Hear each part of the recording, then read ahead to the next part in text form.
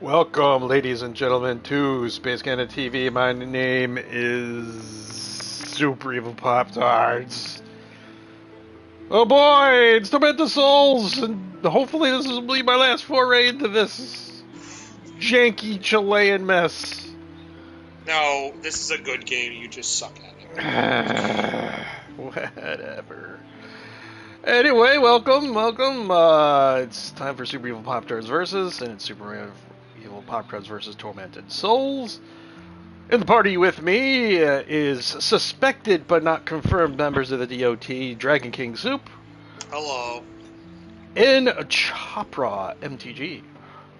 Hey there, still alive. Still alive, yes he is. Alright, so by Dragon's view of where I'm at and everything, tonight might be the last time for Tormented Souls, that is. You should finish it. You have about, at the speed you're going, you have about an hour and a half left, yeah. I think. So my torture... Now, you're getting lost in shit. No, but this is... So, your bets be ready. This is the last episode. He is finishing it this episode. There is no ifs, ands, or buts. So, make your bets accordingly.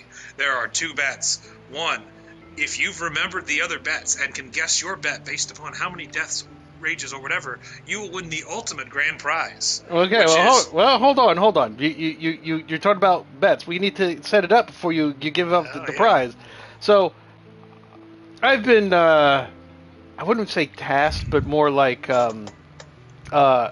drafted against my will to play survival horror games because I'm very bad and people, for some reason, enjoy my suffering. And you can enjoy my suffering too and win the fabulous prize that Dragon mentions. And how do you win those fabulous prizes? You bet on how many times I'm going to die, rage, be confused, screaming like a little girl, and in some instances, but not this, and Dragon will probably explain it, have to use a guide. Not going to happen, but I'll let Dragon explain why. Person closest without going over will win the fabulous prize. And Dragon, you were talking about those prizes. What are they? All right, there are two prizes. First one is for today's. So today's you get to relish in the fact that Poptart will have to suffer with another, not this next one, but another Italian jank game. His favorite. No, so it's not. The first prize is knowing that the DOT will give him another one. Now, the grand prize for guessing the exact amount of rages for the whole series, that prize will be the choice between which Italian jank he plays after Resident Evil 3. Wait, what? Yeah, because there's two. Wait a minute, you're only talking about one of them. There's two. So there's Daymare 1998, which is Italian jank. Or he could play Where is Martha? A first-person, Italian only subtitled in English, Italian psychological horror game. So he could play a Resident Evil style game made by an Italian company, or a psychological first-person horror game that's literally in Italian and made by an Italian company. Italian with subtitles. There's no subs or dubs. It's just Italian. Wait a minute. There's no subtitles? No. There's no fighting between subs or dubs, which are better. You're only getting subtitles. Okay, well, I'm saying the voice acting is in Italian, but I have subtitles, so I know what the fuck is going on. Yeah. It also looks really nice, so it'd be kind of a nice game to play. It's in Unreal 5 engine, so. Yeah, I heard that. Like, I saw some of that. It's a very, very good game, by the looks of it. We're actually giving you a good game, so. It's still jank. Though Daymare is a nice game, like it has a great mechanic system. It's jank. It was made by a bunch of people as a sub mod for Resident Evil 2 remake, and then they remade Resident Evil 2, and so they had to call it something else. But both games got physical releases in the United States, so. Oh, much to my absolute fucking joy. But so yeah, so when you bake your bets, you can guess how many overall. In the person who gets the closest to that one. Well, how are we going to figure that out? How many Didn't rages? you post the winners in all of the Facebook things? Not in all of them, no. Oh. Well, then the winner just gets to pick. Yeah. For today's. Well, we did that before, and Yeah. Well, Bam picked Cold Rain, which was Cold Fear. Cold Fear, which was a bitch to just get it to fucking run. I mean, we could have told you to go get a PS2. Well, go dig out a PS2. Get to yeah, work, and then actually find a copy of the game. Good luck with that. They only I got a couple sites. They only sold maybe, I think, like 80,000 total. If I laugh and find one in 2 seconds. Let's see. Macari. I want to see this. I gotta hear this if he's actually successful. Cold Fear. PS2.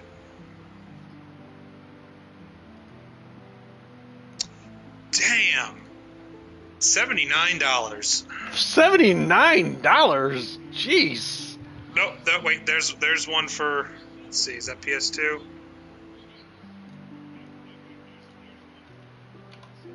$18. There's one for $18. Nah, it's not worth $79 fucking dollars. But you're right. It isn't cheap. But yeah, $18 is the cheapest one that's currently available. On eBay, yeah, I haven't been here in a long time. The cheapest going bid is, well, if you want to like actually, you know, you just need a disc, so yeah. If you buy it now from certain sites, it looks like it's $35. It's the cheapest. I know there's one at my pawn shop that I could have probably gotten for you for like. No, there's one for $24.98. Oh, it's come from the United Kingdom. I wouldn't have worked here then. Yep. Another one from the United Kingdom. Another one from the United Kingdom. All these are coming from the United Kingdom. Holy shit! I think the UK bought too many. They're trying to get rid of them.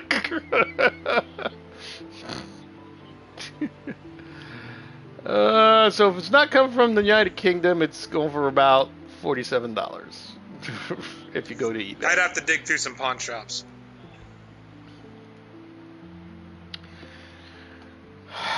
Yeah, I don't. From what I understand from BAM, I think I was almost 70% through the game at the last time I had played it. Okay.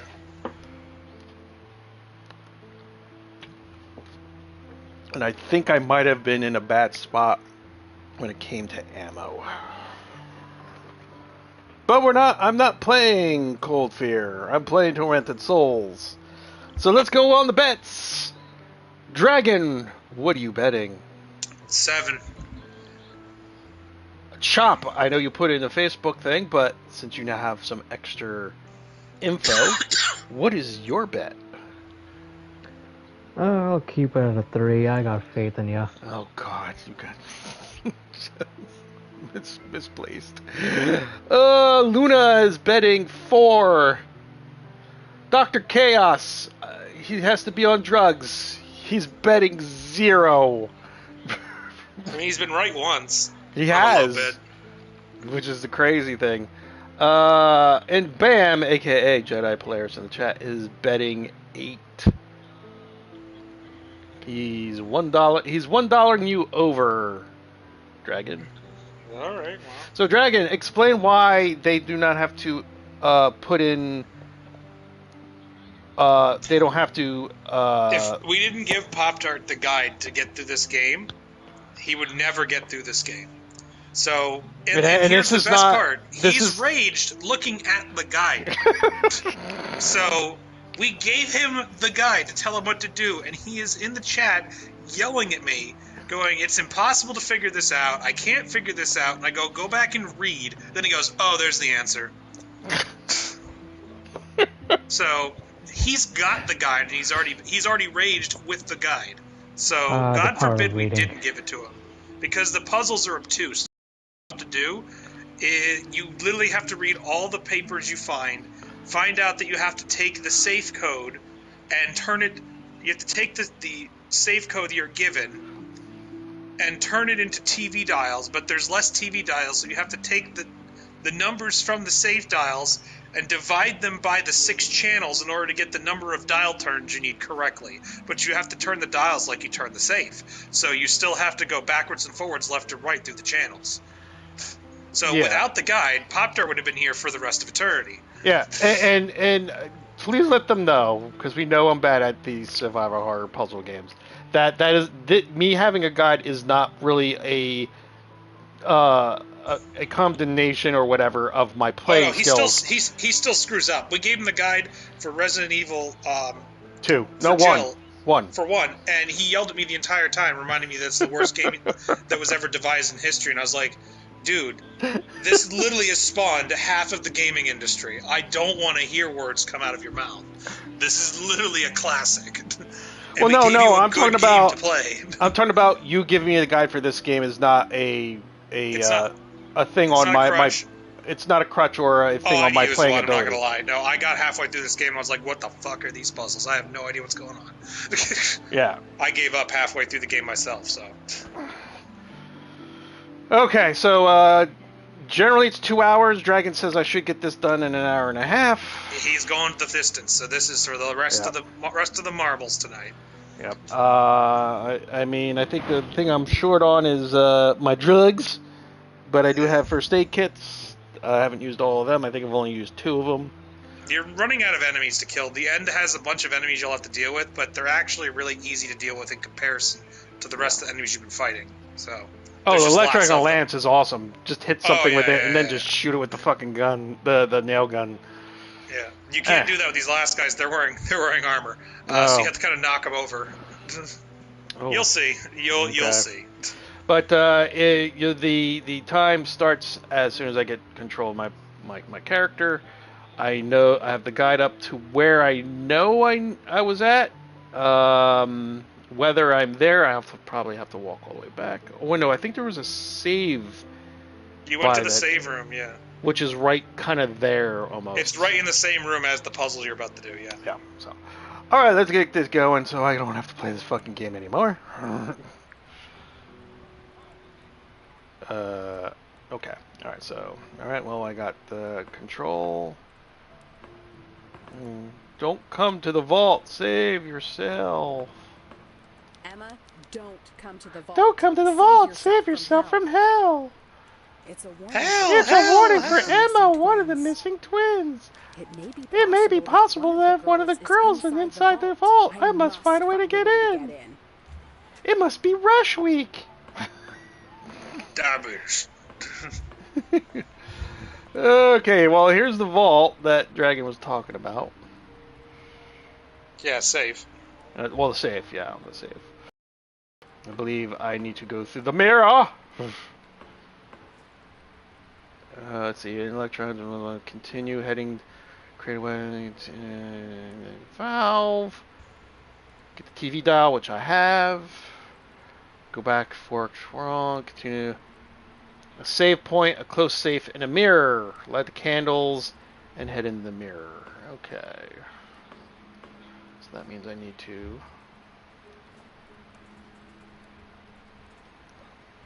use... There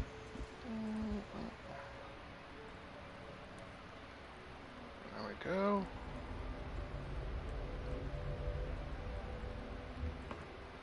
Now to go to the mirror. What? Is this my room? My room? But this is hundreds of miles away from the mansion. How can this be possible? In this picture, does my ass look big? Well, it's the 90s. That is a legit question people would be asking. Okay.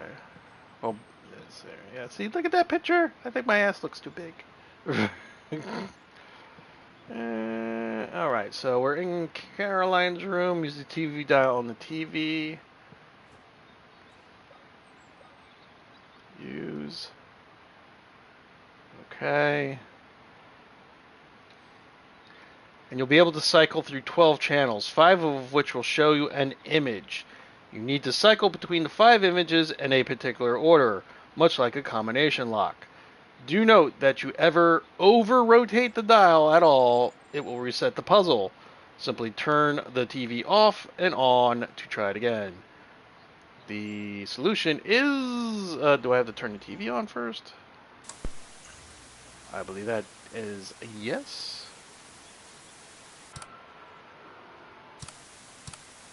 I have to start on the yin-yang symbol. Okay, so there's the yin-yang symbol.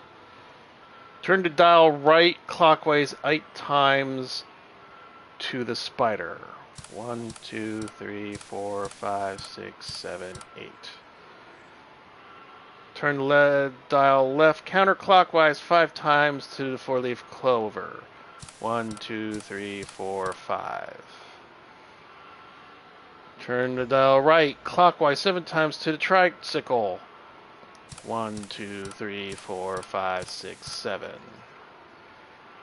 Turn the dial left counterclockwise 4 times to the die. 1, 2, 3, 4. Ooh, trippy! I'll take that sundial necklace. Thank you very much. Done correctly, you'll receive the sun necklace. Return back through the mirror and the safe and now be open containing the moon necklace. There's nothing else in here?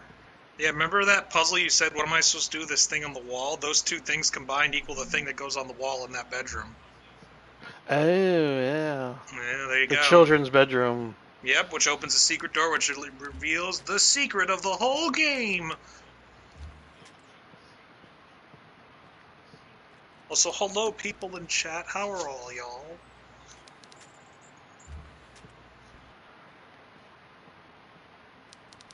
I can't leave until I learn more about the girls from the photo.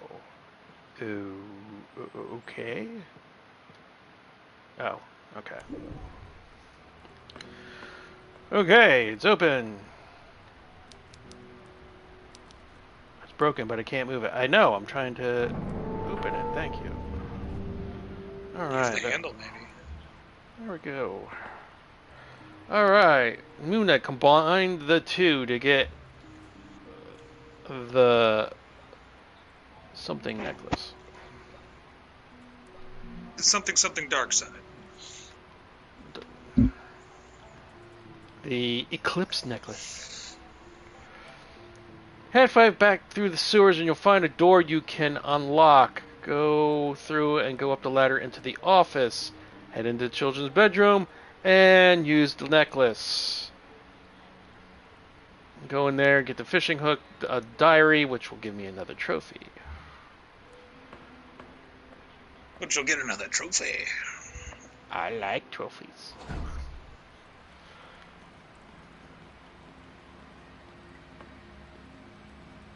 Everything should be dead in here too. Everything is dead. Everything is dead.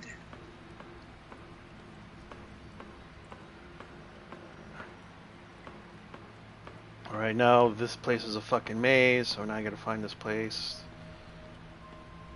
Well, there should have been a shortcut that led you back to the office from there. It's definitely not in the pumping room. I think I opened it too. It was a shortcut. So let's go back.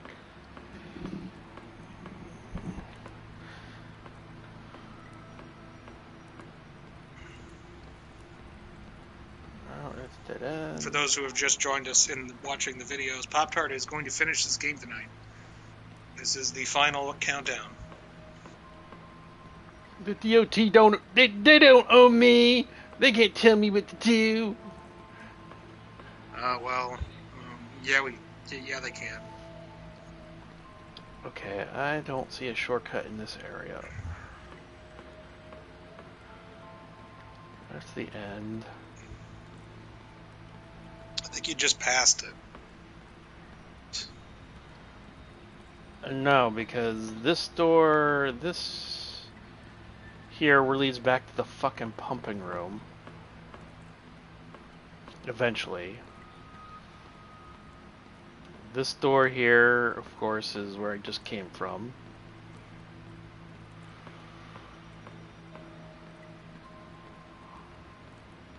Maybe it is that way. Final countdown. And we've been demonetized. Oh, wait a minute. Wait, we actually try to make money? Oh, that's right, we don't, because we like to curse a lot. Yep, that's why we're considered Profane. Profane and apparently we're incels. We're terrible people. We're just garbage, you know. Yep, total garbage. So much so that Sony won't let us even use the tag Space Canada. Yeah, they get all angry at us. Yeah, it's a curse word. It's like the worst curse word. It's like even like 7 words you can't say on TV. Space Canada. Oh God, we've been demonetized. We've been kicked off of YouTube. It's okay. All we do is have to say whatever the hell we want and then just delete the video and it's like it never happened. That's how it works with YouTube now. There's a guy who literally insulted another creator to death, then deleted the video. So when other creators wanted to call him out for his bull crap, Sony said, "Well, there's nothing wrong here." And they're like, "But we have the evidence. We recorded the videos before we deleted them." Well, they're deleted, and it's like, oh. So that's how it works, huh? Yeah, we can make a video and we get demonetized for doing something, but this guy can literally flag a bunch of people for videos that he had said where he had basically insulted a guy into basically being up in a hospital for an attempted suicide case. But you can do whatever the heck you want, apparently, you know. As long as you delete the videos, it's okay. You can cause people to kill themselves.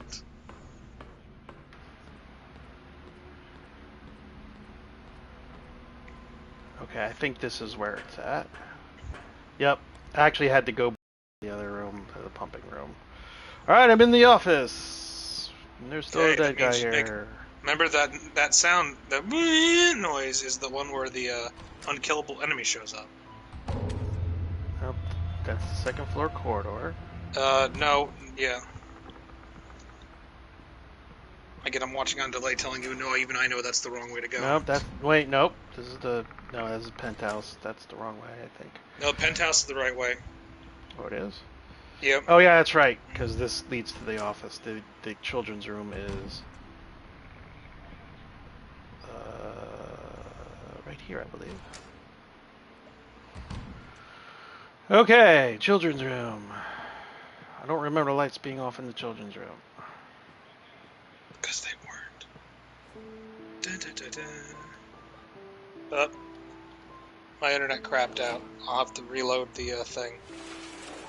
Oh, sliding door. I don't remember that. Sliding door? Oh no. Yuck. If Wilford Brimley isn't the fucking big bad at the end, I'm going to be severely disappointed. If Wilford Brimley isn't the villain this whole time. Oh look, I got a trophy just for getting in here. Oh, okay. Diabetes. Don't forget your oatmeal. Diabetes, children.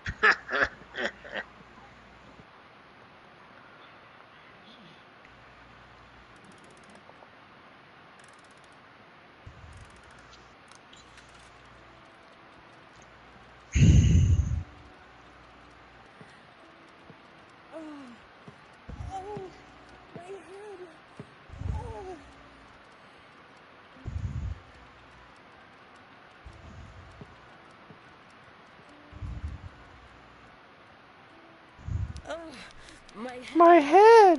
What is this? I know this song. I know it. It's the song my sister and I used to listen to when we were children. My sister. My sister, Anna. I remember. I am Emma, the girl that fell from the bridge 14 years ago. I don't remember that. Oh, but then again, I haven't been reading the diaries either. All this time, I've kept my trauma memories inside my head, but the song has set them free. And you have been all alone in the dark this whole time. I don't know if I'm ever still there, but I promise I will do everything in my power to find you. It's time to find out what's behind the vault door in the sewers. Yeah, I haven't been reading the diaries. Hey, look, trophy for getting all those things I haven't been reading. You got the trophy for all the things you haven't been reading. Okay, there's the fish hook, which I know is part of a puzzle. Hey, you're gonna need to go back in time once you get a video to do that puzzle. Oh boy, can't wait. You're gonna love what you put on that fish hook. Can't wait. It's all gonna come full circle. Okay, return to the office. Okay.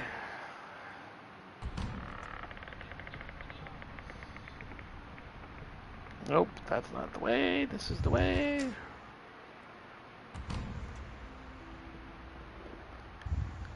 Okay, we're in the office to see a button revealed on the desk. Pressing it reveals VHS tape dentist. Grab the tape, head to the meeting room, use it to go to the past, head to the end of the East Wing Quarter, and you'll find another diary, which gives me another trophy. Go into a private bathroom and use a scalpel on your body to remove my own eye, but then how am I going to be able to see anything? You're missing an eye already. Yes. Don't you get it? You're using your own eye to get into the basement. Oh my god. Full circle. Combine it with fishing hook to receive fishing hook with eye. So you hang the eyeball on the other eye reader so that you could get in. Head back so you down. can do both eye readers at the same time. Head back down into the sewers. So I'm doing a phoenix from Demolitions Man. Oh god. Kind of. Go down to the vault door. Use the fishing hook on the eye on one of the retina scanners. Use the other retina scanner. Other retina scanner. Use the where am I at? Scan sacrifice. After that cutscene, you'll find another diary. For the final section of the game. Oh my god, I am almost at the final section. Jeez. Yeah, I told you, you're gonna beat it today. Oh look, God the big damn it. button. Gee, they just pointed out. Okay, well.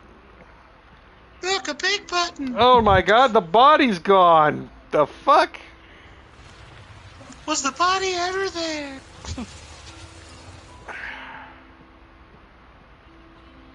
Okay. Boo wow. Okay, VHS tape. Dentist rooms. Awesome.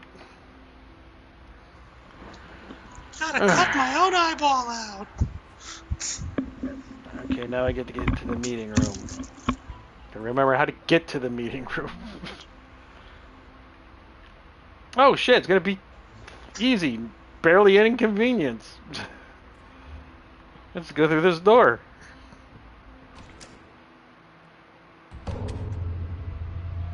Okay, I think that's the sound for the guy. Go back out.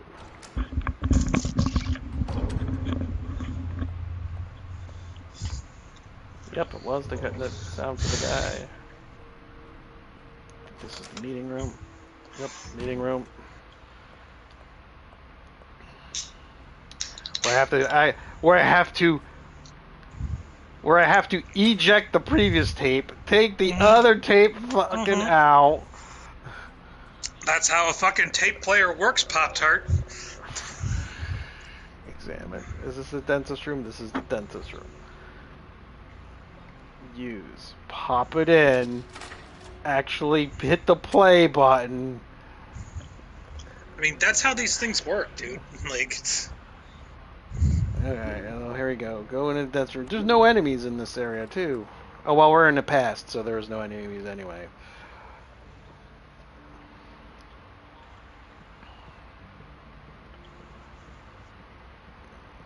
I want drugs. There should be tons of drugs. It's a dentist's office.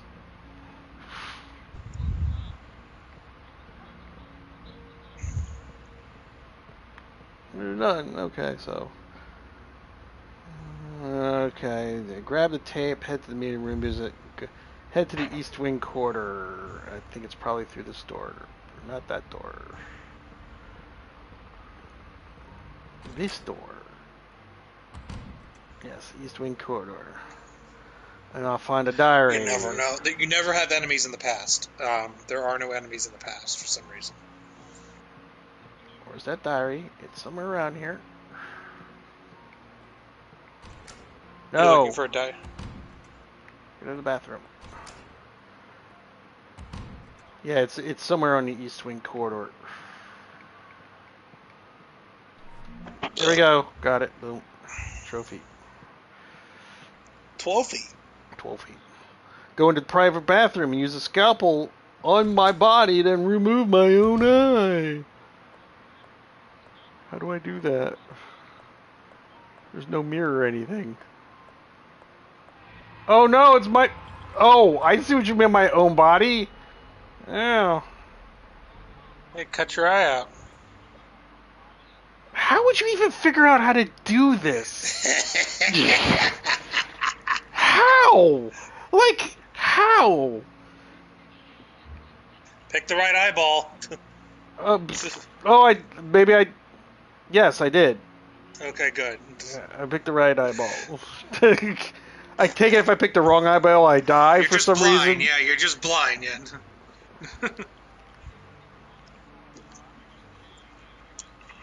Oh I don't think it boy! lets you. No, it doesn't. Now you show put it. the eyeball on the fishy hook.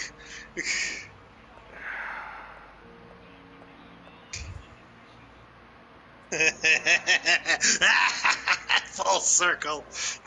Combine. Oh boy! Where's the fish hook? No, I'm sorry, not with the this was- W40. Jesus Christ! WD-40 that eyeball, quick, lubricate it up, get it ready. There it is. Okay, there we go. I got a eyeball on a fishing hook. Awesome. Now go all the way back to where you found that stupid door you couldn't open. Stupid door I couldn't open. Head back down to the sewers, so I have to go back to the Yeah, present. remember where you had that? You drained all that water. You're going back down there. Oh, okay. I know. That's the door. Yeah. Then that's the final area of the game, and you'll find out who the evil boss was this whole time. If it's not Will from Brimley, I'm turning the game off. Just letting you know that I'm turning the game off if it's not Will from Brimley. I mean, who else have you met in the game? Will from Brimley, that's it. Who do you think the boss is? Will from Brimley? Yeah. Who else could it be? You stapled Wilford Brimley's hand back on. I mean, come on.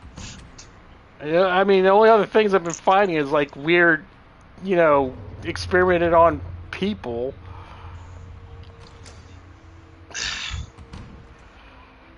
The pretty cool twist is when he does the good ending, where he goes back in time and frees the girl from the cell using bolt cutters. But that's her sister, but she's younger because the only way to get her out is to go into the future. Ah, fuck! It's the guy! Shit, I wasn't paying attention! Oh, fuck! I wasn't paying attention, we were talking, I didn't hear the stinger. Oh.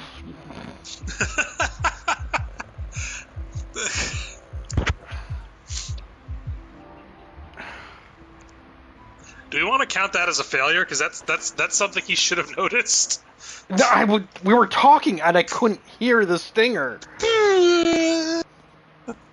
And I just simply walked into him. I was like, oh, well, because he doesn't figure into anything. Are you sure it's a he? Whatever. Whatever. It's whatever the fuck it is. So you want to know something funny? If you ever looked at the big ghost thing, do you notice what it doesn't have? I didn't really take a good look at it the first time I saw the cutscene for it. It doesn't have any eyeballs. Really? Yeah, so you're the one opening up this safe, so who do you think the giant thingamajig is? Me? Since only you can do it, and you have a twin sister who has no eyeballs, so they can't open the safe. She's the twin who was supposed to, they need both of you to open the door. So she cut both of her eyes out so they could never open it.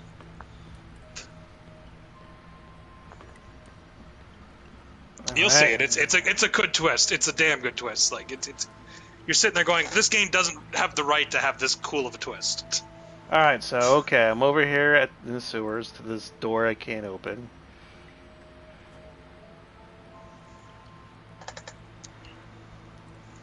Go down, let's see, head back to the sewer, go down to the vault door. Use the fishing eye hook on the one of the retina scanners and use the other retina scanner on yourself. Okay, I think I see what kind of puzzle they have here going. So use... oh, okay. Oh, very funny. Oh, because we're twins, we could do the thing. So I gotta place something in front of the scanner. Yeah, my head.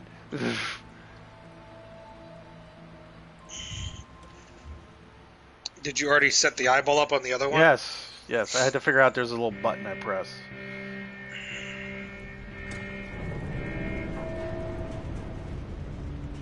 Vault door opening. And then the big bad guy will reveal themselves. And a trophy, sacrifice. Woo! After that cutscene, you'll find a diary just before the door. Yeah, you go in there first. It's inside. Okay. I was gonna say, I don't see anything in here. There's another cutscene.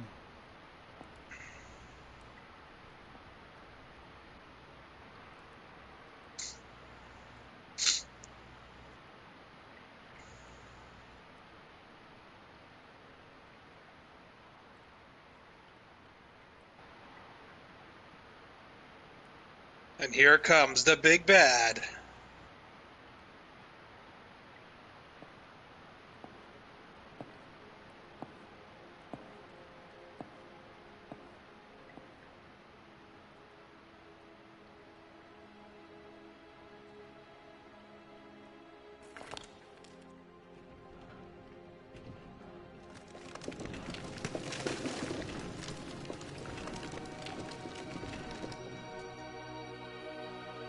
Did you eat your oatmeal? My child, thank you for opening the door. Grandfather? Wait, she's calling him grandfather? I thought he was a priest. No. Grandfather Noah, now I remember you. Oh God, you have your memories back. Then you remember that your stupid mother stopped me from sacrificing you and your sister, Diabetes. Sacrifice that could have brought back her savior. Well, God took care of her. He made her pay for her sins and her diabetes. This is all your fault. No, sorry. This is all your fault. Did you kill my father too? The radiation that comes from the sacred placenta is extremely harmful to us. Impure and worthless beings. Diabetes.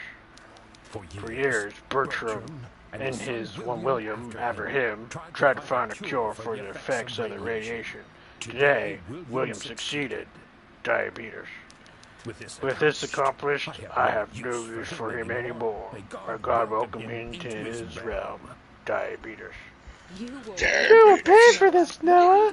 What if the monster sister? Where is she? Jeez, talk about rushing through a sentence. Your sister is just another tool for me to awaken her favor. Follow me if you want your answers. And diabetes. Your oatmeal. You're gonna be a bowl right now. Hey, wait! Where do you think you're going? Diabetes. All right, where is it again? Because I'm in the vault door and I did the cutscene. Yeah, you gotta go in the next area. Follow him through that door. Well, you didn't follow him to the door. Yeah, well, no, I went in here and there's a dead Yeah, body, you gotta and go there it through is. there, yeah. There it is. I'm missing page 7, but I think that's further up. Okay, bunker. At the top of the stairs, you'll find some nails. At the base of the stairs, you'll find a machine and closed hatch. Interactive machine, and you'll need to line up the 2 grips. Stopping the machine when the moving grip is at the bottom left nut will line it up. Now use the padlock I've had in my inventory since the very beginning of the game to lock them together and turn it back to open the door. Man, remember you said, "Oh, I didn't get to keep the padlock, but not wrenchy." Yeah. There's a reason. Padlocky is your new friend. Wrenchy would be much more useful, but. Well, you got crowbar-y. Head down, grab the electrical lance charge, then head through the door to bunker 1A. There'll be 2 walkers, oh wonderful, and a pipe cap. We'll do the puzzle first. Hold on. Don't get ahead of yourself. No, this is what I'm reading from the padlock, okay. Yeah, Okay, do the about puzzle that. first. Bunker entrance, okay. Don't get too far ahead now, Diabetes, alright? But I want my oatmeal. Your oatmeal. Here, give me some oatmeal action. Okay, there's some nails. Why don't I make sure that my nail gun is it's filled up to the brim. It's topped off. Topped off. Got about 44 rounds Of diabetes. Diabetes. That's what it's for. You just need to keep getting those pinpricks to check your blood pressure, blood sugar levels. Well, I did stab myself. Diabetes. I did stab myself yesterday. So I have to line these up, right? Oh wait, these buttons move up? Yes, they do.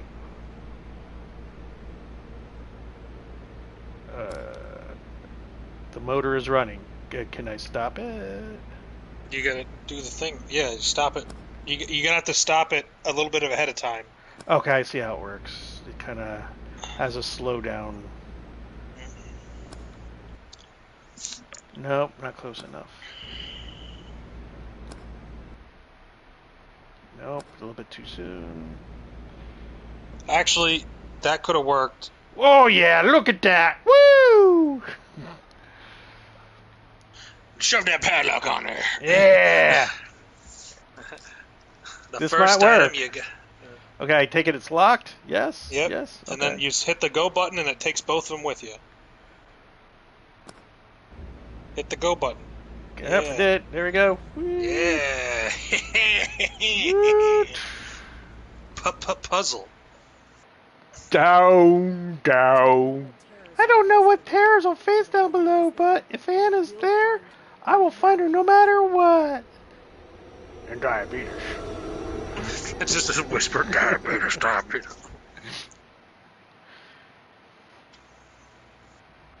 Alright, so Diabetes. I'm in bunker 1A, I believe, or this is bunker 1. Alright, so should be electrical lance charge. There we go. Alright, so then head through the door to bunker 1A. There'll be 2 walkers and a pipe cap. Get to the next room to find some more nails. Alright. I just see bunker 1. There's some stairs down here. Oh. Oh yeah, okay. they mislabeled shit in here, so there's only gonna be one door in this section, so. Okay, there is. There's some mislabeling in this section. I got torn around here too. Yeah, well, the thing is, the stairwell is broken to keep you from going anywhere, and the other side of the room, it's just supposed to be spooky gas mask thingy. Bunker 1A. Okay. There's walkers in here. Awesome. My favorite.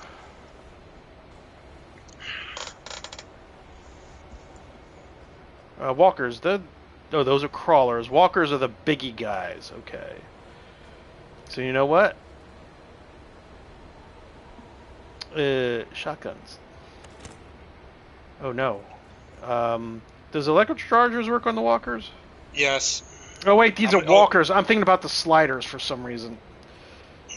How much shotgun shells do you have left? I've got a total of 10.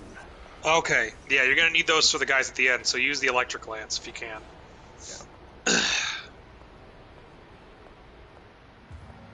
Yeah, the shotgun shells are the easier way to take Oh them. shit, I couldn't even see him!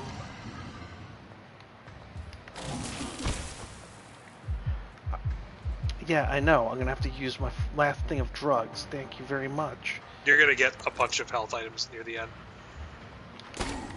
2, 3, 4.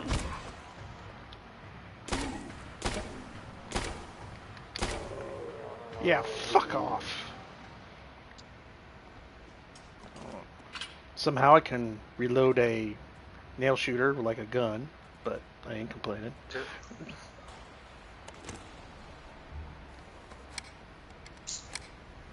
this up. I'm looking for that other walker because it's oh boy, look, another ribbon thing. I've got shit tons of ribbons.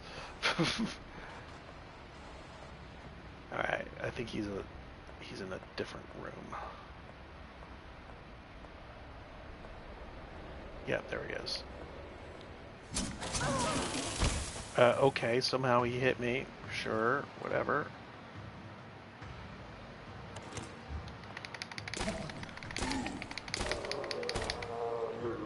Oh wow, he only died in 3 bullets. Okay. Alright, that's the pipe cap, I believe. Yep, it's the pipe cap. Oh, there's another diary. Awesome. I think I only need one more diary. Move to Toker Bunker 2A, which I believe is this way. Yep, no, this is 1-2B.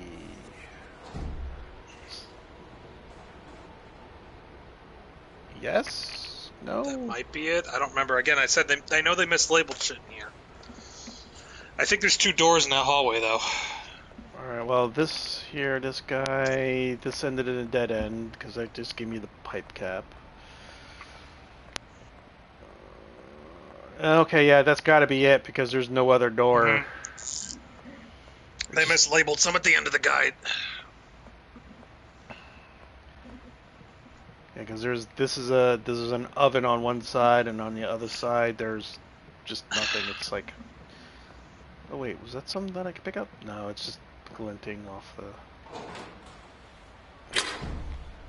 All right, so let's see here.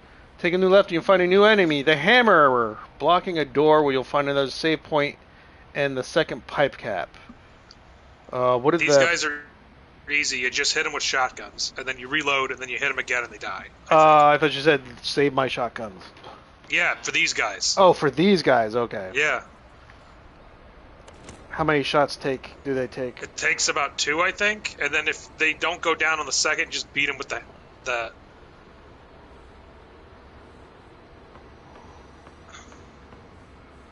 You're gonna have a room where you have to fight like 5 at a time, so I'm pretty sure it's 2 shotgun shells. Oh, here's the first every shotgun shell stuns them. So.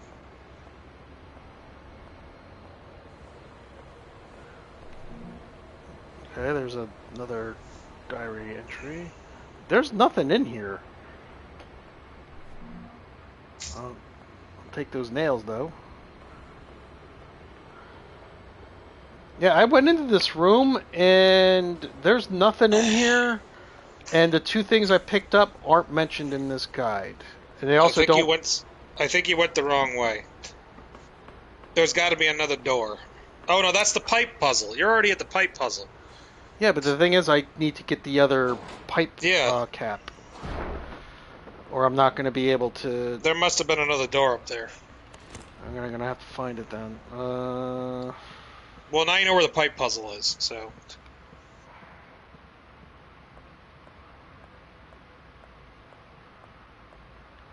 Where is it? Do I go backwards?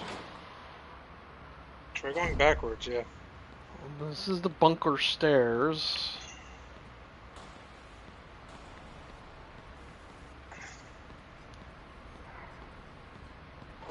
Go backwards here. This is bunker 1A.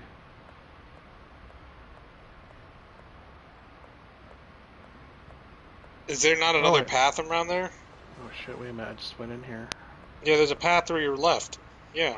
You Yeah, I missed did, it. but this left here, this just goes to a dead end. Well, This was where I found. This is where I found the first pipe cap, and the other walker, which I killed. This way here, there was the other walker, which I killed, and then the door that goes into the bunker 1/-B, which is the pipe puzzle. There's got to be another door in that room then.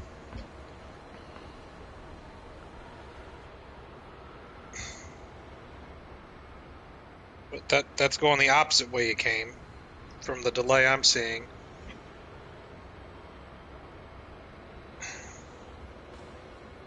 Pipe app. Continue in the next room to find.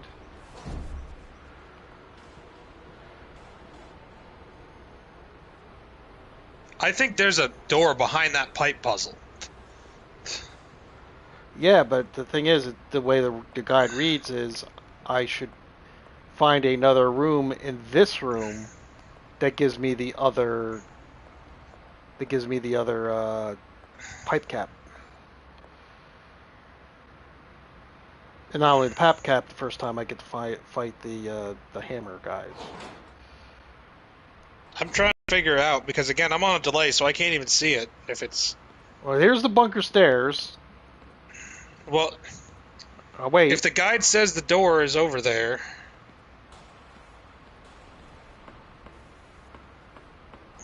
So that goes nowhere. It's got to be in that room where you killed the guys, or else it wouldn't have said anything. So there's got to be a door in there, or behind the pipe puzzle, or something. Alright, I'm going to go to the pipe puzzle, because that's the only other thing I see. I don't see any other doors here. Of course, it won't let me fucking move the camera, so... Yeah, see, this just winds around in a thing to this area here that has no fucking doors. And then the end is the bunker 1-2B, which makes a weird sound when I come into it.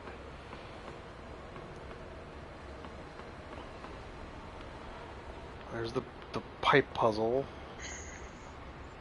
So see if you can go behind the pipe puzzle. I can't. There's a wall behind the pipe puzzle. This door here goes to bunker 2A, so I actually had to go through that room. It didn't. It didn't describe the room between the room. So time to get my shoddy out.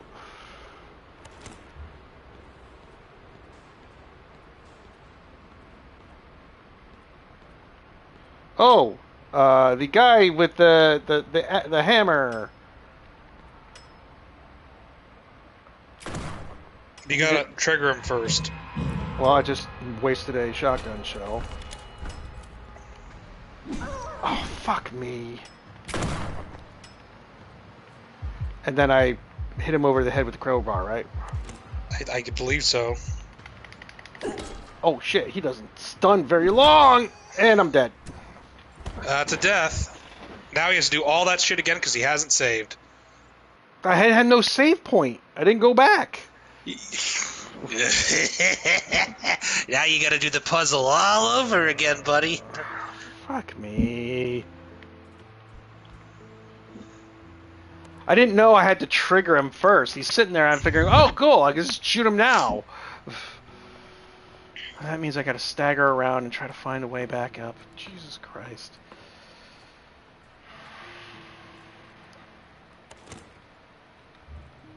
No, I don't want to equip it. I want to use it.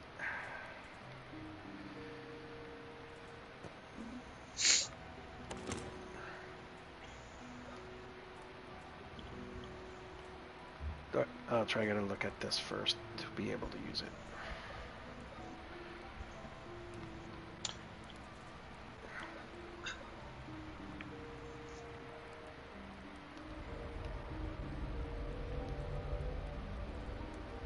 Well, you get to save. You now know what's coming, so you might be able to save some of those health items, Poptart. Yeah. And I've got the trophies, so if I miss something... actually, no, I might have to get them all over again.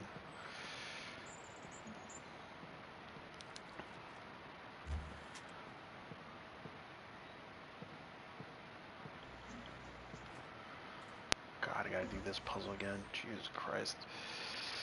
Start on the yin-yang symbol. Oh, I should turn it on first. Alright.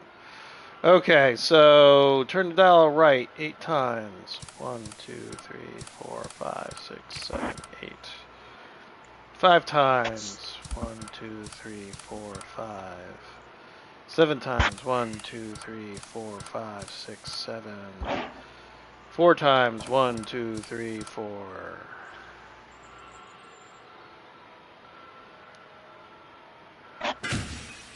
Gimme.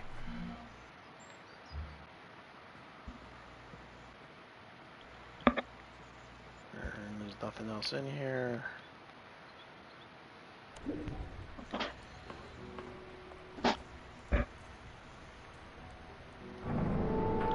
Gimme. Combine. Thank you.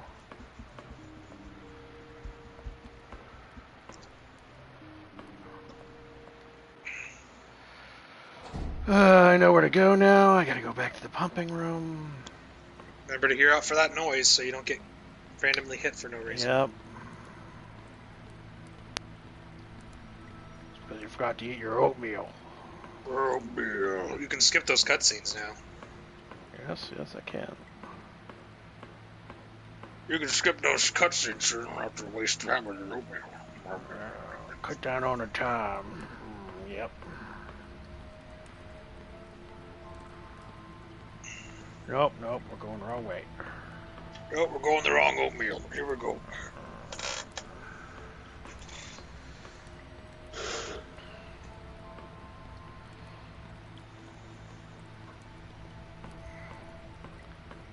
This place is a fucking maze. It's a puzzle box.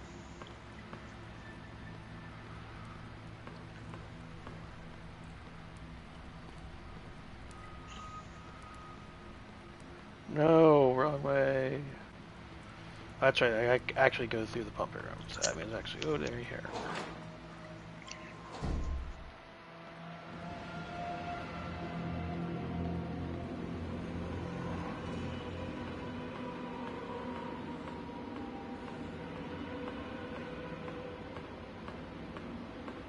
Nope, I went too far.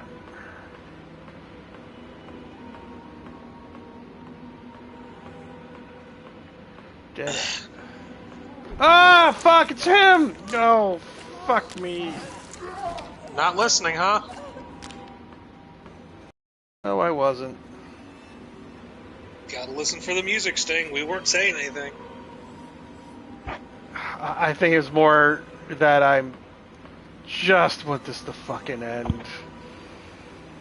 Well, I'm gonna call that 2 because we weren't saying anything this time. What? Two on what, though? You were surprised. Oh, whatever.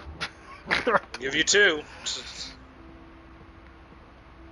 Okay, wait a minute. What am I supposed to do? Combined, I need to go to the penthouse. Penthouse.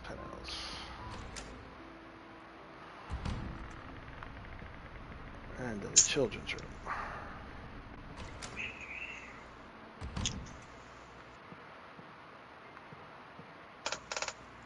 I just wanted to end. You're gonna hate Nemesis. Alright, I can skip this cutscene. Skip! Yeah, whatever. Can I turn on the boombox? No. Get that diary again. Oh, and it mentions the hammer dudes. Yeah, you gotta activate them. Once they're activated, you gotta shotgun them, I guess. Well, I did. They went down. They Well, stunned, I mean, but they just don't. nothing but shotguns, I guess. I think so because they don't stay stunned very long. That's Yeah. why I died. I thought they lasted stun lock. I thought they were stun lock longer than that. Because as soon as he went down to his knee, I switched over to my nail gun, and then he just simply got back up. Well, lesson learned. So. Nope. Items. Oh no, I haven't taken my own eyeball out yet. Yeah, you got to go back and do that. You got to go back in the past.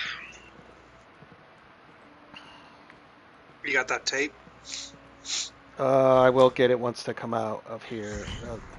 Once I go back into the office. Yeah.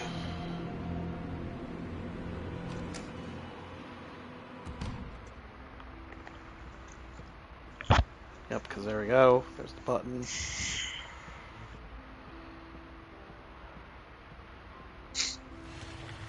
Press the button.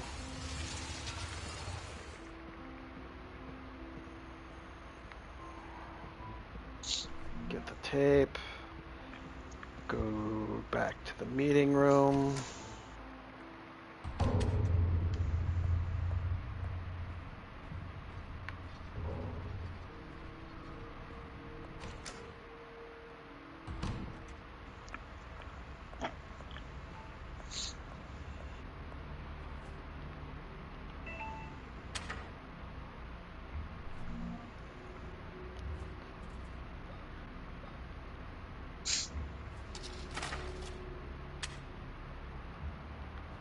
Back to the past. There's no enemies here. Skip.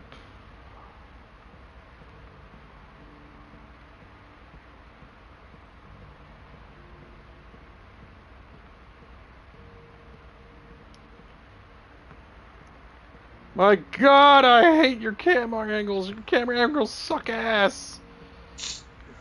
They're the greatest. Best camera angles ever. No. Embrace They are tradition, not. Poptart. Embrace tradition. What, tradition of shitty camera angles?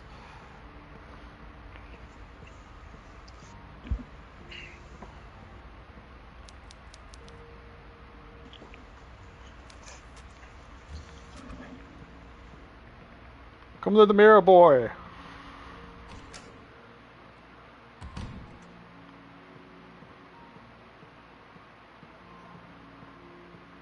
All the way down to the end of the corridor. Pick up. Rip your own eyeball out. No, I gotta go to the bathroom first. I gotta go to the bathroom first. Because that's where my body is. Past peeing. Time travel peeing.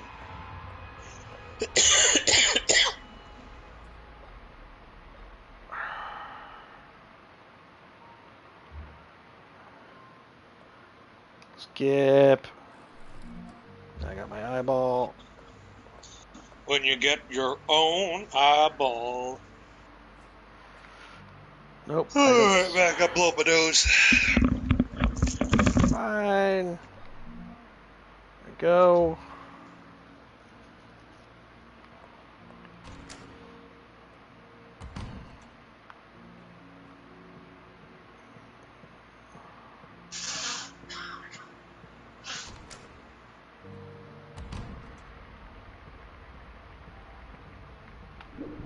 Back to the present.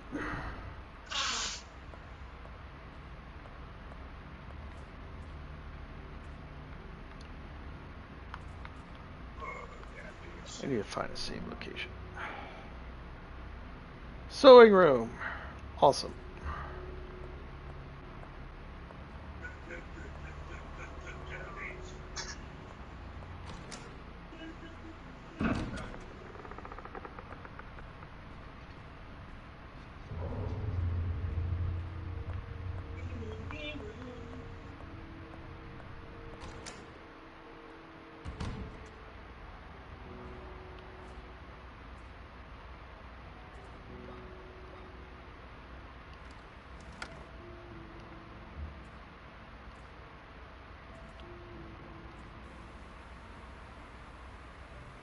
I found a little I room. found a little room in the sewers.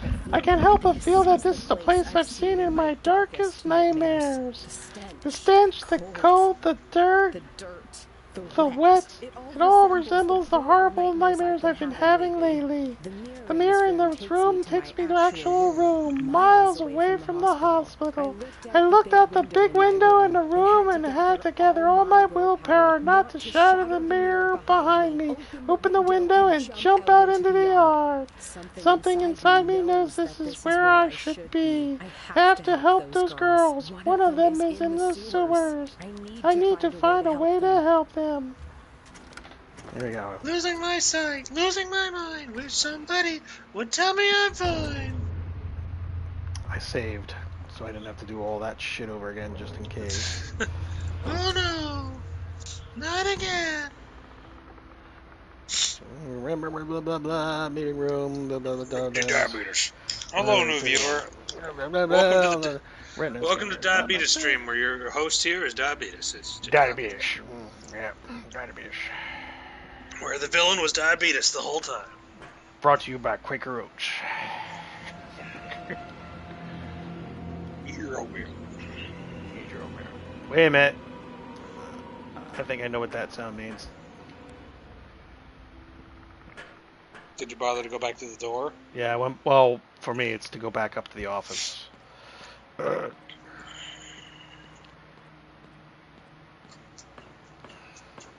Yeah, quite honestly, I think those 2 times I got hit by him is simply because I forgot he existed. Yeah, because the trick is as soon as you hear the music sting, you go back to the door, you know? Alright, so I go back to the... Oh shit, I went the wrong way, I think. Yep, because the sewers is a fucking maze. That's dead end.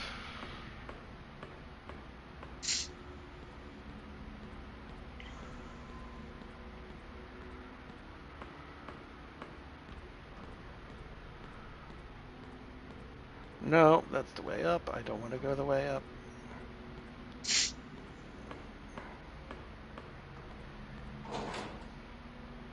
Okay, there we go. Sewer. Awesome.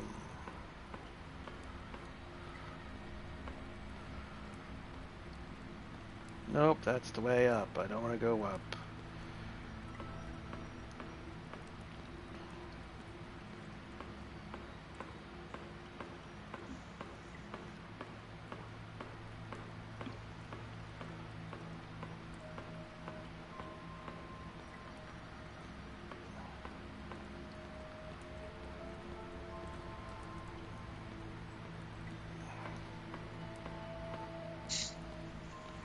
Oh, really game.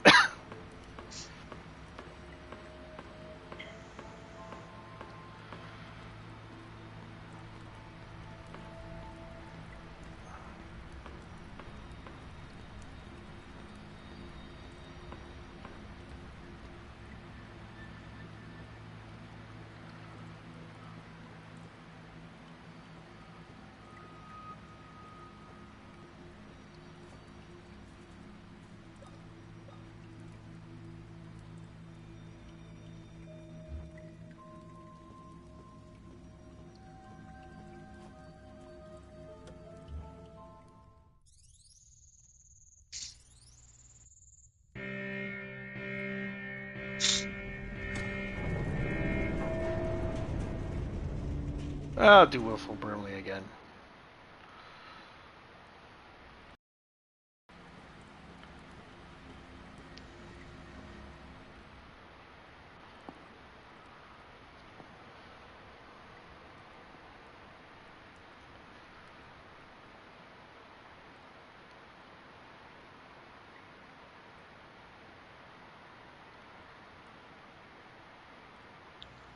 Oh my god, I opened the door to a dead end!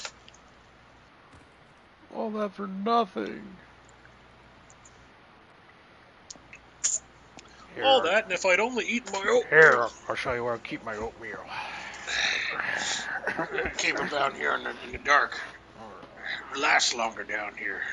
I like eating cold oatmeal, not warm oatmeal. The dank, dark dungeon, Oatmeal. You found oatmeal stash. You gain 100% health. Diabetes. You've lowered your blood pressure. Grandfather Noah, now I remember you. Oh God, you have your memories back. Can you remember that your stupid mother stopped me from sacrificing you and your sister, Diabetes? A sacrifice that could have brought back our Savior.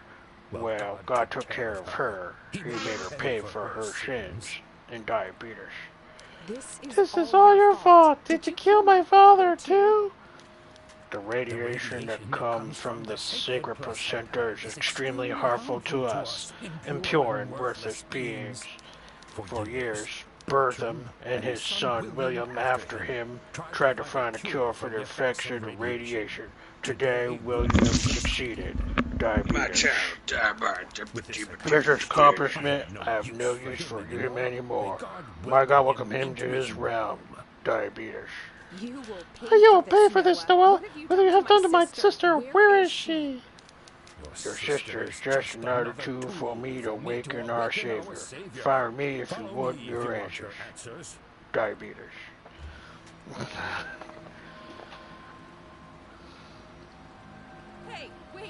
Hey, wait. Where are your ticket? Oh, sorry. What do you... Get the diary, yay. Go through the door, yay. Bunker entrance. There's some nails in here somewhere. Thank you. I'm topped off. I know that for a fact.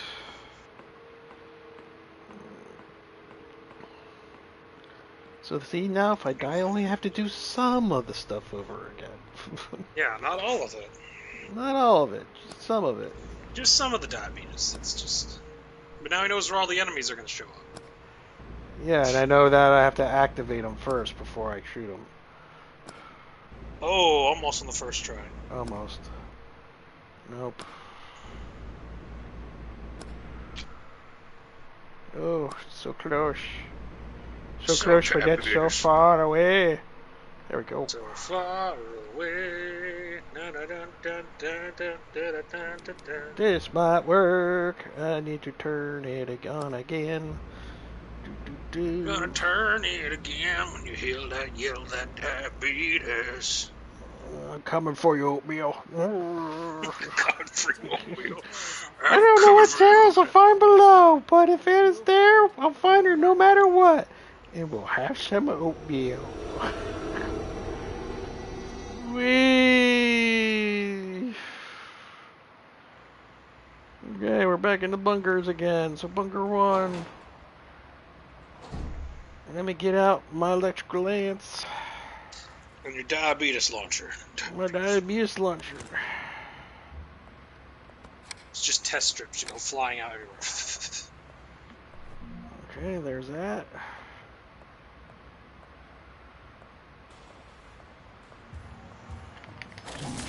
Fuck you! And then we're gonna shoot you up. 1, 2, 3, 4. 1, 2, 3, 4. Oh, he broke the top of the fence. No, I need to go back because I need to get the pipe cap.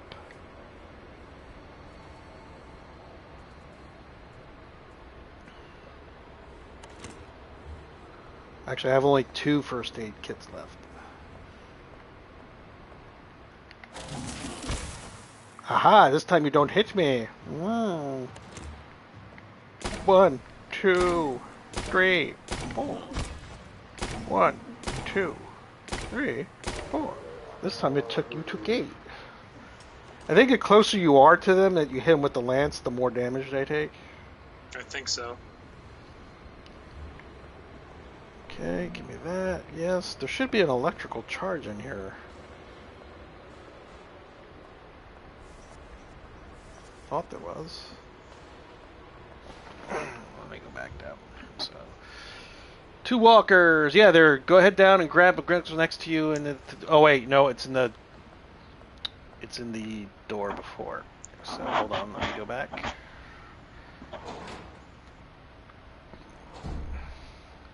There it is. Okay, got it.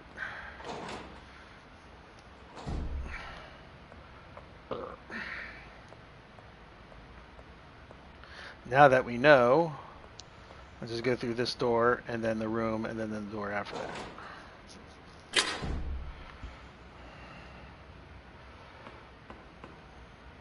But there is some stuff in here I can grab. So that's the puzzle. Let's not worry about that right yet. Okay, there's that. There should be some ammo of some sorts down here. Yep, there's some nails. Thank you, thank you, thank you. I'll have some nails. There you go. Time to get the shotty ready.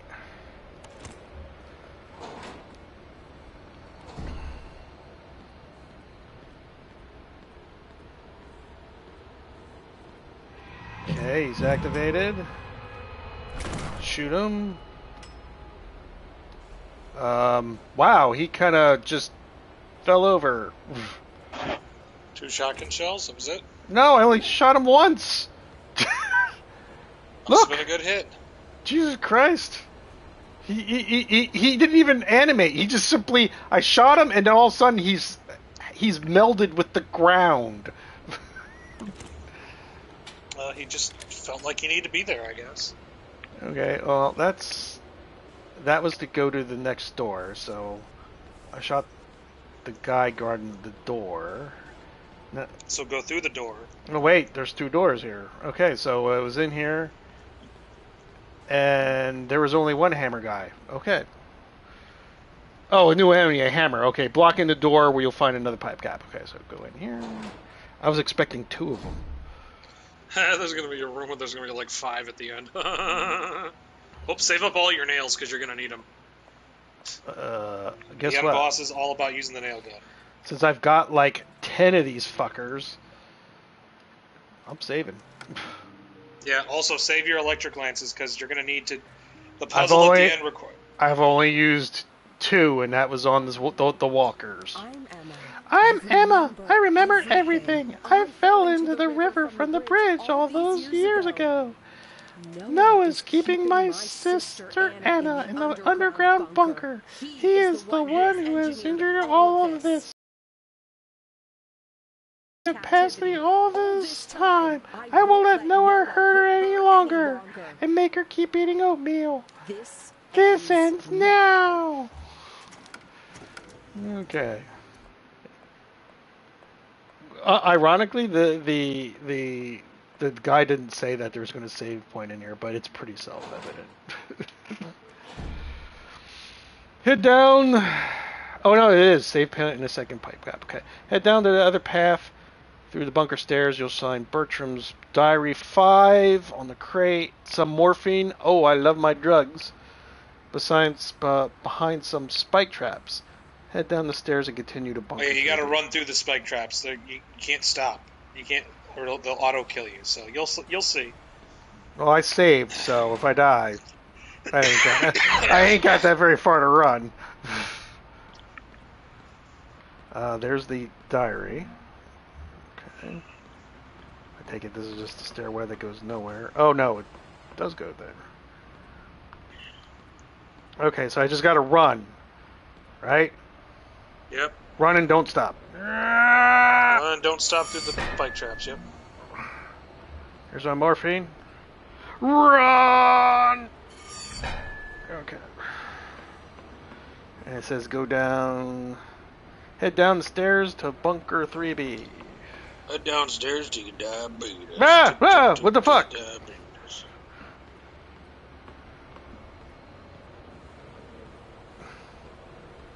I can't open that door. Something tells me I will, though. Is there anything in here? Nope, nope, nope. Just a door. There'll be 2 hammers in here, as well as some shotgun shells. Well, time to get shoddy out. Oh, I already have it out. And the final pipe cap. And the open room in the corner. Go through the door and you'll find some nails. And if you take a left at Spike, you'll get Bartram's diary and another trophy. Let's keep it at that for now. It said hammers plural, so. Yeah, you're gonna use up most of a good chunk of your shotgun shells here, and you're gonna need to use some of the electric lance ones on some of them as well.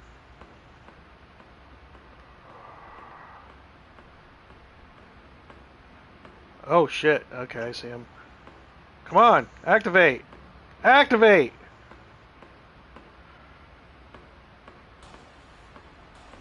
I'm not activating. You gotta grab the item or something in the room, and then they activate. Alright, I gotta find it first.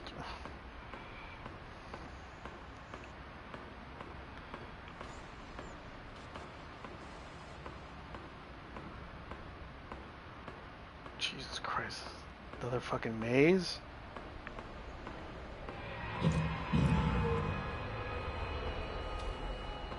I heard something. Hello!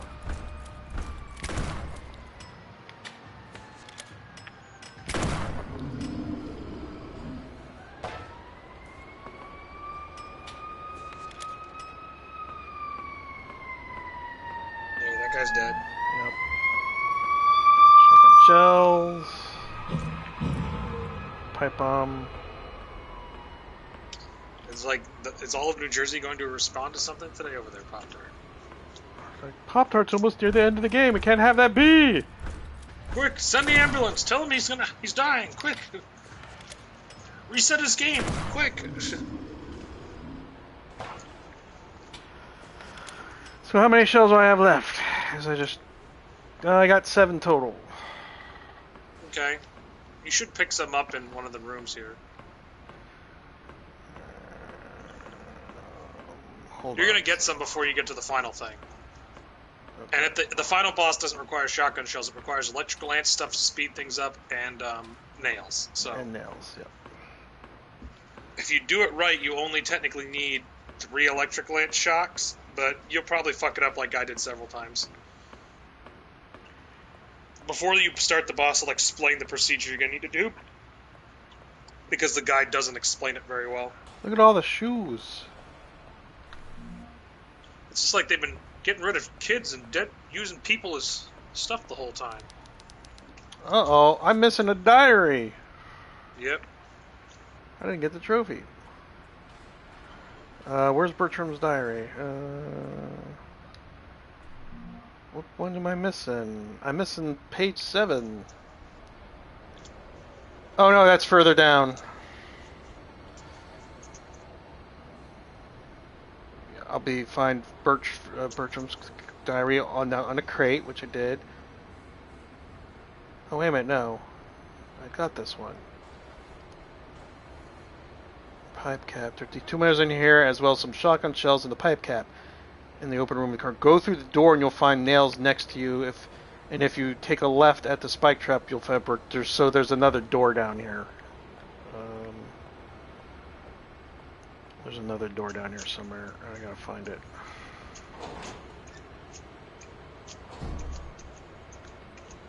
Nope, gotta go back in.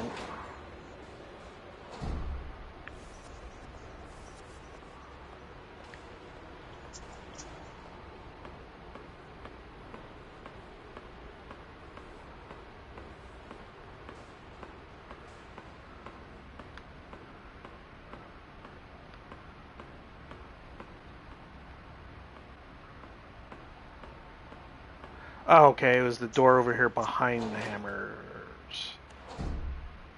I believe. Yep. Because it mentions the spike trap.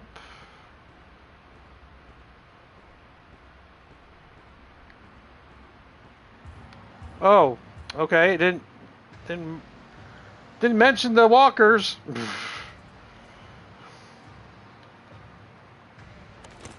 that electric lance up there, boy. Gonna have to use some nails though. Oh, thank God he only took 3.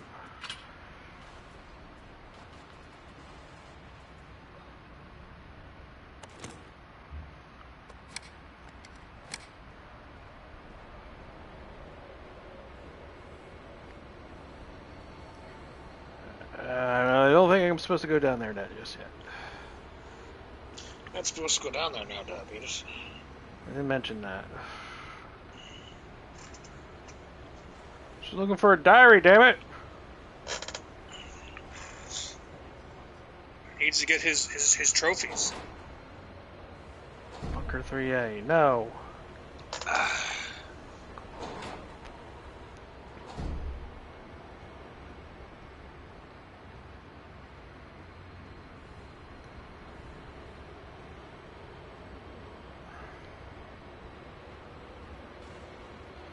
Okay, that's the spike trap, I believe. Yes. Run! Bling! Trophy! What'd you get? For the Bertram book, diary. Yeah. Bertram's diary. Shotguns. Go through the door and you'll find some nails next to you. You have to take. Oh, there should be nails down here.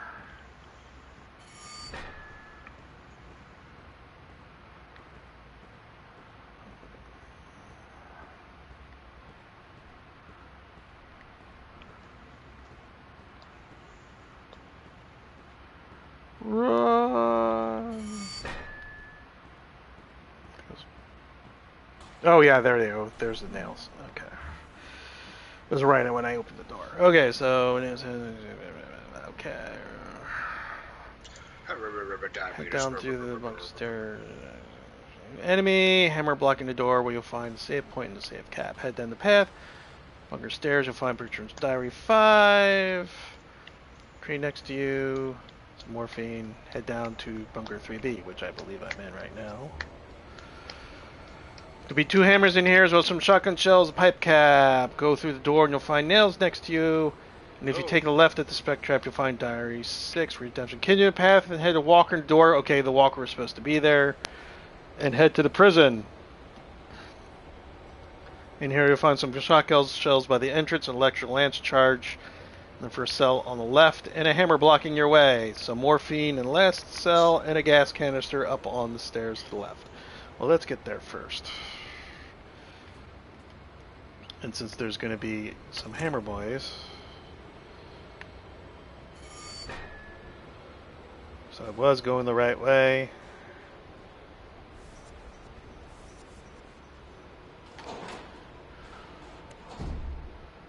Okay, we're in the prison. All right.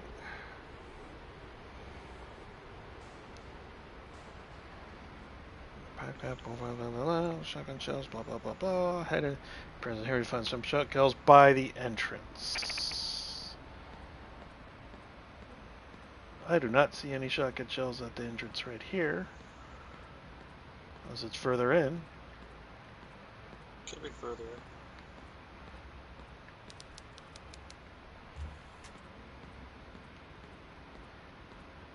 Yep, there they are.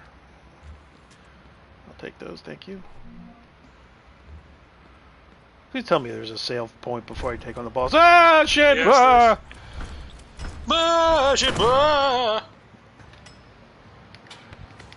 Reload! Boom. Reload. I think that counts as a screaming like a little girl. I'm sorry, I have to call it. I have to call. I'm sorry. I knew he was there. I read it. I just didn't expect him that soon. Was it a scream like a little girl? It was more of like a trying to be Elvis and scream at the same time. Whoa! Yeah, only considering that, you know, the last couple hammers I've been facing, I had to activate first. Which I probably did when I picked up the shotgun shells, just didn't know it.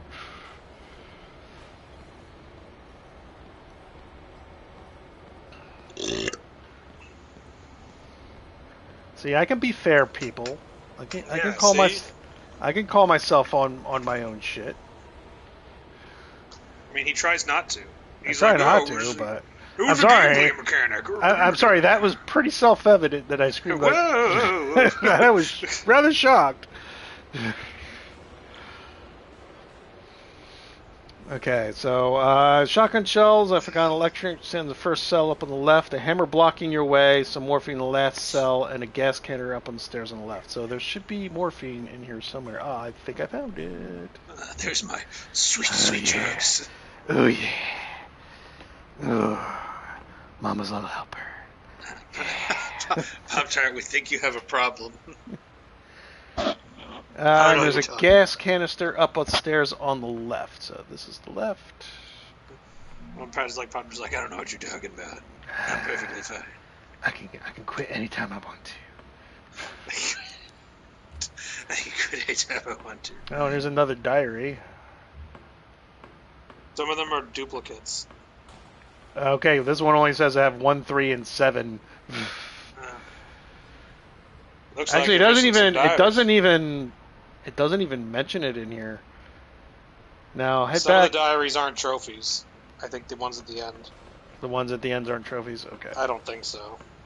I didn't even mention to go up there to pick it up. It just said go get the gas canister. I was like, okay. Yeah, I think it only mentions the ones that actually are trophy based.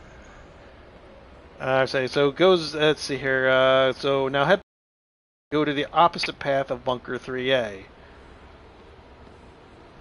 Okay, now I just find my way to there, which I believe is to this. So out there. Just the boy that he's dead. So go out. Now it says go the opposite way, which I think was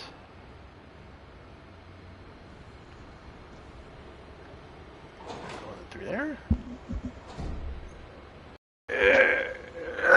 Excuse me.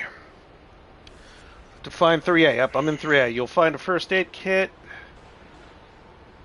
Wait a minute, where's it at? In the cabinet. Okay, I didn't get a trophy for that. I should have gotten all the trophies. Well, you've already gotten 5. Oh, I did? Oh, okay. Yeah. That's an iron lung. Okay, 2 walkers and some nails in the end of the corridor.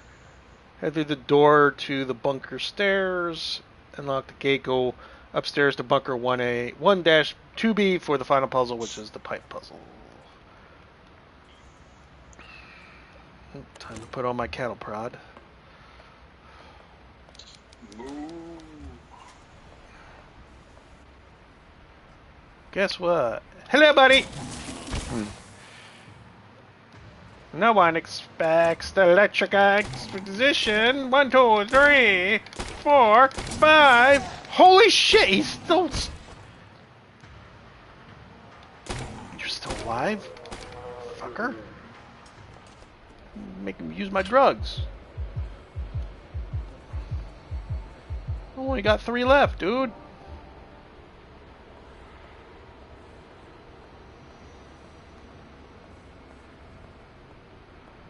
Another iron lung. Some nails at the end of the quarter. I don't see any of those nails. I just see more fucking iron lungs.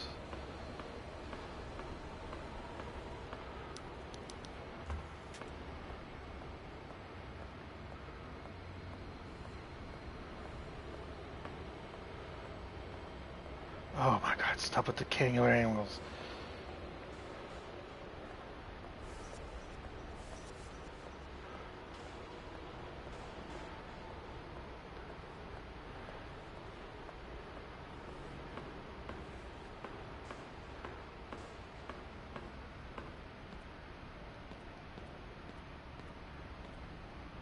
Oh shit, we're right there, boy. When your mom leaves poison bread out in the kitchen for the rat, me and the rat at 3 a.m.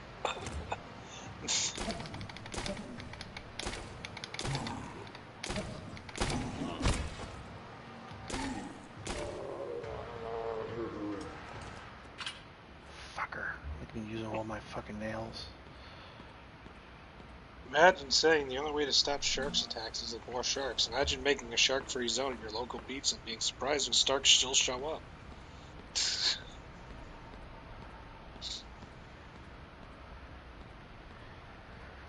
Okay, some nails at the end of the quarter, hung to the bunker stairs, and unlock the gate. Go.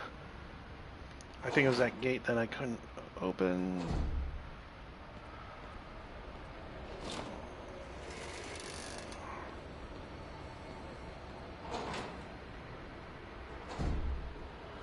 fucker going to be for the final puzzle? So it means I gotta do my favorite, and that's called backtracking! I so love backtracking.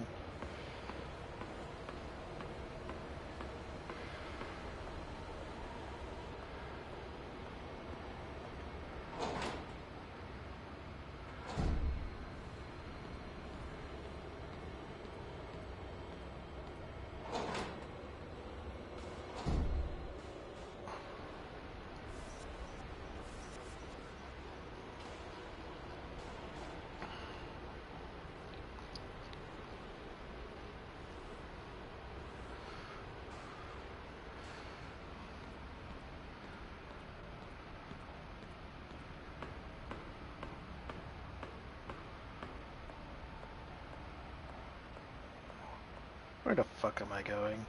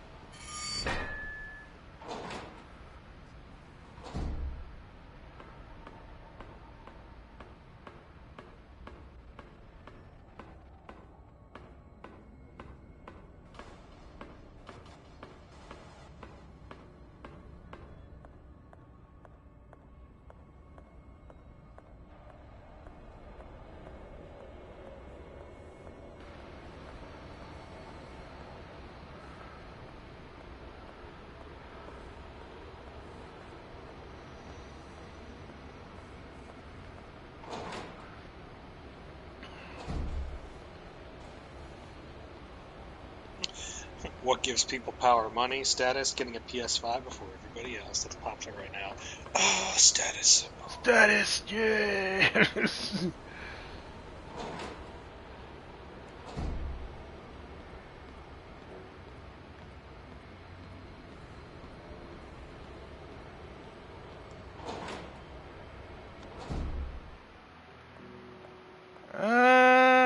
You know what? I'm gonna save. I have 9 left.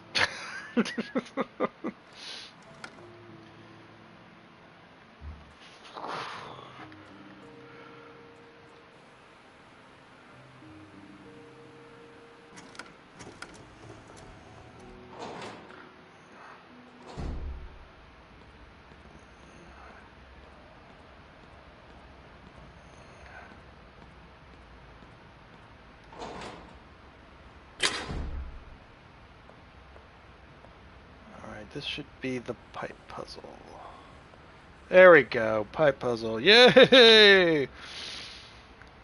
First of all, examine your gas canister and open the lid, then interact with the pump to place the canister down. Okay, so examine. Open the canister. Awesome.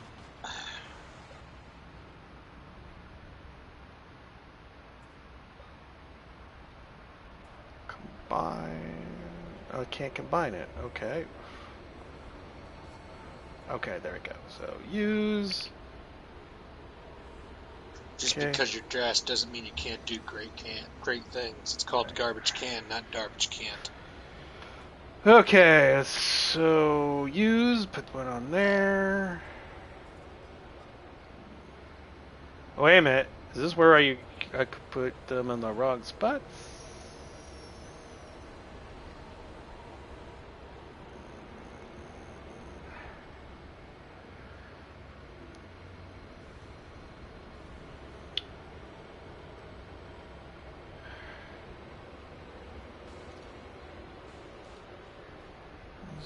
Okay, now you need to direct gasoline through the pipes by capping pipes and turning valves. Valves that are parallel to the pipe are on, and valves that are particular to pipe are off. See below for the solution.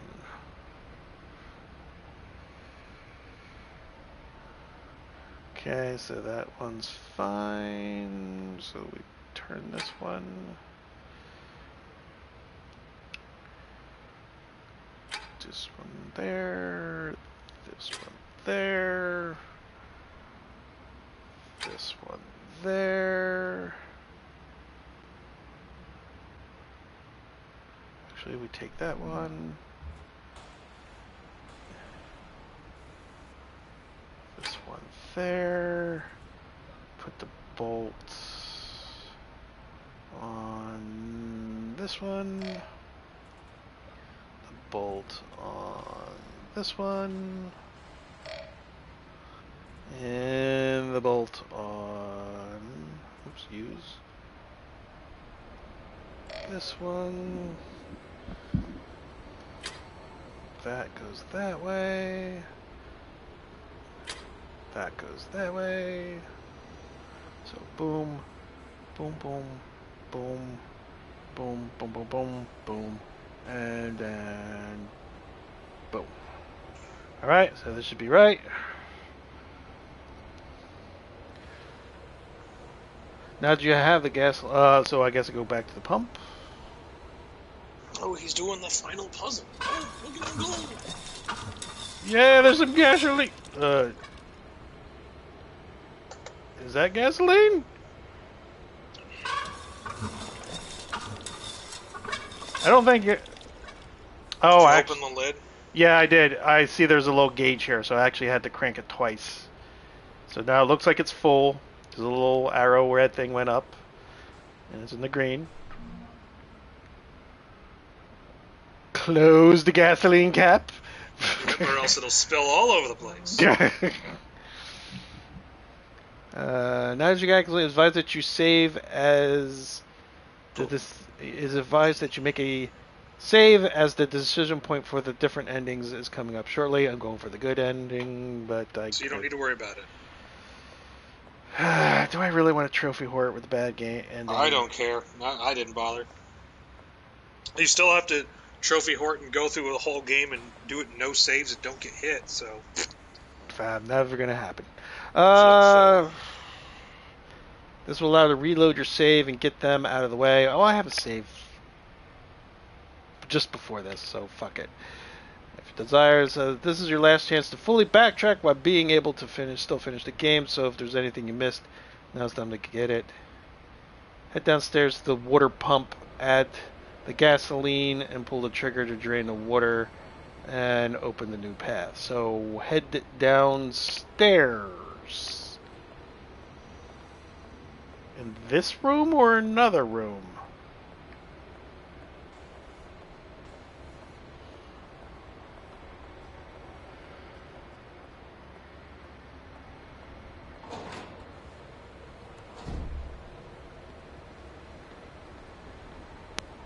There's no enemies in here.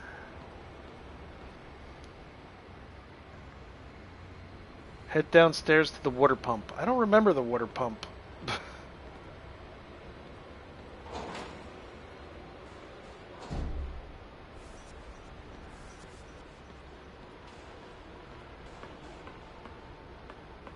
guess it's down here?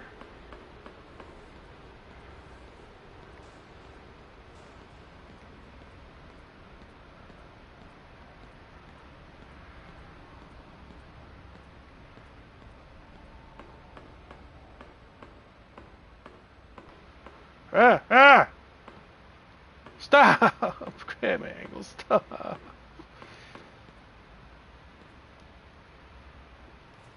Oh, here's the water pump. Okay.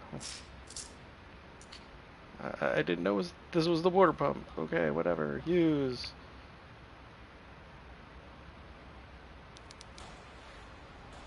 Oh, the canister lid needs to be opened.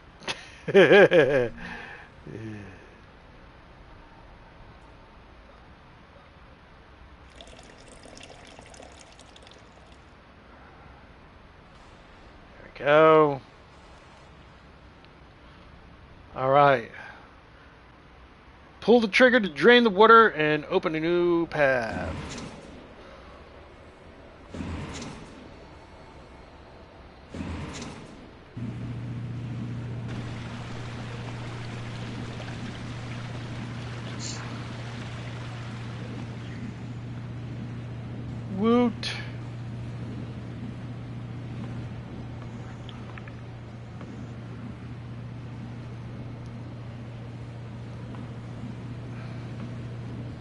Coming to a head, guys. Coming to a head. It's almost done.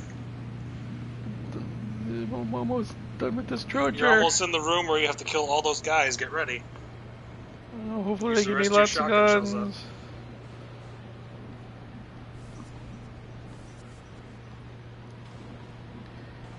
Can't you feel that you're almost lucky? That you're almost done with this game? Okay, so head down to the preparation room. After the cutscene, you'll be greeted by 4 hammers, which you will have to kill in order to progress. There's no order, just kill all of them. Okay. Use your shotgun and electric lance. If you're collecting all the ammo, you should have enough to kill them, even if you've killed every other enemy. Don't use your nailer unless you have to. It's also best saved for after the fight. Which is the real boss fight, which is easy. I'll explain. After defeating them, the cross key will drop down. You can also get morphine, shotgun ammo, and electrical lance charges from where the hammers spawned.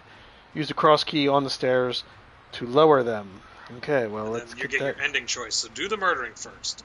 Murder So once you clear first. Oh, that was a trap. What trap? I was watching baseball. I hit the ground first.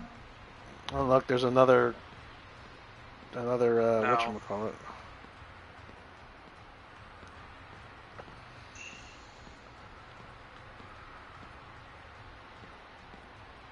Okay, weird. That was just a corridor. Okay. Preparation room. Here we are. Cutscene. Oh, diabetes.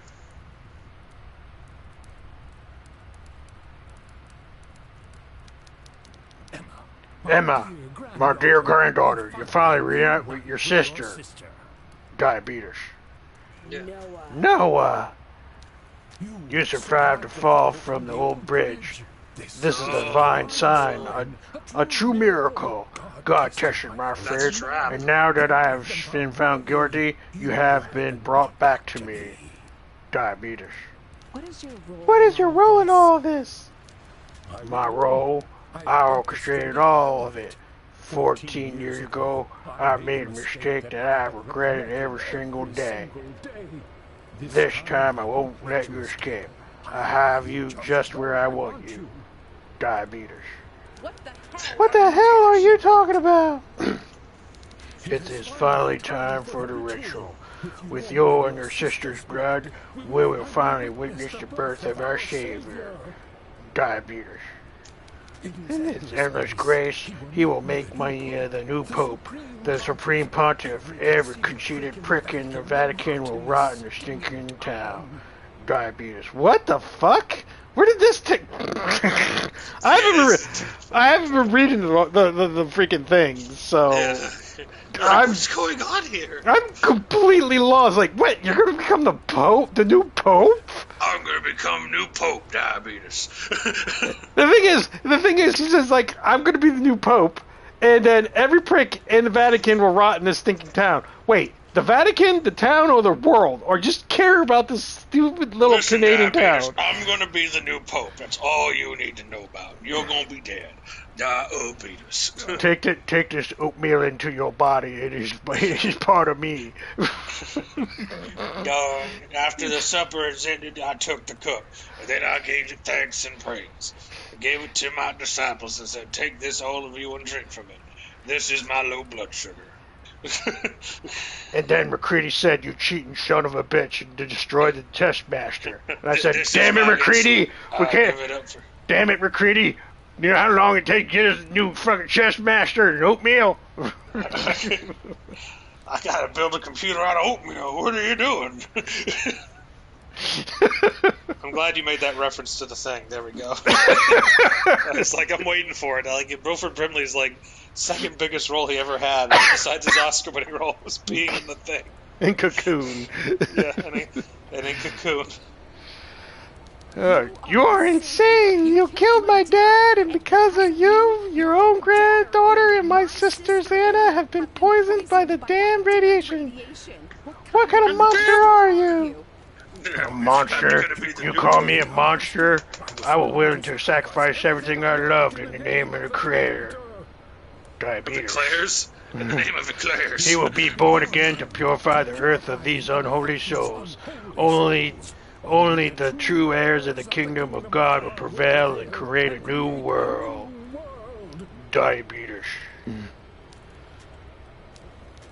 After what your sister did to her eyes, I thought we would never be able to open the vault again. You two are the last remaining twins with the sacred blood.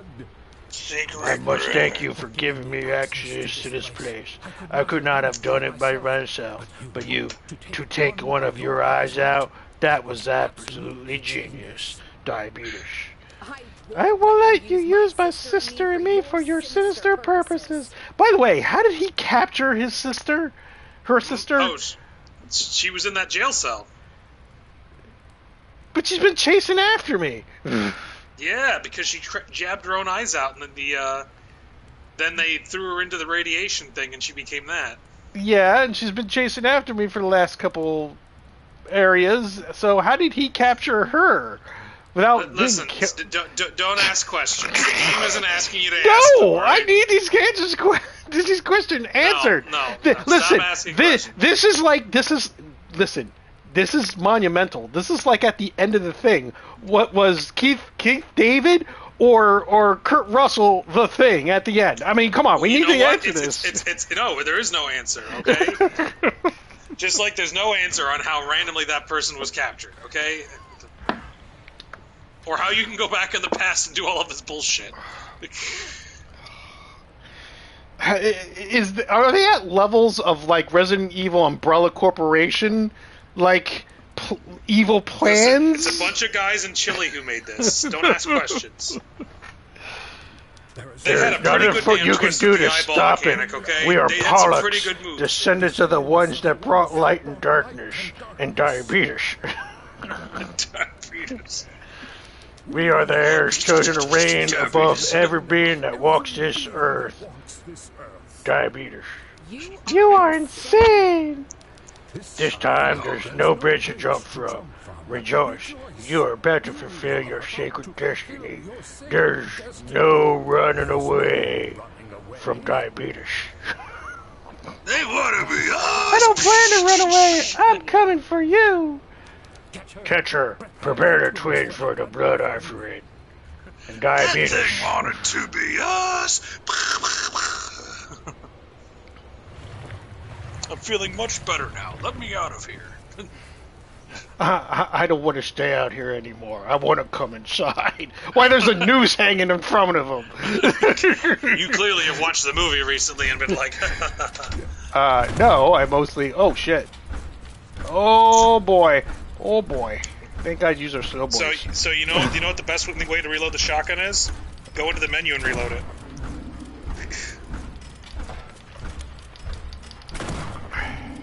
Or do it that way and just keep it up. Go back. Oh, the fuck? How many rounds do I have left? Shit. I got 3 rounds left. Should be enough. You can still use the electric lance to kill them. Oh, well, And again, you don't need a shotgun for the boss at the end. You've already killed 2 of them, so...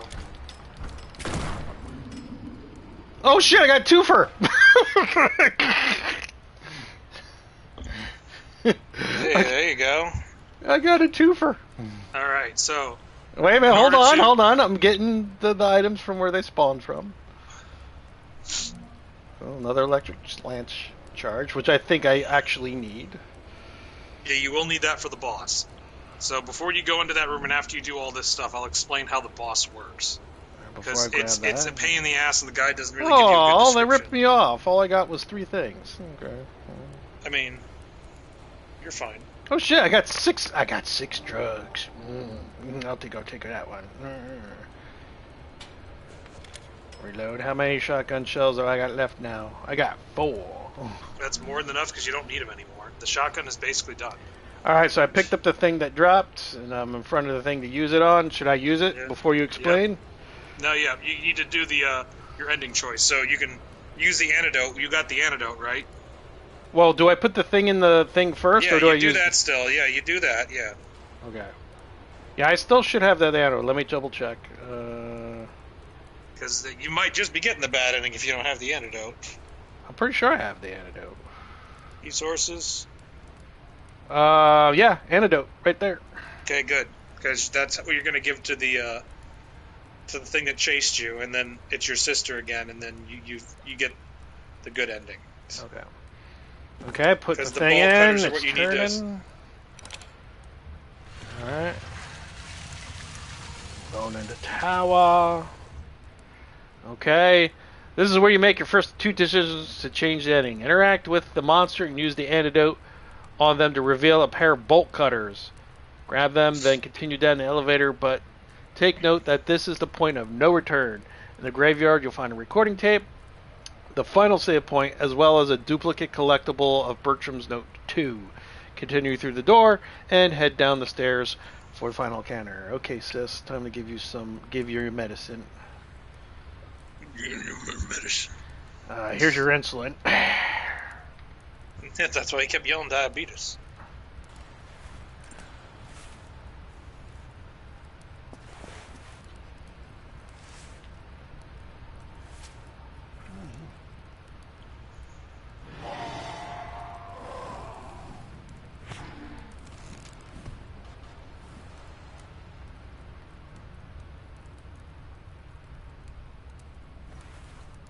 Wow, that was a quick transformation. Oh, there's boobies, sort of.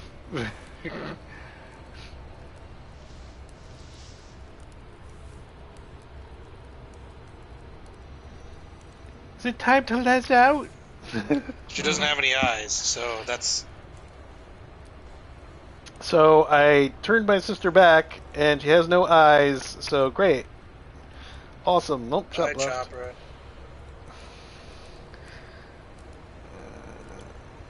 Nope. Give me those bolt cutters, thank you very much. And this, I take it...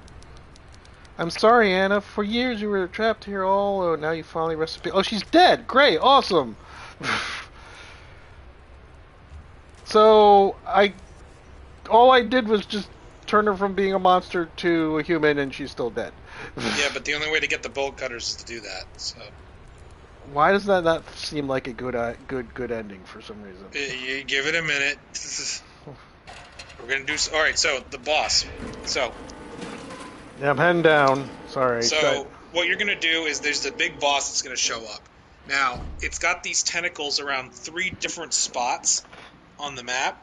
Mm-hmm. The only way to have the tentacles have their weak spot opened is for you to shoot the monster where you're just able to hit it, but then run back to where the actual there's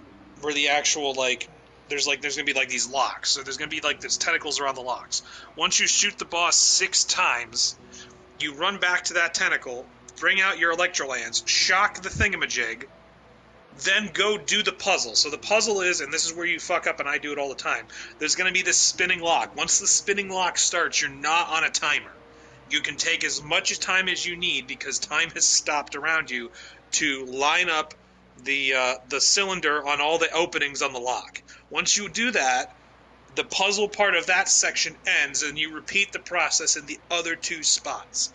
Now again, once you're able to get to the lock puzzle, don't rush. You don't have to. You just have to make sure you line it up. So if it takes you forever, it doesn't matter, because when you solve puzzles in this game, time stops.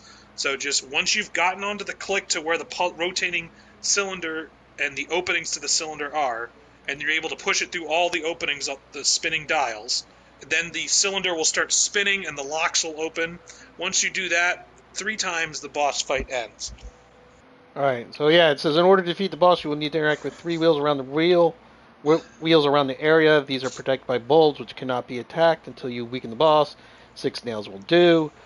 Now attack one of the bulbs, either with a single lance charge, or by hitting it twice with a crowbar and dodging backwards. Once the bulb disappears, quickly interact with the wheel so the bulb doesn't grab it again, and press the button when the wheels line up with the gap. Press the button successfully 3 times to clear that wheel. Repeat the process for the other 2 wheels after hurting the boss, and once you have cleared the final wheel, the boss will be dead. You can find some nails, shotgun shells, and first aid kit in the room if needed. Head up to the elevator. Yeah. So I would save because this is something where it's going to be like. Oh, there is auto-aim a save systems- room. Okay, okay. Oh, Yeah, the auto aim system's going to screw you up, and I didn't die on it, but it was annoying. all right. So let's save. Good night, Chop. Night chop. Good luck on pulling that Pokemon. Pokemon, gotta get them. Oh, it's so true. Collecting is who, yeah. Progress saved. You eat cheese and. Well, let's equip that electric lance then. Actually, no. You need the. Oh, that's right. I need a nail gun. nail gun First. first. Oh well, first things first. I want to equip the electric there's lance. more diabetes talking. And I want to combine. There we go. Now it's got 3. Awesome. Equip that.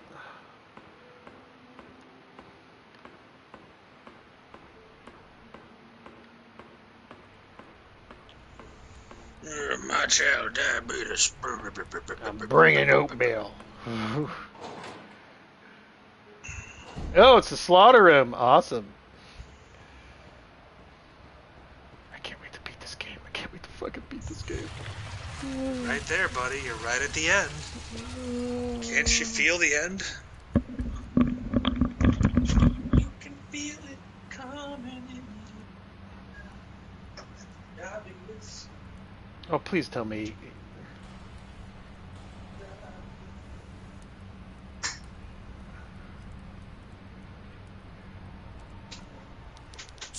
So, you killed those idiots. They were not worthy of the product sector after all. Diabetes. This is over, Noah.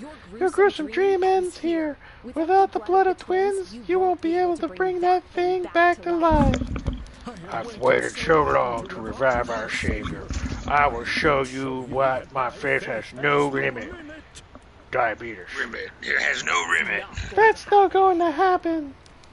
Oh, my child, if you only had faith in oatmeal.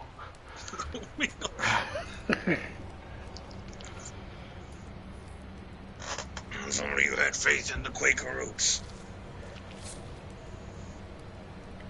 Really, both hands?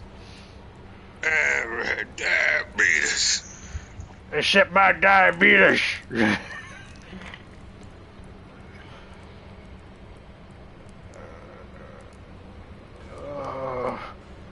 Oh, and oatmeal we trust. Oatmeal.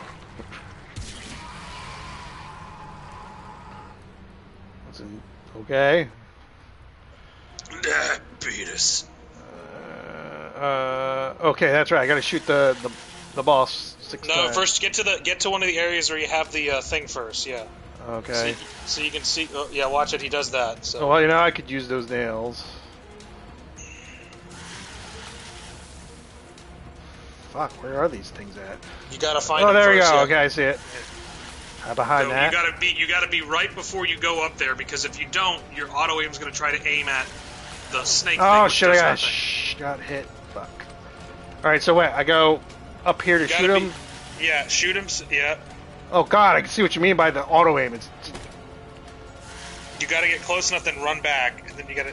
You see, you gotta 2, get. 3, 4, 5, 6. And now run back to that thing. Okay, And then once shock it. it stops cutscening.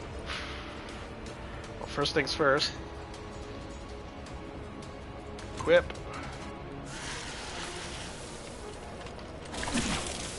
Okay, and you said time stops, and I have to line up the circle things. Okay. The empties. Yep. So click it, and then yep. So when it lines up, you hit the red button on each one.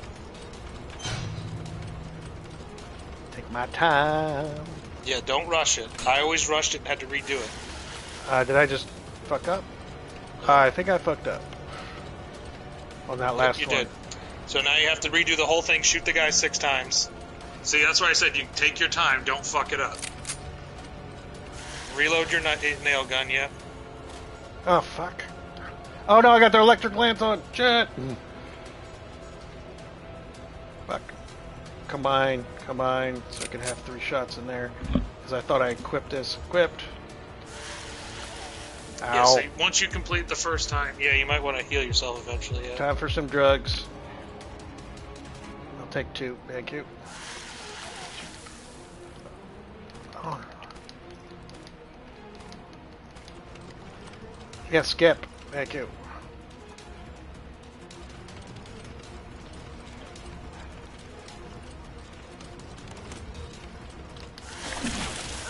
Oh, come on! That's fucking shit.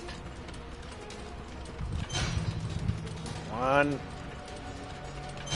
2, 3. There's 1. Yep, now you gotta go find the other ones and do that 2 more times and you're done.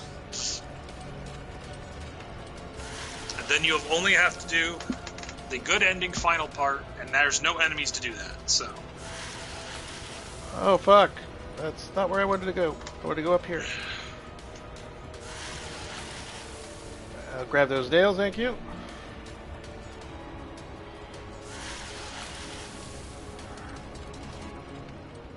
Alright, found it. Okay. Switch over. Oh, nope, first combine. There's only 4 shots in that one.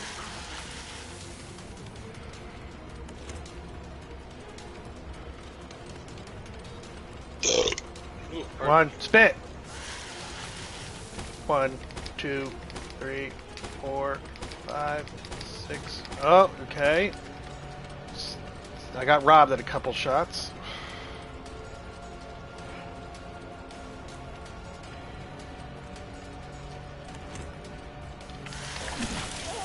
And somehow you hit me. Okay, whatever. He always is gonna hit you, because it's just stupid. As long as you can get to the machine, that's all that matters. There we go. So use a healing item, reload all your shit, and then go to the last one. There's no rushing this once you get the thing down. Drugs! Give me drugs! Give me drugs! Yay! That's what I'm saying. Getting the don't get hit version of this is impossible because that boss is gonna hit you every time you do this. It means you basically have to get hit no times throughout the game just to get hit all your times here.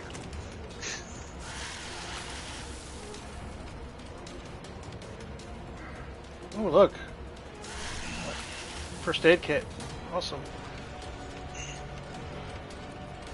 Okay, over here. Oh, okay.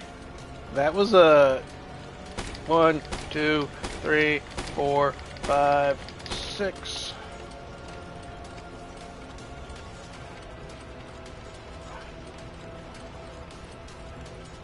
That was cheap.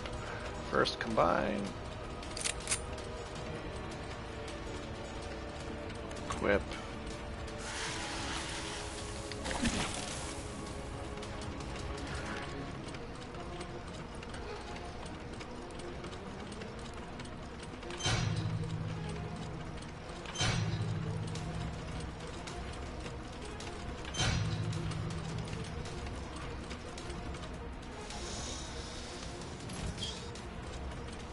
Okay, now it should be the cutscene and the game's over, right?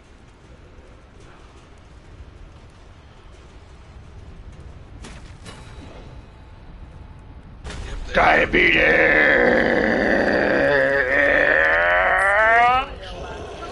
It's over, Noah! How many girls were sacrificed for that thing?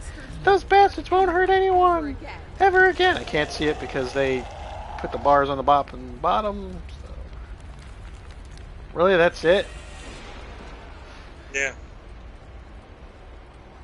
That's it. Then you go back up the elevator that opens up, followed by that path that takes you back up to... I'm trying to find out where that path's at. Where's it at?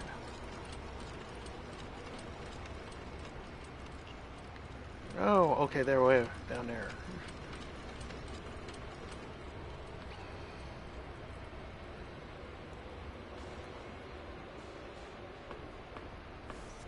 Okay, go back up the elevator. Yep, okay, and then it's... I don't know where it leads you off. I think it's the sewers. Let's see here, shotgun shells. Head up to the elevator, head back through the areas and to reach the meeting room. All other paths will be blocked off.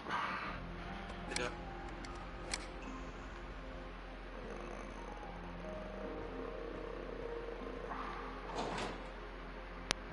Okay, I'm in a sewer.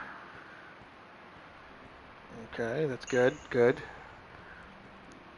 Yeah, so just make your way back to the meeting room. Put in the tape where you had the girl in the cell that you put the acid on the lock. Now you have the bolt cutters. Cut the bolts off. Take the girl. Bring her back through the mirror, which is your younger version of your sister, and you escape through the front door.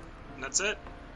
Explaining that your younger twin sister is now, going to live longer than you. Timey-wimey, wibbly-wobbly. Yeah. Oh god, I gotta find my way back upstairs. Jesus Christ! They did not supply... They're like, okay, that's blocked off. Okay, so... They did not... They said, fuck you, we're not gonna supply you maps with these areas. Have fun.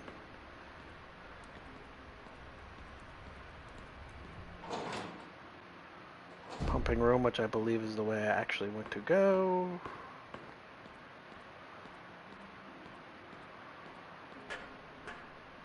This brings me up to the office. Awesome. And there'll be no enemies to come after me. Awesome.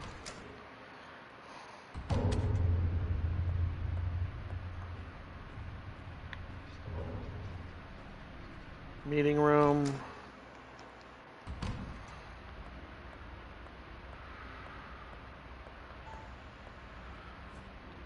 Okay, eject.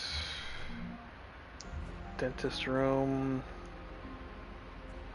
This one is experiment room. Okay, so use.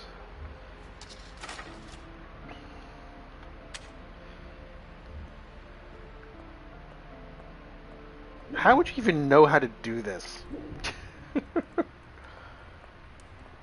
Oh look, it's a fresh body. Sort of.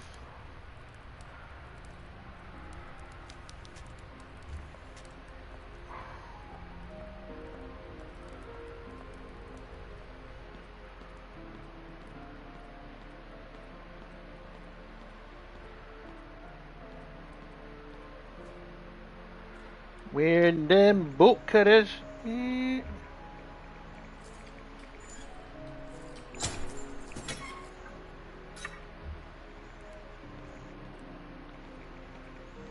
Anna, I came back for you.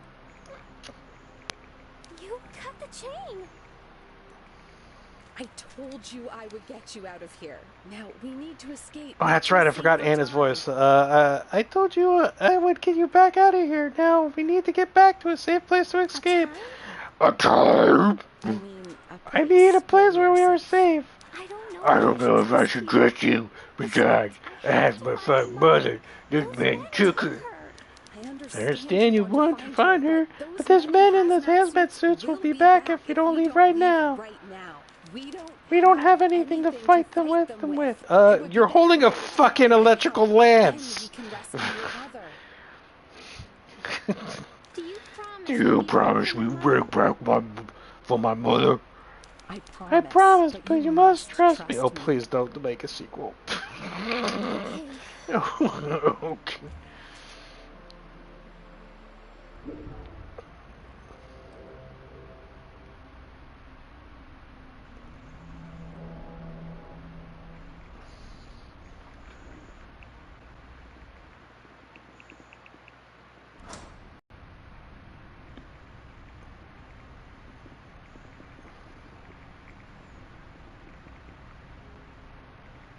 This does not look like the place I was in, and we just came through from the past.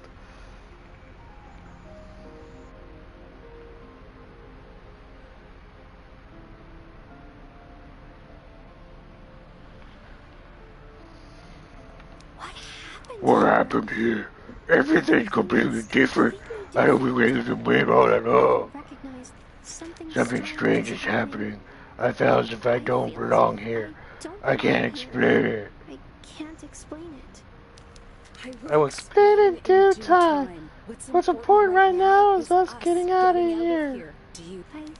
Think I could trust you, miss? You don't need to call me miss. Just call me Caroline. Okay, Miss Caroline. I'm sorry, I mean Caroline. That's better. That's better. I know all this is strange, but I'll explain everything. Yes. You okay? Yes or okay? All right, whatever. Oh look! I think I use this cross thing on this door. I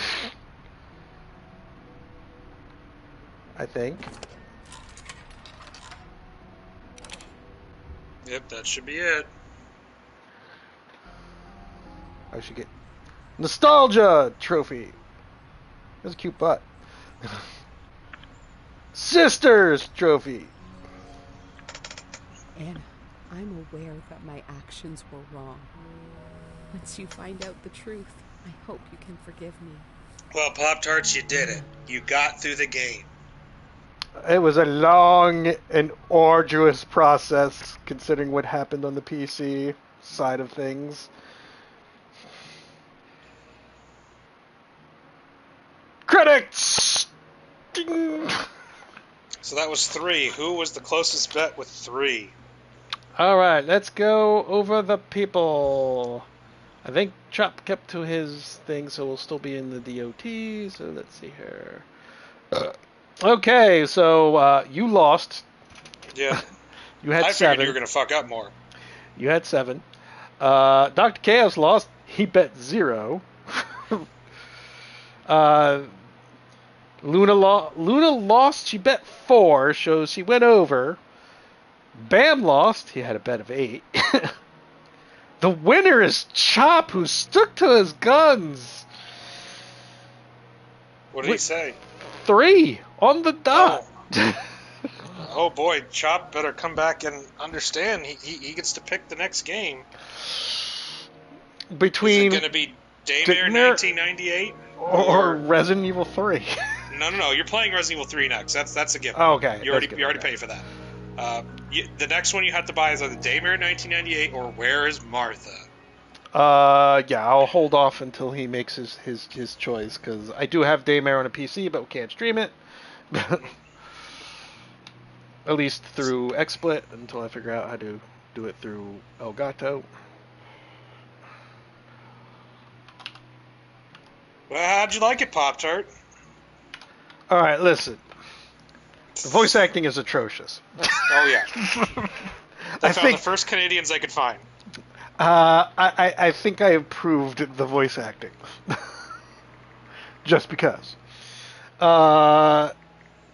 Without actually having to read... Because it gets... If you haven't read the diary entries, when you get to the end, things make no sense. But then again, it's a survival horror game. They're not supposed. The story is not supposed to make sense anyway. They generally don't. So the story is just wonky. The puzzles, my God, how would you figure half this shit out? How? You don't. How? You would never. Dude, this would have taken me years. Years to fucking beat. Oh, see results? Yeah. Results of what? How well you played. Let's see how long it took you. All right. I should have waited. You're not looking at the stream right now? Don't look at the stream. I am looking. Don't? Yeah, don't. Don't look at it. You're going to guess. So. Okay. All right. So we got total time, saves, enemies defeated, metal kits found, travel distance, damage received, main books completed, ending, ranking, and 2 symbols, which is like a symbol of a severed head with an eyeball, and I have no idea what those mean. I have no idea what those mean either. I'm going to guess. Oh, and the travel distance is in meters. Yeah, because it's the rest of the world, not America. Okay. I'm going to guess 6 hours. 6 hours. Okay, well, you're the only one that can guess at this point, unless someone wants to guess in the chat. Well, if they're in the chat, they can see it. Yeah, they can. Well, that's right. They wouldn't be able to guess. Okay. Enemies defeated. I don't even care. All right. Well, it took me 6 hours and 13 minutes. It was pretty close. How many saves? Saves don't matter in this, so I'm not going to guess. I'm going to guess you had at least 7. 11. Yeah. Enemies defeated, you didn't care. It only says 70 plus. Yeah. I found all the medical kits, I believe, which is 7 plus. Yeah, I had a ranking of 6 pluses. You only had 4. But I also had a much better time rating, and I used less saves, so... Yeah. Hey, I still scored 4. I mean, it doesn't matter. You don't get an achievement for it. So I know, but for me, that's saying a lot. Okay. Okay, so I will let Chop know in the DOT string. Well, he's got time because you're going to play Resident Evil 3 Yes. first. So. Which of the two I will be playing? I think I know where Chop is going to go. He's probably going to make you play the Martha game. Yes, probably. I'm playing Martha. Oh, God help me. Well, apparently that's actually a good game, so... It got pretty good reviews. Again, it's me, Dragon. You should know. Yeah, but it's like a walking simulator. You might be able to pull this one off. So. Oh God, a walking simulator? Yeah. I'd rather run and scream than just walk. Yeah, but it's a lesser known game, so I feel like Daymare's been out for a while. This game's been out for less. We might actually have more people watch it. So honestly, Martha may be just a better choice for viewers. Okay. Since people are like, what the hell is this? All right, well. You're going to get your Italian jank one way or another, damn it. I'm going to get my carbo loads of hell. Anyway, Tormented Souls. All right, so I'm still going over what I thought of the game. It is a nice-looking game. I'm not going to lie. It is very nice-looking. I don't like... For a first game from a developer, this is pretty solid attempt. Yes. You got to say that. No, I will give him that. Listen, this is me putting this on the table. I don't like these type of games, so take this with a lot of credit. So I'm giving these people credit. Yeah, the voice acting is horrible. That could be fun to play with. The story. Generally it doesn't make any sense. It doesn't matter. It's survival horror games. They're generally not supposed to make a whole ton of sense. Considering you're going through the past and going back to the present and back and forth. Yeah. I think it was some good twists, though, honestly. Yeah. Like I said, the environments and everything, they're nice looking. The enemies, kind of shabby for the most part. I mean, they make sense for the place they're in. They do, you know. I would like to just call them they're stock. Generic. I'll give them that. Yeah, generic. I think the best looking one was the ones that were on the IV things. I think they were the most unique. Oh, the IV ones, yeah, the sliders. I think they were the most unique. Yeah. Yeah, that kind of very good horror thing. I mean, the crawlers, the crawlers.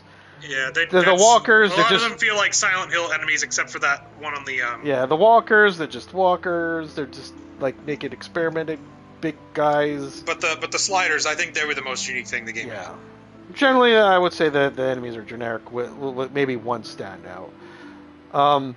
The character model of Caroline herself, not bad. Not bad, you know. I would say, nothing, to write home about, but also nothing to complain about. She looked good. The second outfit's definitely better than the first. Yeah, well, I mean, there's some people that are definitely putting her in the fucking skirt to hopefully get some panty shot action, so... Yeah, but... I didn't like it. She looks cute in it, but give me her in jeans and that cool jacket, and... she's got that look of, There's a reason they gave us that outfit, very short after release. She looked like a survival horror heroine in the one that I picked. The puzzles are... Play this with a guide. Once you figure out what they were going for, you're like, wow, that's really clever. But it's like, damn, I would have never figured that out. Yeah, play this with a guide, quite honestly, just for the puzzles. I mean, if you don't want to look over, directions and stuff, God knows, you give me a guide even with directions on how to get things, I'm still going to get lost and forget where the fuck I'm at, because that's me. But if you're just looking for puzzle solutions, don't think lesser of yourself. You pick up a guide just for the puzzles alone. Yeah, they're very obtuse. No, I give these guys credit. This was not a bad first game for these guys. Hold on, I want to get a little bit more about these. I know you looked into them too. They are from Chile. So, before we end this, Tormented Souls. No, I'm looking for Tormented Souls video game. Tormented Souls. There's no... Really, they don't have a...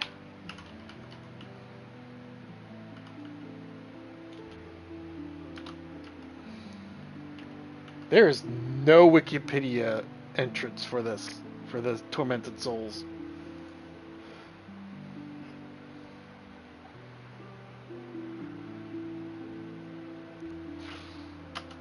Video game.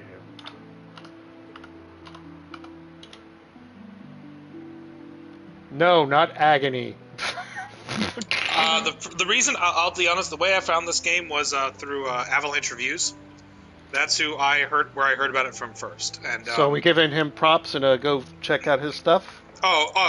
For first off, if you've never seen Avalanche Reviews, you should. He is the best. He does a stream, I believe, every Friday or Sunday, where he basically plays either a new survival horror game, or he goes back and he is the one who's going back and trying to archive all these games before they become abandonware, unplayable. Mm-hmm. So he's trying to do full run-throughs of games that may never be able to be played again. He did two full, deep... he was the one I was able to find all those things to try to even attempt to get Cold Fear running. Like, he has done 2 full runs of the game. 2 full reviews of it, simply because... hats off to him, because thing's hard to fucking run. It took him forever to get it to run. Even he still ran the same problems you did. I can't get it to run perfectly all the time. Which is a crying shame, because he even said, I'm not paying... Because when he did it, he went for the Xbox version because it has the best quality. The Xbox version of Deep Fear is... it's like $250 for a disc. And he refused to play it. So he bought it on PC, but it took him so long. Yeah, on original Xbox. So he'll go back, because what he does is he goes back, and he then compares which version is the best, and if you're going to try to attempt to play the game, you should play it on this version. There's a couple PC versions of a couple games from the early PS2 eras that had great PC ports, and they still work today.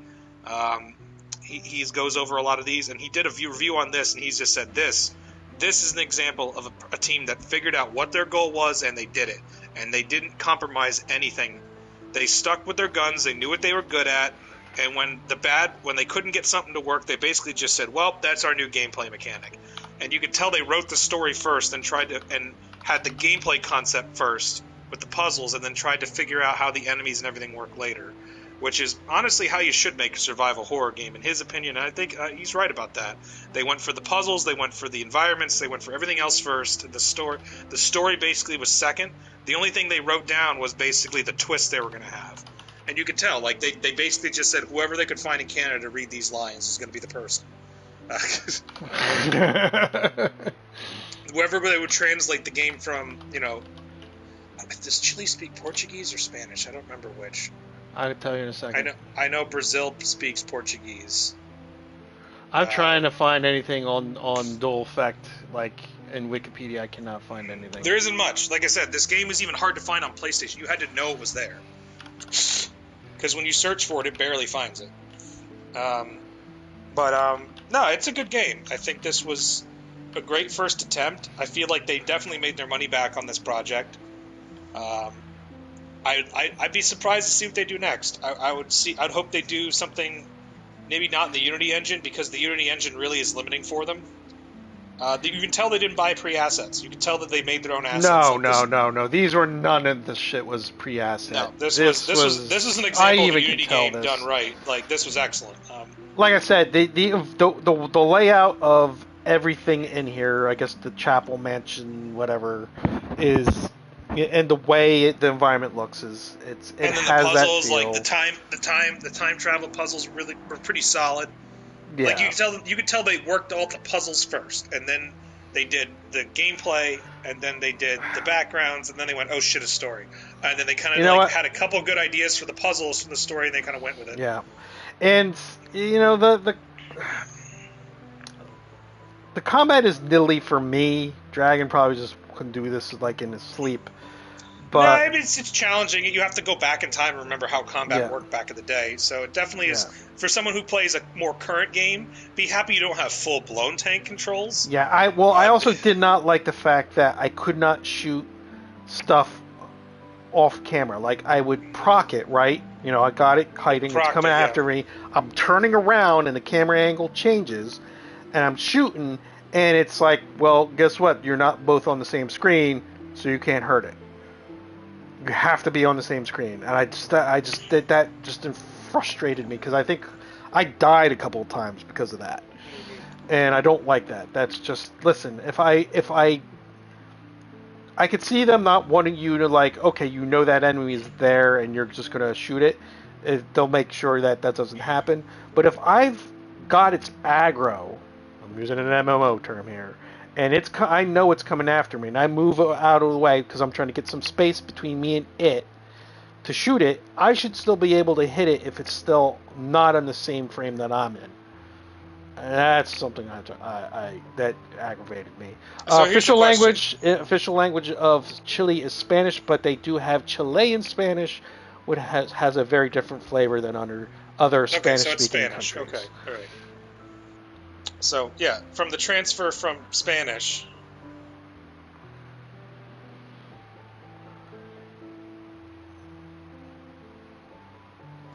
I definitely think it's a game that, if our players are into survival horror, they should try it. It's definitely, based on having played Poptart, Resident Evil, the remaster, would you say that this is in the same category, maybe not graphics wise, because Resident Evil Remaster was ungodly pretty, and it still is, because of those pre-rendered backgrounds. These obviously weren't pre-rendered backgrounds. No.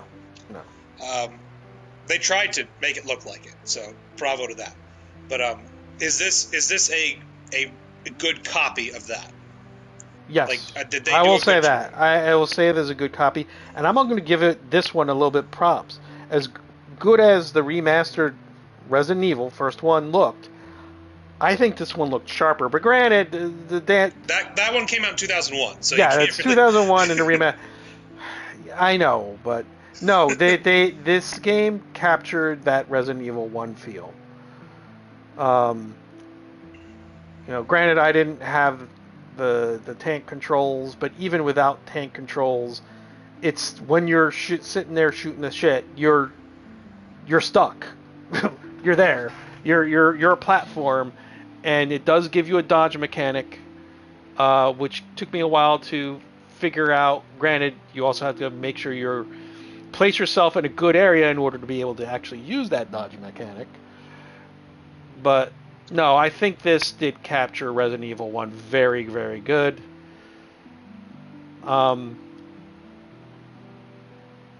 This is not my flavor of game, and this is gonna. I think maybe we should start doing something new here, and it's time to rate the game. We're kind of reviewing it right now, Dragon. Okay. Well, I played it twice. You played it once. I'll let you go first.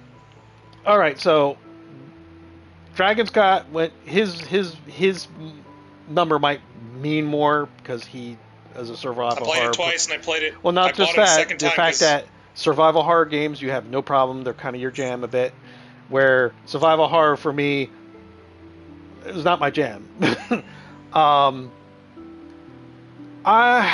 Out of a 10,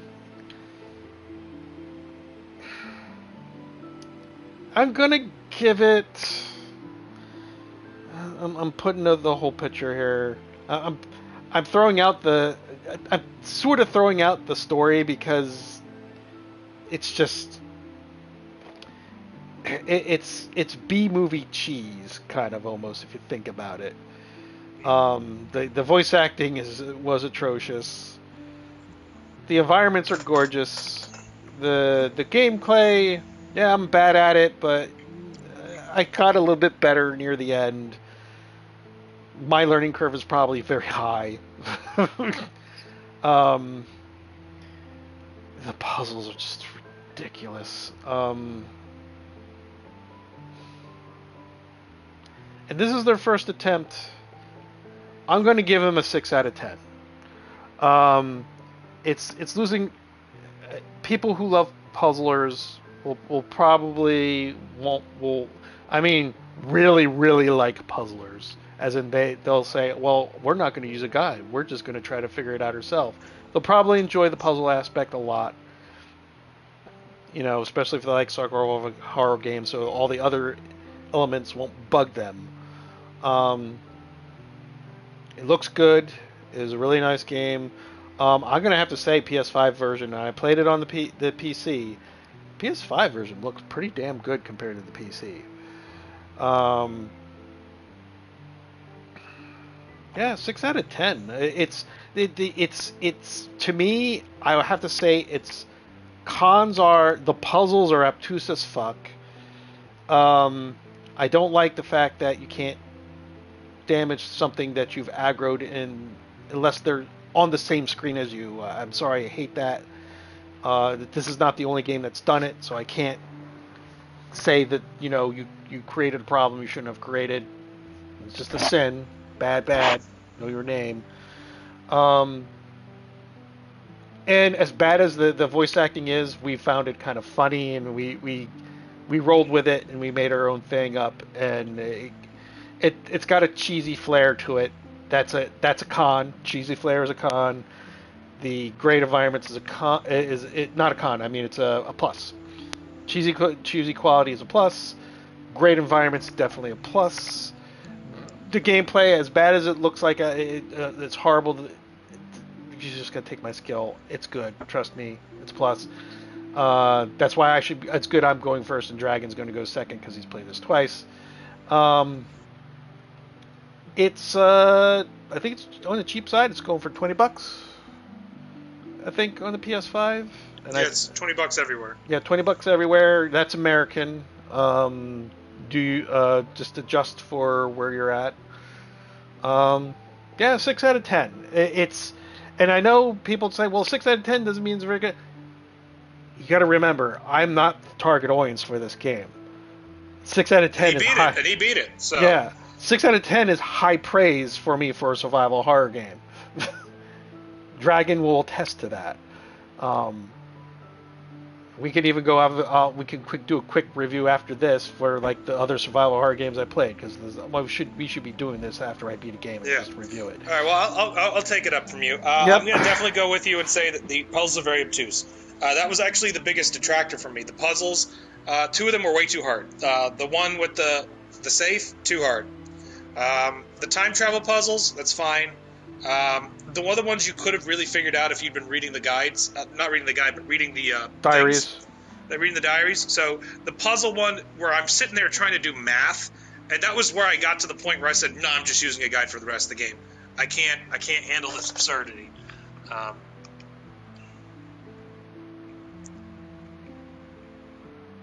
You still there, Dragon?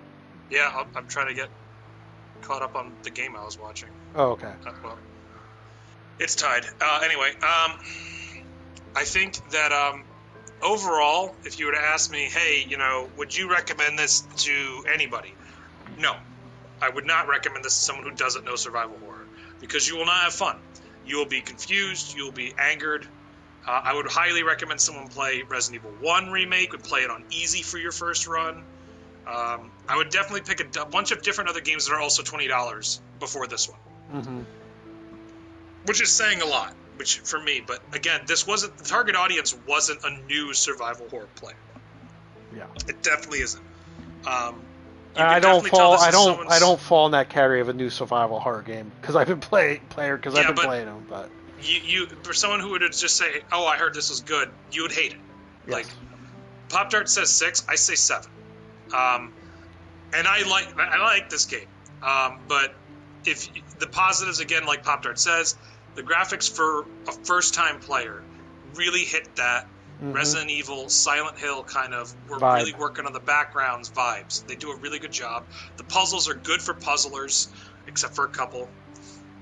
They definitely know their craft. I'll give them that. They knew Unity, which was the big part. They could have really fucked this up because Unity is easy to work with, hard to master, and these guys really knew what they were doing. These guys and gals, they really put in the effort to make it play and work well.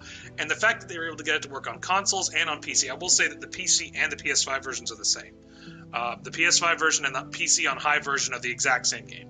There's no difference, same frame rate, it's the same.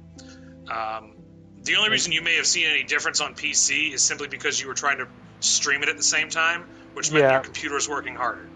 Whereas the PS5 and the PS4 have a dedicated processor held aside to do streaming. Also, when we first started streaming this, I had it at a wrong ratio on a thing. Yeah, whereas the PS5 knows exactly where to keep it at, and it works. It streams a heck of a lot better on the consoles, and we'll say that. The end of the day, the combat was good. The graphics were excellent. They just ran with the cheesiness. They clearly didn't have a budget for localization whatsoever, so they just ran with whatever Canadians they could find it would do it for cheap. Because that was the thing. None of these actors that they got to do this. And Resident Evil took flack for this too, especially with 2 and 3. The actors you see in 2 and 3 are not part of the Screen Actors Guild. I didn't know that. So Resident Evil 2, 5, 7, and 3, and the upcoming 4, the actors and voice cap and mocap people are not SAG actors. Capcom basically said it cost them too much money for reprinting royalties. Now, they're still paying these people SAG prices. So that was why they got in trouble at first. They're like, oh, they're underpaying them. They're not doing this. They're not doing that. They are still paying them the actual fee they're supposed to get paid. They just aren't part of the Screen Actors Guild, because if they were paid in the Screen Actors Guild, when they re-released the game, Capcom had to renegotiate every single time those voice actors were reused. Every single time. So they had to guess how much their sales were going to be. Whereas if they weren't part of the Screen Actors Guild, they could simply say, okay, well, we're going to re-release the game. We're going to pay you X amount of dollars. And they signed a contract ahead of time saying that they were okay with that. Yeah, they wouldn't be able to negotiate. Renegotiate it, correct. Which is why they did it, which is why a lot of people gave 2 flack. But honestly, it was the best move for Capcom to do, because these actors and voice actors were either grew up being fans of the game, or they just wanted the work and they didn't care. A lot of them were just models. That a lot of these people are now getting work in their field because they've been in that video game and it was successful, and they got props for it. You're in a Capcom Resident Evil game. Holy shit. Yeah, so it's not a looks good on a resume. It looks good on a resume. And that means that a lot of these actors were eventually able to get roles via maybe the Screen Actors Guild later, because they were in something. So it was a good stepping stone for some of these younger actors, because they went with mostly younger actors. Or just nobodies. Okay, where are you going with this? Where are you going with this? Where am I going with this?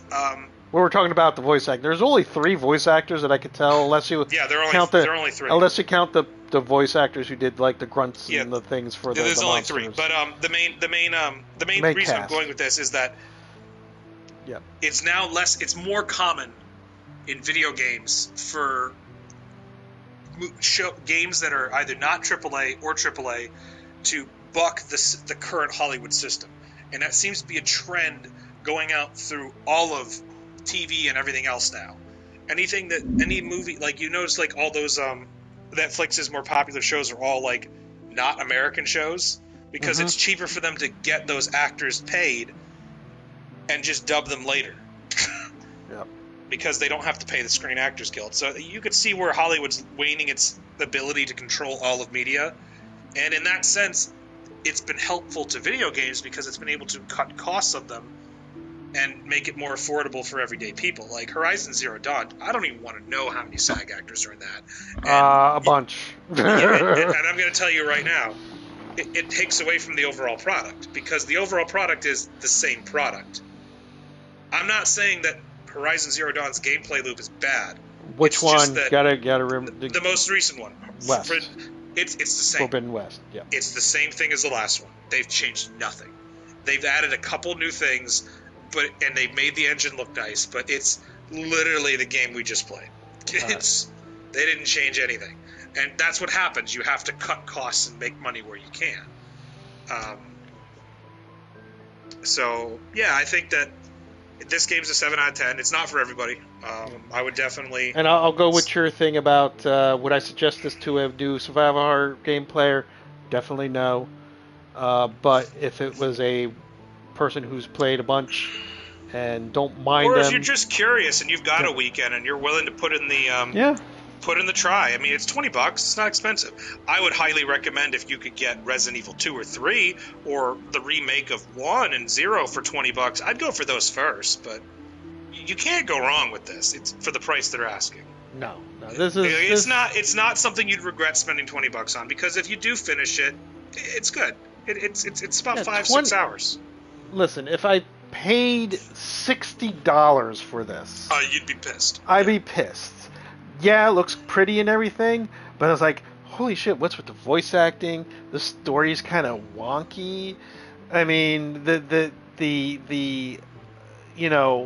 combat seems so old because, they're kind of getting that Resident Evil 1 vibe, which is fine. If you know your stuff, you go, oh, so this is like a vibe. But most people are like, oh, I want something cool and awesome, or something that's just not a retread. I wouldn't... They did what they could with their budget. And they were clearly funded by, at the end of the thing in the credits, they were funded by the Chilean government to make a product wholly made in Chile. Yes. So there's been a couple countries that have done that. Australia does that all the time. New Zealand does that. Mm-hmm. Canada does that. Yes, Canada less as much. Canada less as much now because they have Ubisoft basically running half the country. But maybe not as much anymore. But Australia and New Zealand definitely do that. Like the Goose game was definitely a New Zealand product. A bunch of New Zealand people, and you know what? The money went to the developers, and the money ended up bleeding back into the state government, into their infrastructure plan. So I mean, I think that's a good thing. Yeah. I think some states in the U.S. should really look into that. Like that's a good.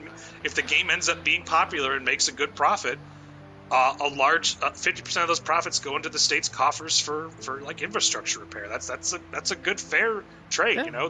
They finance the game. So I gave it a 6 out of 10. Coming from a person who's not a fan of survival horror, you gave it a 7 out of 10. When it comes to survival horror, people who like that, they'll look at your review and say, okay, so it's an okay game. Yeah, I think it definitely has flaws. I think me giving it a 6 out of 10, that's high praise.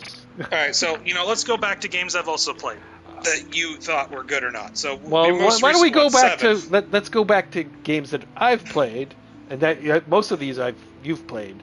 Well, 7. We'll go back to Village. Well, let's go back to the beginning, Dragon. Let's go to Wayback Machine. First game for Super Evil Poptarts versus Evil Within 1. What'd you give it? I hated the fucking camera with a fucking passion. Well, we'll go through this quick. What's your number? The con, camera. The pro, I beat it. 5 out of 10 because I hated the camera. I would never in a million years ask anybody who likes survival horror to play The Evil Within 1. It is an absolute slog to get through.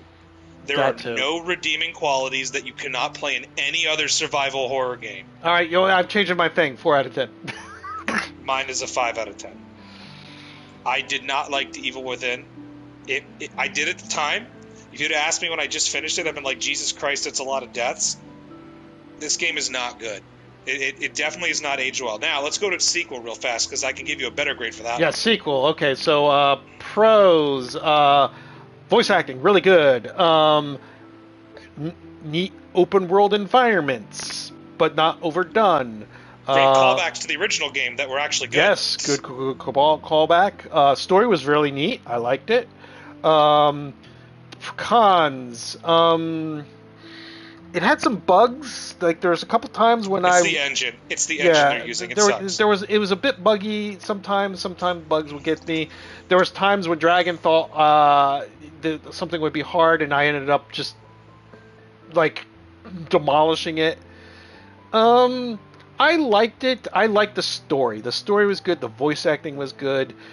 It had some elements that I kind of liked. That like open world in a survival horror game. That was kind of different for me, at least. I really liked the story. Won it for me. Everything else was just good for me. And granted, I did have a guide. I'm going to give it good praise. I'm going to give it an 8 out of 10. I'm giving it a 9. The Evil Within 2 is literally the definition of they took the reins away from the original guy, and he became a producer, which is Shinji Mikami. Shinji Mikami has been a great director for certain things where he had to think outside the box. His best products have been when he has been basically having to make something new or been put under the gun to make something. He was not put under the gun to make the first one. And every game he's basically had his name on, and he hasn't been the lead. It hasn't been like, you've got to make this. Like, yes, he's the father of survival horror, and he also saved survival horror at the exact same time with 4. But his best roles are when he is producing and inputting his ideas. And then someone else takes them and says, yeah, that's a great idea, but let's implement it this way. And they come to compromise. He did that with Resident Evil 2, which is by far, the original Resident Evil 2 is probably the best sequel up until, I would say, The Evil Within 2, which is him, again, taking a back seat. It's a completely different game. It's a Dutch director this time, and it shows. And you can tell the difference if you play the DLC for one. Wasn't the writer also a horror writer that helped him write the script? Mm-hmm. Yep. Which is probably why I liked the story so much. And they went with some cliched stuff, but it ended up working. But when Shinji Mikami is in the front seat, it has to be something that's new and changing. It's better when he's in the back seat. Now, it didn't work with Ghostline Tokyo. Ghostline Tokyo, first off, if you can get it for cheap, it's still an excellent-looking game. It's a great concept. It's a beautiful-looking game. It nails Tokyo downtown perfectly. Like, it's a great game. It's just that you can tell that they didn't have any faith in that game. They just kind of let them do what they wanted and see what happened. But Evil Within 2 is basically everyone coming together saying, we have to put out a good sequel. We're greenlighting it. It's got to be good. I want a sequel to it. There will not be. There will not be. This game sold like shit. And that is a crying shame, because it is the best example of a game having a launch of the first one. Now, granted, the first one sold over 1.5 million copies. Which is why they got a sequel. Which is why I got a sequel. It made its money back and then some. But the second one was so much better. It really miles better than that one. And they purposely left, sequel bait at the end. I'm not spoiling it too much. I'll just leave it at that. It was from start to finish. The callback boss rush of playing through all the first bosses, but overpowered as hell and murdering them all was the best part of the game. Where you're just like, no, I've had enough of my nightmares, and just run through them like you're blitzing through them all. It's great. The boss fight with the guy who was able to take pictures, stop time, and murder people. That was a great concept. It was all good. It was really, really, really, and it was quick. There was no wasted time. There were side quests that didn't feel like you were wasting your time. They made you ask questions about how the stupid STEM system even worked. How was it like the Matrix? There was a side quest where that guy went into a different version of STEM to try to get out of STEM. Did that even work? We never know. We never hear back from it. It's just... And there is DLC to it, and I have not played the DLC. Dragon has. Wasn't there DLC with the? Yeah, no, there wasn't. There was no DLC for this game too. It was just a crying shame. There's nothing. Okay. It was just the main game. Or was it the first one? I don't remember. The first one had DLC and it was really good. Okay. But no, it is a 9 out of 10, and it's a shame. So, if you can play it, play it. It's great. Okay, Evil Within 2, I gave it an 8 out of 10. I should give it a 9, but I'm going to go at 8 because, again, it's survival horror, and 10 is not my thing. Dragon gives it a 9 out of 10, so I think that's the Canadian seal of approval. Space Canadian seal of approval. Next game was Alien Isolation. I never finished that. Never finished it, just you. That's just me. From watching you, I would say don't play it. I would say do not play that game. It's too long. You were there for how many months trying to get through that goddamn game? And you were going overtime, too. You're doing 3, 4, 5 hours at it. Yeah, I was doing chunks. Okay, listen. All right. Dragon, why don't you give your review for first? Having played through half of it, I would finish it. It follows the original's idea of how the space stations work. The combat looked good. The more you play it, and the longer the game goes on, the less you don't. It loses. It's too long. Like, they did a lot of cool things with a lot of it. This also came out the same week as the Evil Within 1. It did sell better than the Evil Within, but barely. So you had 2 survival horror games come out at the exact same time.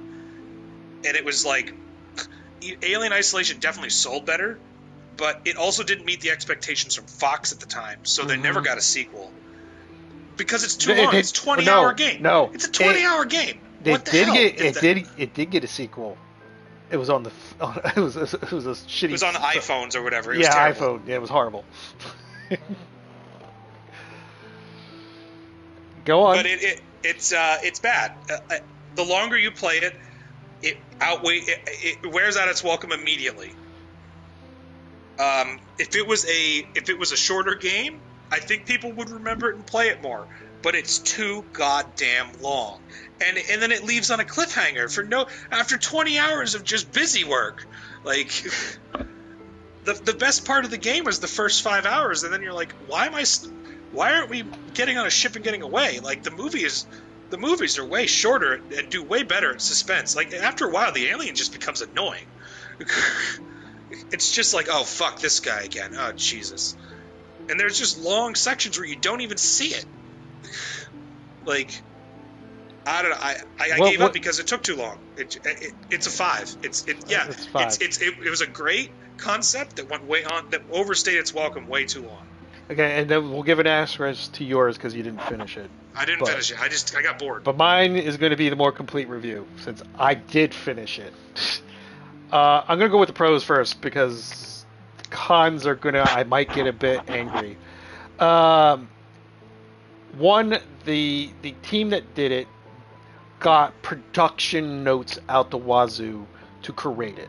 So everything you're seeing has that 1980s feel of sci-fi. So, so the atmosphere is well captured. The way the space stations and everything, they look like it could have been a sequel to Alien before Aliens. Or actually it would have been a sequel for after Aliens. Yes. But they had all the material to make the game look just like the movies from right after Alien, and a bit of Alien 2, but more Alien, I think, is the production notes came from. So you got all these. And they brought back the voice actors back. Yeah, they did. There was another thing. They brought back the original voice actors from, not the original actors from Alien, not Aliens, Alien. Who were still alive, yeah. Who were all still alive. They did. You had to find those things, though. Unfortunately, that's the there was also the DLC, which was all of them coming back to revoice the roles. So I didn't get the DLC. The DLC was actually the only thing I played to completion because it was good. And it was only an hour. I didn't play it. It's only an hour. We're not going to review that. We're reviewing the base game. Because if you don't have the base game, getting the DLC makes stupid. So the game looks gorgeous. It's awesome. It's got the feel. It's got the atmosphere. it's there. When the alien first pops up, oh yeah, it's terrifying. I'm sorry, at that point. I've played 2 survival horror games. I have seen the majority of the Alien movies, 1, 2, and 3, and even the one after 3. I forget what the fuck I've they seen called them it. all at one point. I've rewatched 1 and 2 more than I've watched anything. I even saw the first one that Ridley Scott came back for. Prometheus, that was terrible. Prometheus, but me and my friends, we that was after a night of drinking, and we were hungover, and for some reason we thought the movie was all about oral sex. So, but anyway, I went to go see the one he did after that too, in Michigan when I was doing the Little Caesars problem thing. is But someone who was a pilot who I knew in high school, and we both went to see it. We're like, man, we could have just sat at a bar and drank instead of watched this movie. He's like, yeah, we definitely should have. You would have had a better time. But we're talking about Alien Isolation here. So the weapon was kind of annoying. The voice acting was good, but now it's time to get the cons, and there's a lot of cons. I hated the wheel for using weapons and crafting. It was very annoying, not very intuitive. There were some times when I've accidentally used shit or did stuff because of the way the wheel worked. There was, like Dragons pointed out, there were stretches where the alien just disappeared. It was supposed to be sort of like in certain sections like Nemesis, Mr. X. Not quite chasing you. Because its AI is genius. No, its AI is. There's another con. The alien AI was genius. That's a con. That's not a pro. Con. That's pro. But then it disappears, and then you're fighting humans or robots or the robots, the average Joes or whatever the fuck they were called. You're solving really boring puzzles. Reading and listening to really boring things. It's like don't mean anything. It's like the first part ramps up really good. Yeah, first part's the best part of the game. The alien coming, first showing itself off, and then say maybe for the next, I think they were broken down to supposedly like chapters, like the next 2 or 3 chapters, still high points because I'm trying to do things without making too much noise, or using items to distract the alien so I can do that. So there's a lot of creative thinking and thinking outside the box, which is always pros in any game, especially depending on what it's all about. And this time is, when that alien pops out, it's outthinking the alien. And then it disappears, and it just you'll have like an hour-long stretch of nothing. Yeah, there's just nothing, and you're doing kind of busy work. And you'll know when it's coming back because you're about to finish objectives. And you're like, the room's very open. It's going to be here. It's opening. There's like a lot of things that look like you can hide under or behind. You can tell it's coming. Like after a while, you're like, okay, I know it's going to be this room. The alien's going to be. I watched you. You're like, oh, now let's add a bazillion aliens and face huggers. And I'm like, this isn't as much fun when there's like a bazillion, and you hated it. I was watching you. You were just like screaming at the game. Why? There was a lot of the points. Instant deaths. Just a lot of the points near the end, and I'll say maybe around chapter 10 or 11, is when I started to rage a lot, and it wasn't because of my skill. It's just per se. Cheap. It was either it was cheap or it just started being tedious, just doing all these things, and it was like I don't see the story value and what I'm having to do this for. And when Dragon said it was too long, way too long. The last 3 chapters the last 3 to 4 chapters were slogs. And I think there's like a total of 18 chapters. It could have been like 10 and that'd been enough. 12. 12 would have been fine. I could have been dealt with 12. But the last 4, there's times, there's one of the streams in there, it's I'm thinking it's like maybe the next chapter, and you're in I think the main thing of the whole station, and it's on fire. The alien's still coming after you, and I just kept dying over and over again. And Outrider was in the party with us at the time, and I know the alien's coming because I've died to it so many times, so I know it's coming. And I'm like, I have my flamethrower out. It's standing there outside, and I'm like yelling at it, "Come and get me, you fucking bastard!" And I'm still cursing, and like Outrider's like, "Well, that's 3 rages," because at that point it wasn't because I'm just like I'm tired. I want to end this game. Why is it going on? Because we got more to go through.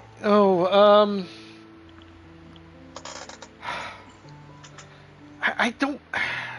It looks good, and I got to remember, it's just long. The wheel, the story's okay, but then it just bottoms out in the middle. 6 out of 10.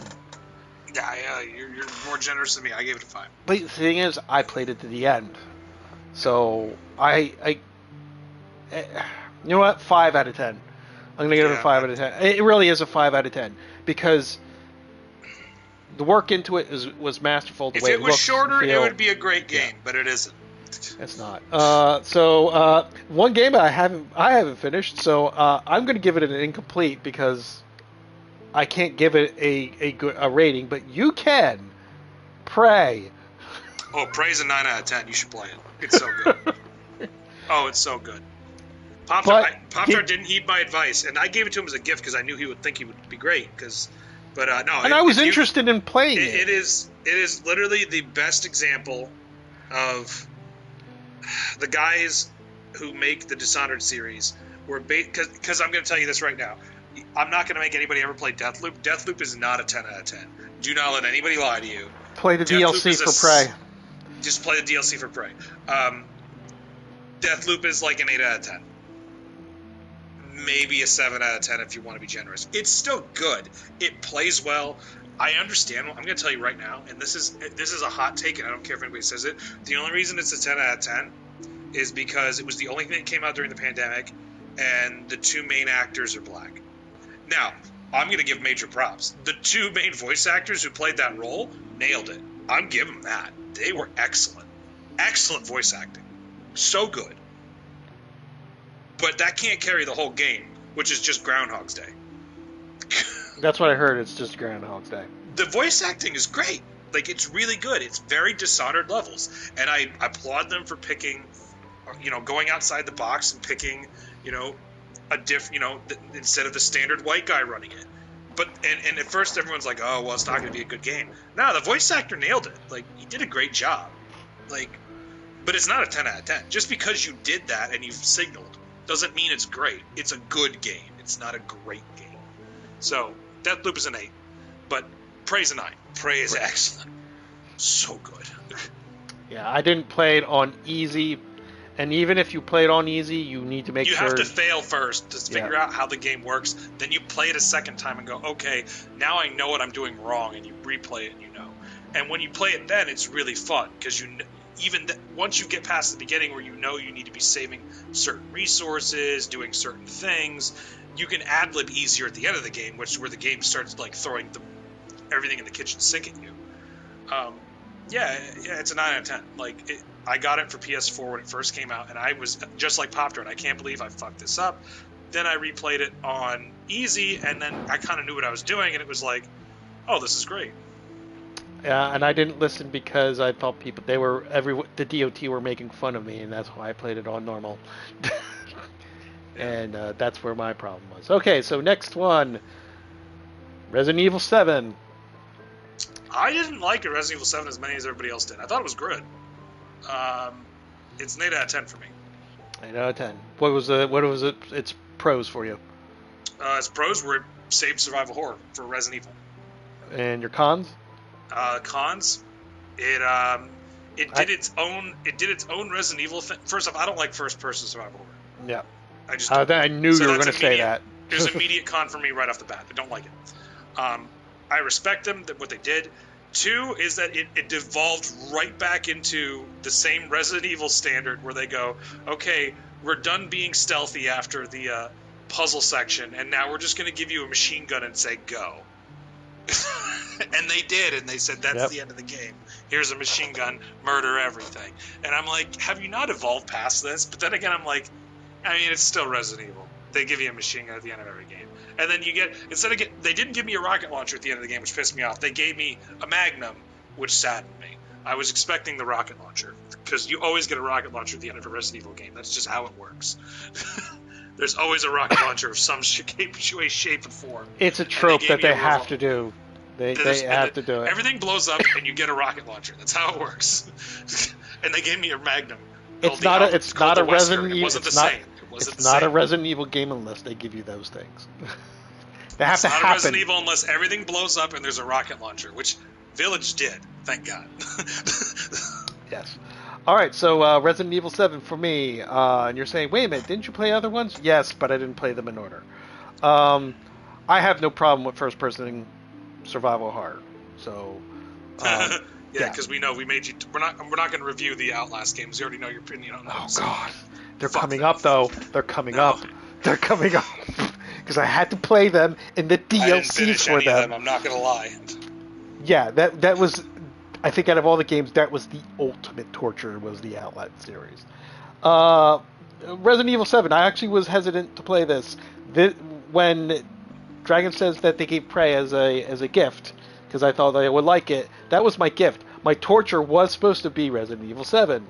You loved it. You played all the DLC. That's I how much you loved did. It. I bought all the DLC, and I can actually review the DLC. So I don't have problems with the first person survival. Was not a con to me, but that's me. I really liked the beginning part when you had to deal with the family. That was good. Yep. That Texas Chainsaw Massacre vibes out the wazoo. Well done. Well voice acted. Just again, the animation. None of these people. None of them were SAG actors. They were all just guys who were trying to move their career forward, and that's why it clicked. I don't know what it was.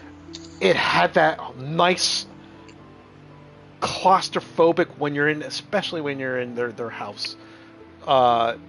Claustrophobic horror feel with the disgustingness of it all. It's like they channeled the very first Texas Chainsaw Massacre, not the remake. We're talking about the ones from the 70s. The OG daddy of them. It just, like I said, it's good. It's just definitely great. Good. I just don't like first-person survival. It gets when you start getting to the lab and well, mostly it wasn't really the lab. It starts running out of it. Well, not when it get to it was the ship. It was a ship. Actually, not a lab. That's where they give you all the guns. The guns didn't matter. That was not a deal breaker for me. My deal breaker was, I want a more horror aspect. It was like, oh yeah, it's all kind of horror-y in here, but not the way that... You can tell where they were speeding up the game just to get to the end. You could feel not it. the way that... Not the mansion, I'm sorry, was more horrifying. And there was parts in their house where it was just looked like a regular house. But it was more horrifying because I had the father would appear and then chase my ass. Then when I had to deal with the mother was...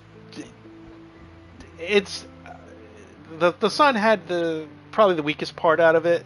The son was the best part of the game. It was the best switch around. It was so good. It was a good switch around, but for me, I was more terrified of the mother and the father. Yeah, no, but I like that they went with the Saw aspect. It definitely switched it up. I felt that was the biggest strong point. The curve was a good strong move. I'm not saying he was horrible. I'm just saying, out of the three, he's the low end.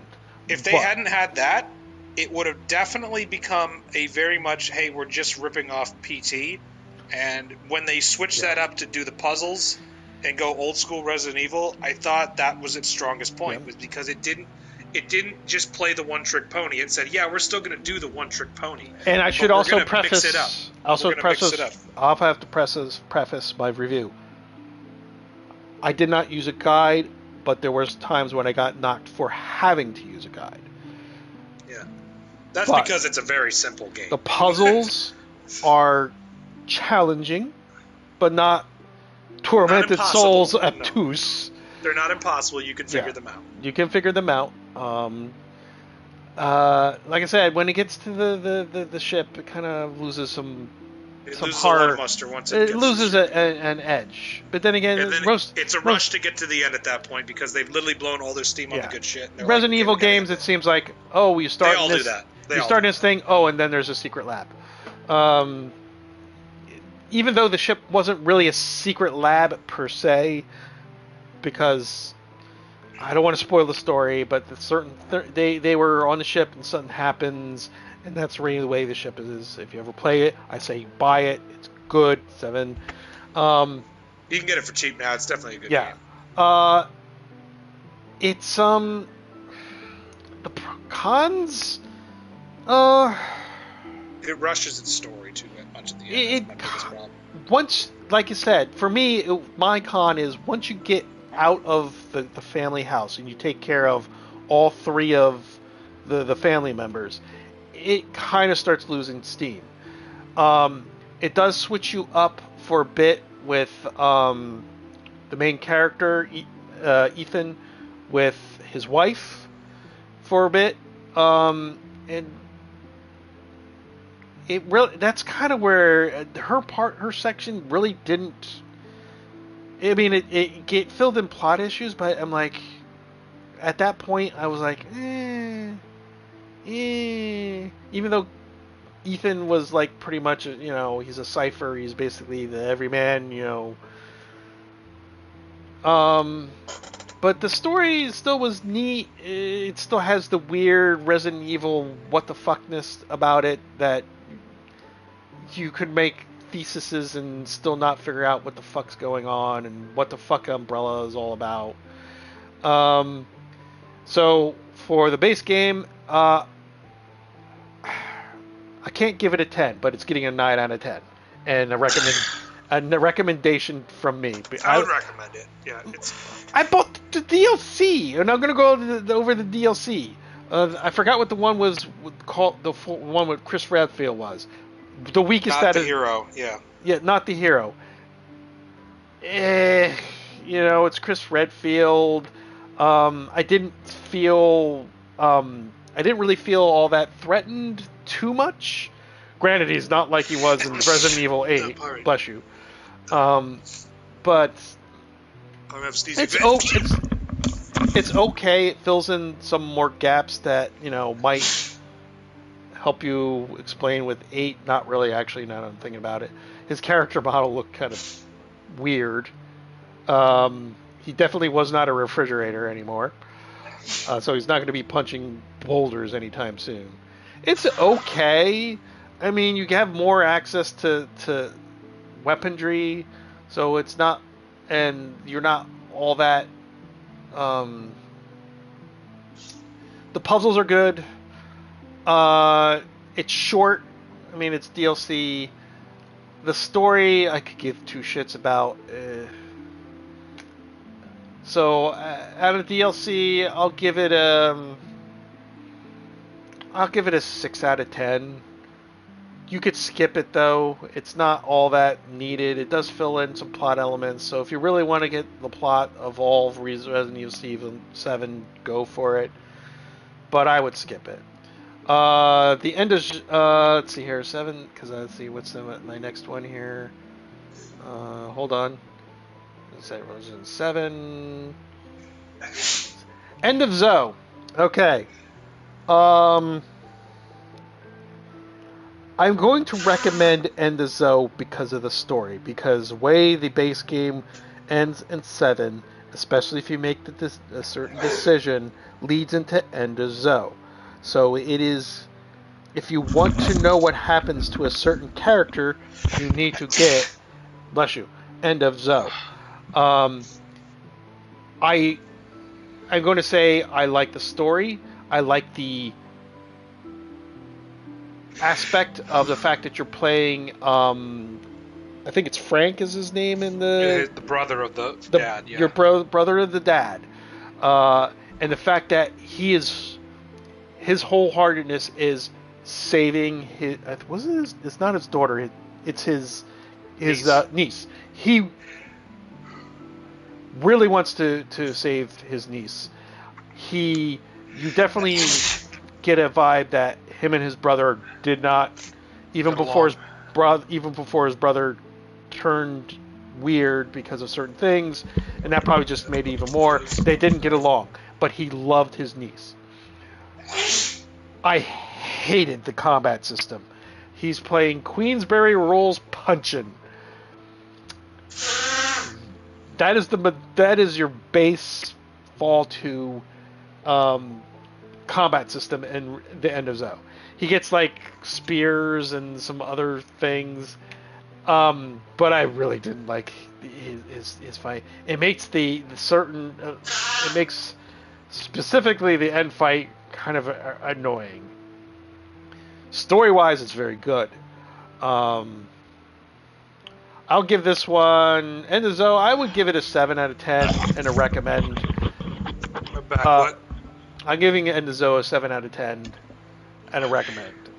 Actually, you know what? I have to give it a 6 out of 10 because I don't like the combat system. I didn't like it. The punching, no. Yeah. No, but I will recommend this. Unlike where Chris Redfield, where you can skip it. I didn't really care for Chris Redfield. Everyone has a boner for him. I'm sorry. He's a joke in my book for punching the boulder, and he always will be. But in the Zoe, I recommend 6 out of 10. Okay, so Village. No, the next thing I played was the Outlast. Listen, let's just go over this real fast. How many zeros are you giving it? Because they both suck. I didn't finish either. They're terrible games, man. They're really not good. They were great concepts when they first came out, because they were like the first to do like mainstream survival horror in first person. But when you go back and play them, they're garbage. They're garbage games. They're walking simulators with suffering. That's all they are. And dick cutting off. It's terrible. It's miserable. They're both zeros, right, Poptart? It's just me crying. That's the review. They suck. Outlast. Then you made me play Whistleblower, which is even worse. Which is DLC. Then Outlast 2. Like I said, there's a reason there's no Outlast 3. Like, no, they're working on it. No, they're not. Trust me, no one will buy them. Because listen, the biggest problem with these games is they were the first to the market to copycat PT. They copied it really well, and then everyone remembered that, wait, PT never came out, and when you go back and play Outlast, you're lucky it's only 2 hours long if you're really good at it, because it's really not that good. All the Outlast is just me crying, but Outlast 2 I particularly do not Outlast enjoy. Outlast 2 is literally really bad. It almost destroyed the entirety of those people working on it because it was so bad. But for Outlast 2, there was a certain point in the game where that is more of a personal issue for me, why I hated it. So, yeah, don't buy them. They're don't just don't. I'm waiting for back here, Dragon. I know you're blowing your nose and you're sneezing, but you there? The reviews on Outlast, do they look nice? Yeah, they look pretty good. Are they good games? A lot of dongs in them. You can skip them. Yeah. So the next up, Remothered Tormented Fathers. That's on you, man. We didn't play those. You didn't play, so I'm like, okay, listen. Made you play them. This is my first taste of Italian. Would you call this jank? Italian jank, yeah. Okay, so this is my taste. Even though it was made by, even though it was written by someone who actually wrote the original Assassin's Creed games. All right, so this is gonna be a tough one.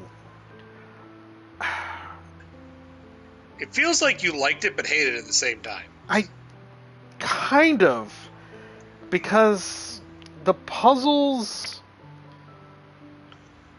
the puzzles aren't hard. It's getting to the puzzles and getting the things that is annoying as fuck. There's a lot of problems with this game, and I understand it was a small group of people, not a lot of money. Um, it is basically a hide and seek game from beginning to end. And the problem with the hide and seek element was its sound design. There was a lot of times when I would be hiding from the guy in the beginning, and I have earphones on, so I have a mic and earphone system. I'm not listening it through the TV, so I have that surround sound thing where if I turn my character around, I'll hear sounds in the direction that I'm looking at. There was times where I would hear sounds that would not make no sense considering the context of what I was in. I could be in a dead end up a stairs in this building, and it would sound like there's something in a room that does not exist in the map and in the whole context. Voice acting was okay. It was fine. There was nothing that stands out much, but not bad at all. It was okay. The models were fine. The environment is okay, but even though you're stuck in a house, I did not get that Resident Evil / Tormented Souls / Resident Evil 7 claustrophobic horror feel. Like, it wasn't really that I was trapped. It was more like I'm stuck in here and it's annoying. Not I'm stuck in here and oh my god, I'm in hell. As in horror hell.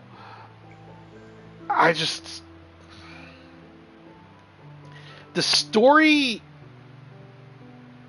is kind of cavolted. And when I get to 2, it gets even worse. But we'll just go with 1. The story, you get the feel that it's a very Resident Evil pharmaceuticals and experimentation thing type of sort of, with some family squabblery, and it doesn't make sense.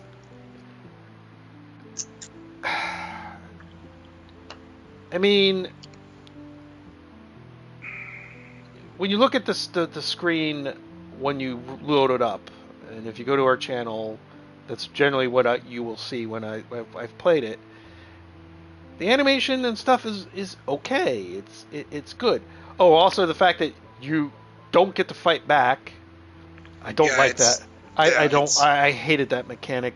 You only get so many defensive items. And basically you run and you hide until the AI either doesn't see you or it gets bored. And there's just times when you can get around him. That's why I guess the way they made the thing was for you to go around and get away without being hit. I can see that, but there are certain times where they have certain areas that are bottlenecked and a little more smaller, where you got to make a decision. I spent most of my time running and then trying to figure out where to go without a map system. I hate that. I'm sorry, that's not my jam. But giving it as it's another small team, kind of like Tormented Souls. But that's the sound thing. It defeated the purpose of hide and seek. Where I'm hiding, it's still saying he's trying to catch. What's the review? Pros, it's if you like Italian horror giallo films, sure, you'll probably like this. It's got that giallo feel. It's more psychological than horror. I'm sorry, but the sound design, I'll give it a 6 out of 10. I'm not going to say I'm going to recommend it, but I'm also not going to say stay away from it. And how bad is 2? Well, let's see here. I think that's what the next one's going to be. We'll just skip right to it because you laughed your entire way through the game. Oh yeah. Me and Bam had a field day with Broken Porcelain, and Broken should have was pretty much what the game was. Yeah, basically they got a huge budget and said they had to make the game in basically 12 They got months. more money, which any development team would love, and any studio would love more money. But then they said had to make the game in like 12 months or less, something like that. 12 months or less. Time was ridiculous. Yeah. Their development team got cut. Oh boy, the story. If you thought the first story was a bit convoluted, 2 just goes off the rails. Convoluted, you mean? Convoluted. The second one goes off the rails. It makes no sense. None of the mechanics work. The story flip-flops between present and past. Sometimes it does it where you're not aware of it, and you're like, wait a minute, where am I? And so it becomes like this convoluted love story between 2 girls, and it makes no sense. Buggy as fucking hell. There was a time I was picking something up. And this was given a box major release on the Wii. This was like you could go and get the disc. You can go and get the chip, the card. As the at a store. Bam, and it was bad. I wish Bam was in here, because Bam would be able to like add to this, because he had to watch me play it. I think he watched me. He was the only one that kept watching me. Well, I was at work the whole time. I couldn't watch you. I was on those weird. I was working those all day shifts from 7 o'clock. I'm going to point out two bugs that were hilarious. One was a little bit more frustrating because I had to purposely die in order to get past this bug, which unfortunately we still counted because it's a death. There was a part where I was picking something out of a drawer, and all of a sudden my character bugged out and just kept picking it up, dropping it up, picking it up, turning it up, and it looked like she was masturbating standing up. And this kept going on a loop for over 15 minutes, and I lost my mind. I went crazy. I was just 15 minutes of me laughing at a bug and going, oh my god, I gotta keep playing this game. I can only imagine what else awaits me bug-wise from this game. There came this part where it was a very important part where I had to do a certain thing, have things happen in order for me to progress from the area. I was being chased by 3 of these people that are possessed, and I use that in quote marks because I really don't understand what the fuck was going on with these games at this point, story-wise or whatnot. And I kited them into the bathroom to run away from them, so I could run and hide so they wouldn't be able to see me, so I had to do a certain thing. And so I run it, I get them in the bathroom, I ran back into the main area, it was like a restaurant type area, and I'm waiting for them to come out so I can plot my course. And they don't come out. I'm sitting there, and since they don't come out, the thing that I need to do doesn't proc. So I can't try to do the thing to leave. And I'm waiting. 5 minutes goes by. 10 minutes go by. And Bam's like, did they leave? So I get up. I go to the bathroom to look to where they're at. And I'm expecting to jump out the door because I have to open the door.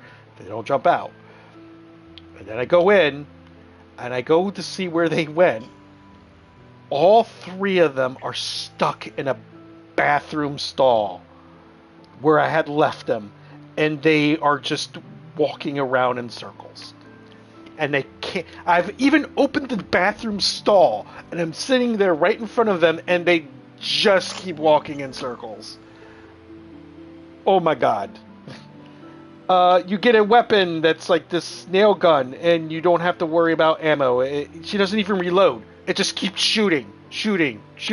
shooting. It's got infinite ammo, and you don't have to reload it at all. The stupid moth power.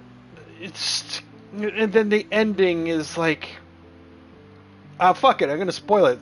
Supposedly, the main character from 1 makes an appearance in 2, actually, so it's kind of a spoil, and you have to play as her for like an hour for some stupid reason. I don't even remember what it was for. This is dumb, because then you go switch back to the fucking the girl,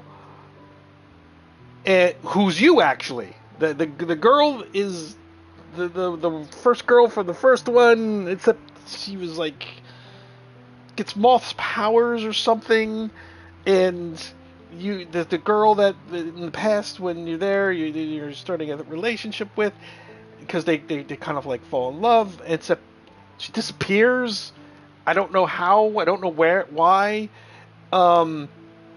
And in the beginning of the part 1, you know the guy's interviewing the girl. That's actually the reporter, and then she goes to where the girl, she finally, the reporter actually starts a family, and then she finally 1 second finds. Don't worry, it's a stream of consciousness, because this game is just fucked up. You finally she somehow finds her, but she's at this point, she's got Alzheimer's, and it's supposed to be sad because they never got to have a life together. And I'm like, but she just like dropped out of nowhere. They kind of built it up a little bit in the beginning, and then it just got fucked up weird. And it's not even hinted at in the first one, though supposedly the first one is it's just,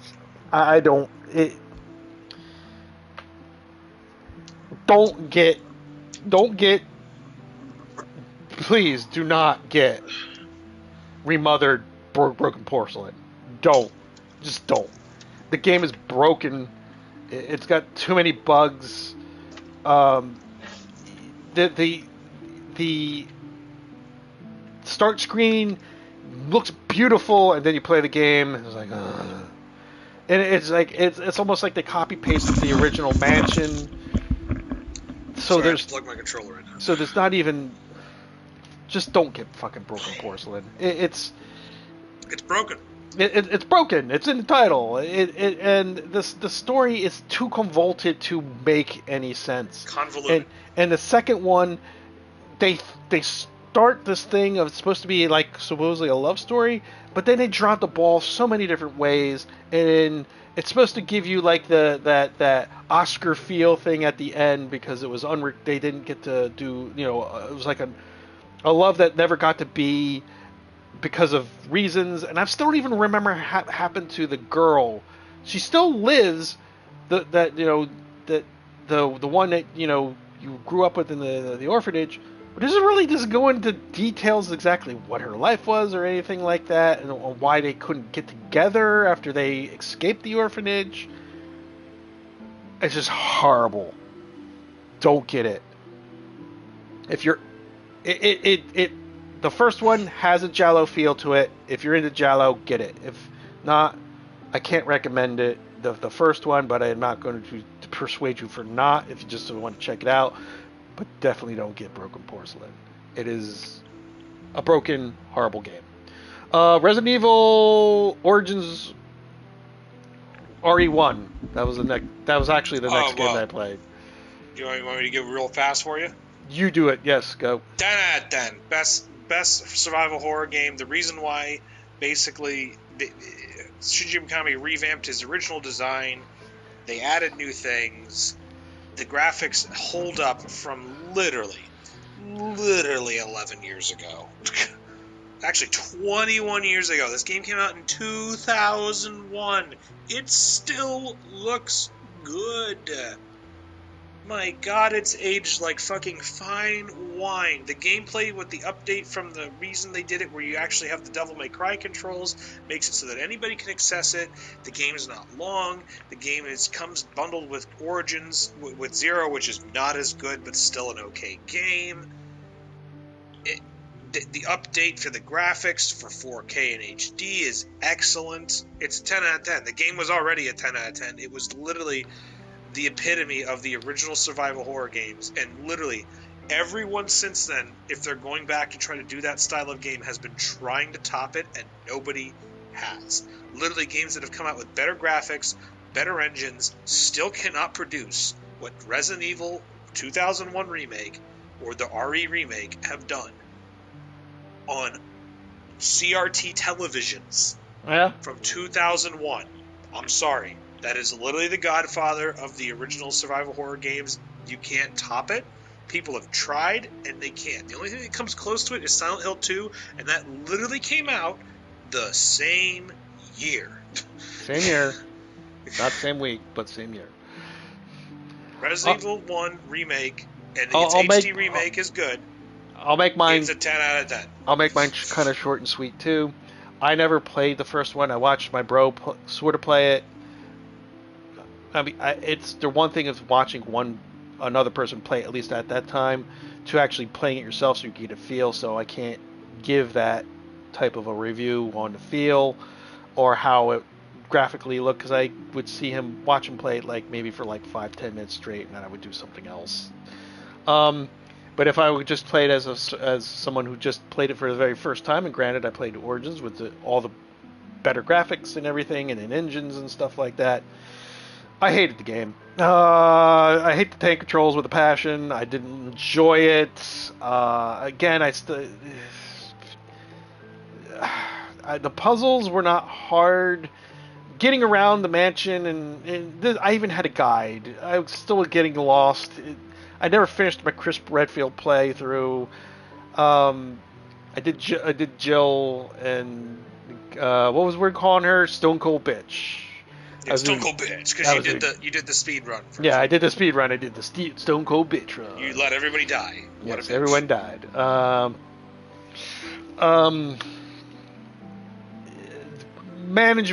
Inventory management, I hated. I hated it.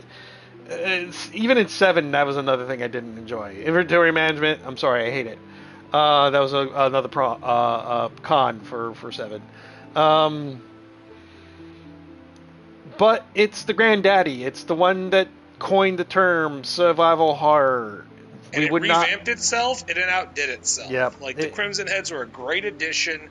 The mansion looks like it's a place someone could live in. I'm going to mention Yahtzee Croshaw from Zero Punctuation. He has said that Resident Evil reinvented itself twice in its lifetime. Resident Evil 4 and then Resident Evil 7.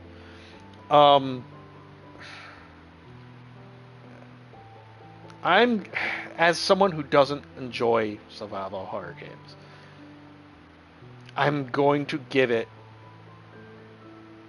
a 6 out of 10. I wanted to give it a 5 out of 5, but I can't I love how there's a constant thing. Tormented, that, Porcelain, they're all 6 out of 10s. Porcelain? I Broken Porcelain? No. I never gave it Broken Porcelain a thing. I just said don't buy it. No, you said 2. You said 1 was a 6. 1 was a 6.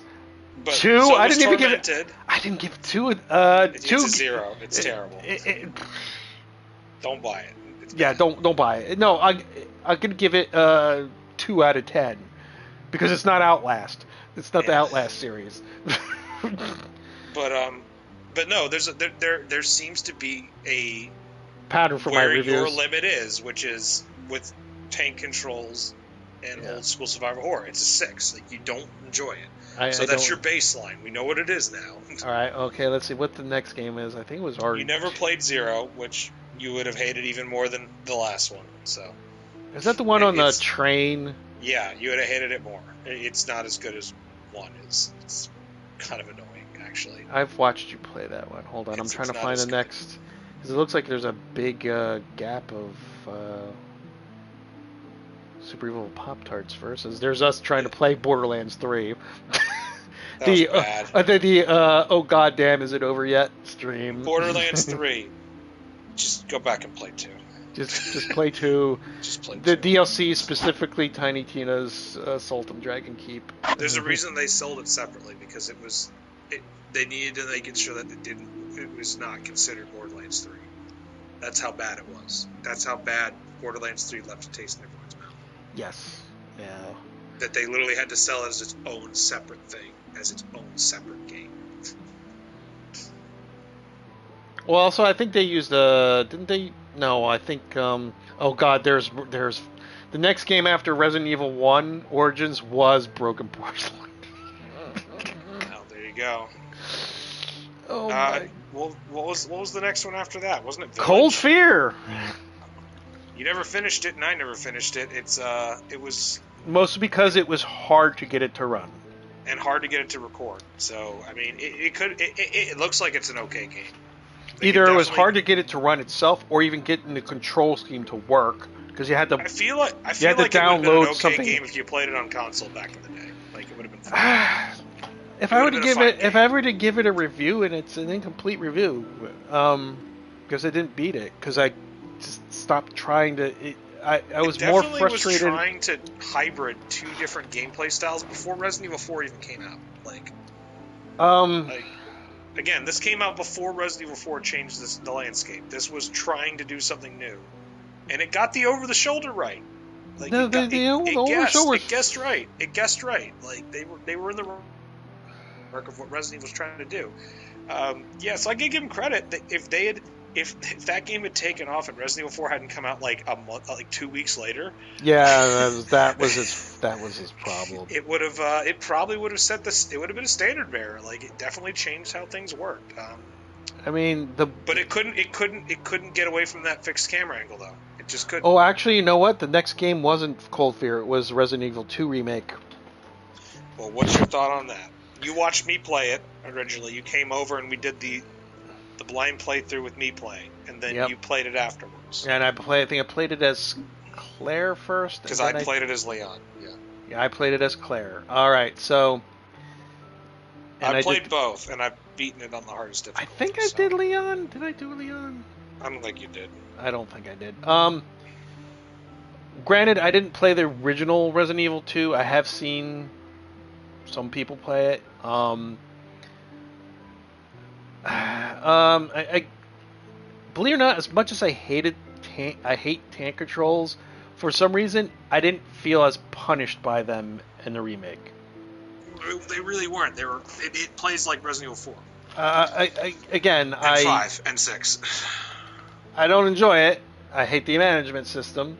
The puzzles aren't overly difficult. Hard at all. No. Dealing with what's his name? Nemesis. Mr. X. Oh, it's Mr. X. The one you got to do next. Yeah, Mr. X. Okay.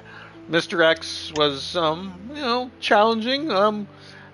There are times when the sound kind of, I would think he was somewhere else. I thought he was one spot, and he wasn't even there at all, because it sounds like he's like right outside the door. I go right outside the door. He's not outside the door. So there was times when that would happen. Story was neat. Again, it's got its cheesy, out of its mind umbrella conspiracy shit that makes no sense, but that seems to be the reason why people kind of love Resident Evil. It wouldn't be Resident Evil if it didn't have that weird shit going on. The voice acting was fine. The only part I hated is when I had to take over as the little girl. I hated that part. That was the only part I did not like. 8 out of 10. It's a 10 out of 10. It's an excellent game. You get the most value for your buck out of it. If you paid $60 for it, I feel like you got $60 if you did all the different playthroughs. The DLC was free. It's the graphics engine worked excellently in third person. You can definitely tell between, you haven't played 3 yet, between 3 and this, they definitely had A team on this game, and they had the B team.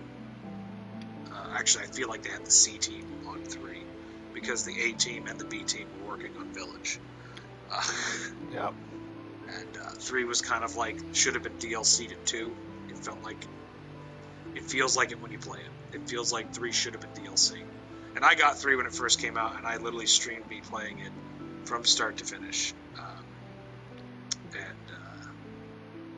I beat it in a day. One sitting. Yep. It's very easy. Yeah, 3 is very easy. 2, you can play it in one sitting. We did. We took a break to eat lunch, and that was about it.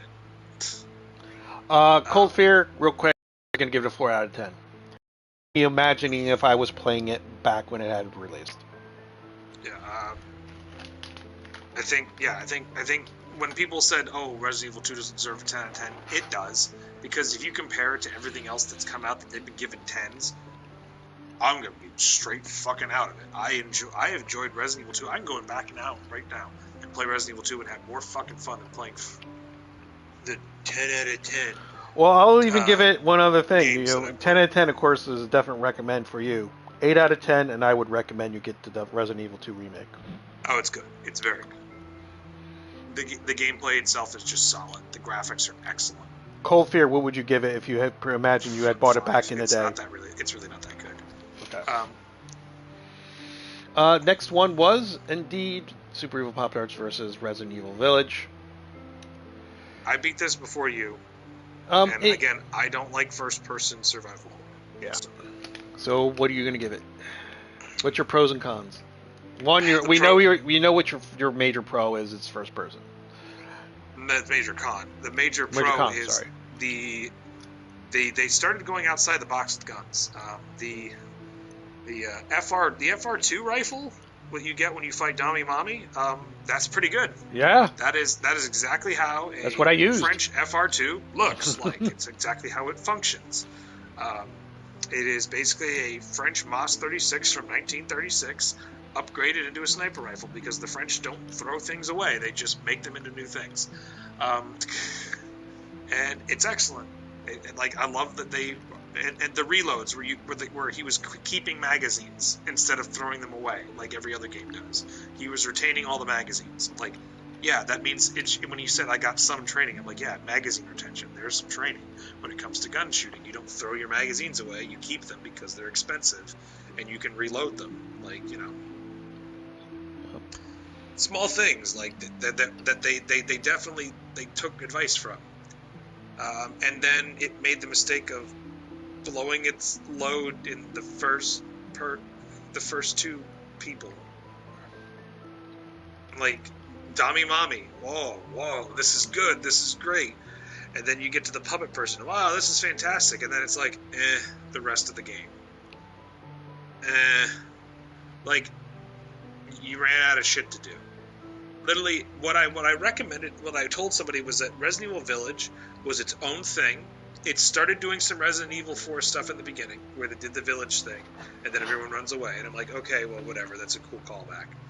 And then they do their own thing. Then they do Dami Mami, which is the greatest hits of 2 and 3, with the killing the people, doing this, running and hiding, things like that. Excellent original character, best part. That's why it's first. Excellent hook. Well done.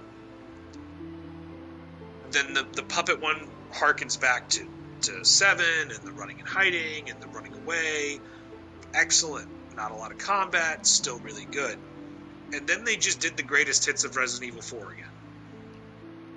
Every beat after that is basically like, hey, remember Resident Evil 4 where you had to go and fight a guy in a lake who was a monster? Hey, remember in Resident Evil 4 where you went into a castle, or when you went into all these things and did all this stuff in a Greek thing? Hey, remember Resident Evil 4 when you were just an army guy and shot a bunch of people? Hey, remember in Resident Evil 4 where it just ends randomly after fighting a boss that was really much easier than you thought it was going to be?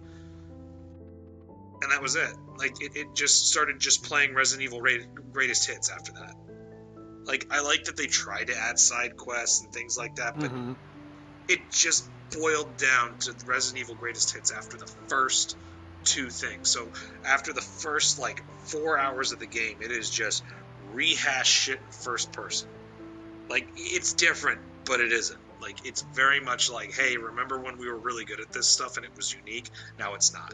Like, it definitely wasn't. It felt just it felt like they'd run out of ideas, and they just, like, Magneto guy, like, that was just... You mean Nicolas Cage? Magneto Nicolas Cage is just terrible. Like, it's just bad. Like, it just ran out of gas. And everyone's sitting there going, oh, it's the greatest Resident Evil. No, it's actually worse than 7. It's actually not as good, because all it is action now. You're just shooting everything. There's no... You basically blew your load on what your new Resident Evil is right off the bat, where it's like item management, trying to be stealthy, doing all these things. And then it's just like, I hope you've got enough bullets, motherfucker. Here we go. And that's literally what it turned into. Like, it became...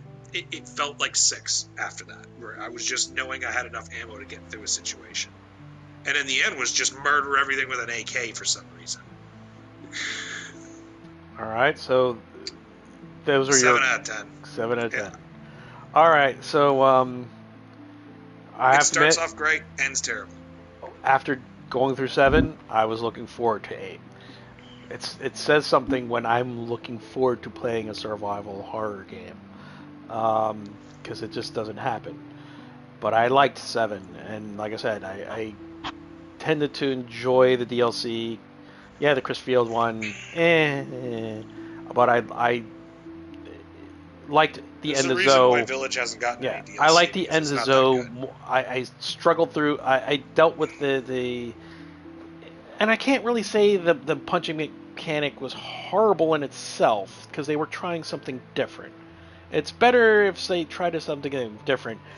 Whether that different is executed well, that's another story. Or if that new thing people latch onto and can enjoy it, that's something else. It's one thing to keep doing the same thing and not try to innovate. So they were trying to innovate and to do something different. But that's the end of Zoe, where I reviewed it. I was looking forward to set 8. Again, everyone bought into the Dommy Mommy hype. Mommy, please step on me. It was the best part. Like, it was so good. And you know what? I'm going to echo Dragon's thing. Excellent hook. First villain. It's if they would have started off with like Lake Dude or Magneto Nicolas Cage, we all would have given up and just yeah, people would have played through it, and then they would have gotten to like the next 2, and they're like, well, why didn't they start off with this? But then you had the same thing. They started off strong, and then you said it's just. I haven't played 4 yet, so I can't go on you're comparing the 2 moments of 4 with 8. I can't, because I haven't played it yet. No, 8 is literally just a verbatim. 8 is Resident Evil greatest hits. Okay. They took all the things that had worked in the past and just threw them all. Each boss was its own thing. Dommy, Mommy, and the Sisters was Resident Evil 2 and Nemesis. Okay, 7 was the hide and seek thing they did from 7. Yep. The lake monster was straight from 4, and then the final, the Magneto was literally like 5 and 6, and then the ending was just 6. I can see 6. I don't remember 5. That might 5 is basically just balls to the wall action. That's all it is. There's no boulder though. 5 had the boulder. Like, I know. I'm talking about 8. But anyway, let me get in my review. So, Dommy Mommy. Yeah, we all. She is the highlight of the game. She really is. Best part. Best boss fight. The problem is, her daughters really weren't much of a. They're neat, because it's got that whole old school, Dracula and his wives type thing. With this type, it's, Dracula-esque Dommy Mommy and her daughters. But when I fought the daughters were a pushover. Were you playing on easy or normal? I was playing on normal. Oh, okay. The castle's beautiful. I mean, I've seen the behind the scenes with how they mocapped and filmed Dommy Mommy, and if you, and I'm going to recommend 8 just so you can. The first 2 parts are good. The first 2 parts are excellent. Yeah. The second part, well, if you've had kids, or have had any type of dread of becoming a parent, Yeah. it is. But It hits home so fast and so hard. It's good. The hide and It's really seek effects with Dami Mami are not as. No, it's more of a just runaway. Yeah, it's more of a runaway. Though there are times where if you don't plot correctly, she will corner your ass, and not that like she's running after you and then corner you. She's just like simply walking and stalk. You know, she's doing her usual stalk mechanic. She's like but 9 if you, feet tall, so, yeah. But if you don't plot correctly, you'll end up being stuck in a corner and like, oh god, here comes Dami Mami, please step on me, I was a bad boy, and that's all you can do. So there wasn't the hide and seek aspect was missing a bit with her. And also, what was with all the hand torture? George Lucas might have had a hand in it. I don't know. Get it? No. There's just so much hand torture in this game. Your hands get cut off. They get hooked. You lose fingers. But anyway, let me go. But no, Dami Mami was great. The false fight with her. Like I said, I hate sniper rifles, but boy, I love that gun, Dragon. That thing was smooth. I have that gun. I have the the World War II version of that gun. It is that smooth. That's how I took her down. I was hitting long. I think how I beat her was the last shot I had was basically a headshot from a distance. Hold on. But yeah, Dami Mami is definitely the standout. She's the whole reason to hook. Wow. Waiting for Dragon. He's probably. I don't know if it's here on the chat here, but I have my MOS 36 right here. It is unloaded, safe, and unloaded. The butt plate's out, so there is nothing in the chamber. So you are aware. This is how fast the action is. Oh, I've got the safety on. Let me turn that off.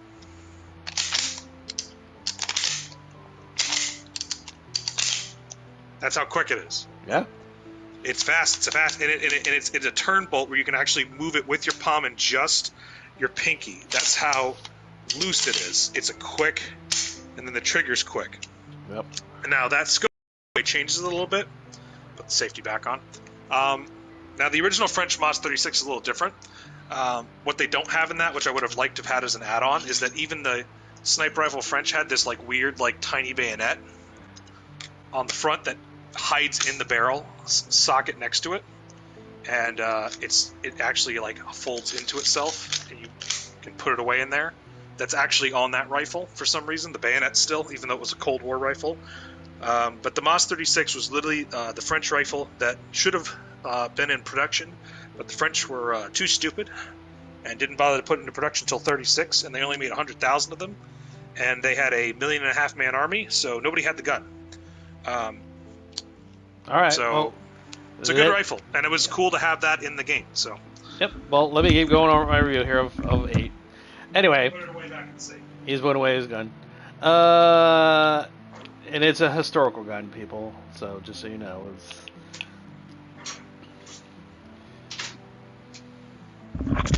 All right. So Dami Mami. Put it back in the safe. We're good. Dami Mami highlight the second part with guns highlight. Guns are all excellent too. Yes, guns are good. Especially the French one. That was great. The second part was creepy, creepy as hell, and that is especially exactly if you've how been a parent of any type, or you've had like misgivings of becoming a parent. Well, not only that, it's a good way of going from. So it's Dami Mami and her daughters, and now you're going to oh shit, it's a creepy lady with a puppet.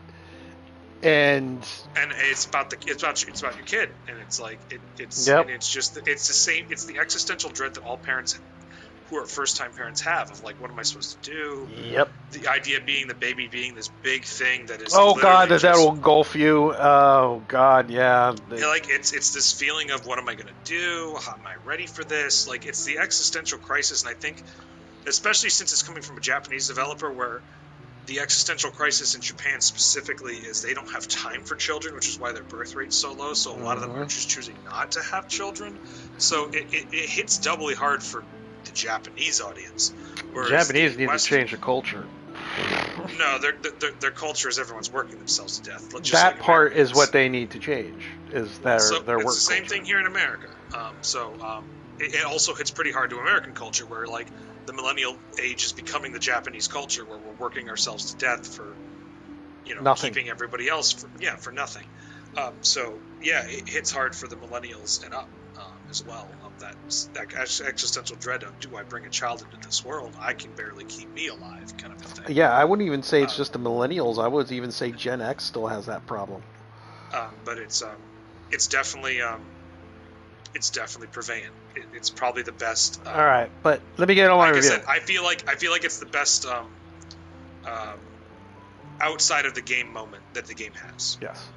The next part, it goes downhill. Then, because then you deal with Fish Boy, who has an inferiority complex, and that part was probably my most uninterested in part. I was just not interested in it. I nuked him. He was really easy. I'm gonna say this: the boss battles weren't all that difficult. His was boring. Dummy Mommy's wasn't really boring because I had bought into the hype, and I had to use a gun type that I usually don't like using in games. Period. So but it was a good gun, so it was like, oh, okay. It had, at least that first fight had an adrenaline rush. The second boss fight was really it was more. Do you have cover for the acid thing? Do you? Don't you? The end. That's it. No. The second fight wasn't the acid thing. That was the puppet. Yeah, but that wasn't even a fight. That was just playing hide and seek. It's hide and seek with like consequence, and there was the creepiness of it all, and you had that dread of, because you're timed, because if you don't find them in time, you're dead.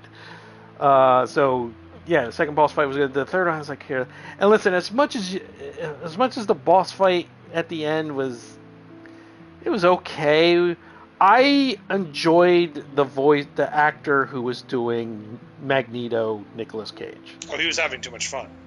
He was doing Magneto. He was doing Nicolas Cage. He was channeling Nicolas Cage as hard as he could. And his story beats were neat because he feels like where most of us would have been when we were put in this situation. Yeah, sure, whatever. Yeah, he didn't come off as being evil. But morally corrupt, yes, but not evil. He came off as he was given the option to do this after being not the chosen one, but to stick around, and he kind of just is just like, I made a mistake and I want out. Like, yes, but I want you to still die. And the very final boss fight was a letdown. It was pretty easy. The ending's terrible too. Yeah. I'm not going to spoil it because it's still kind of fresh in everyone's minds, because I actually bought it when it came out. So most of these games that I've played on Super Evil Poptarts were games that have been out for a while and I'm catching up to them, or Dragon's finding this interesting game. Hey, why don't you play this? Which was where we got, the Mother Tormented Fathers. This is where we got Tormented Souls. Alien Isolation, that wasn't a find. That was like, oh no, you need to try to play it. I still hate you for the fucking Outlet series, damn it. Listen, I suffered through the first one, and I was going to make you suffer too.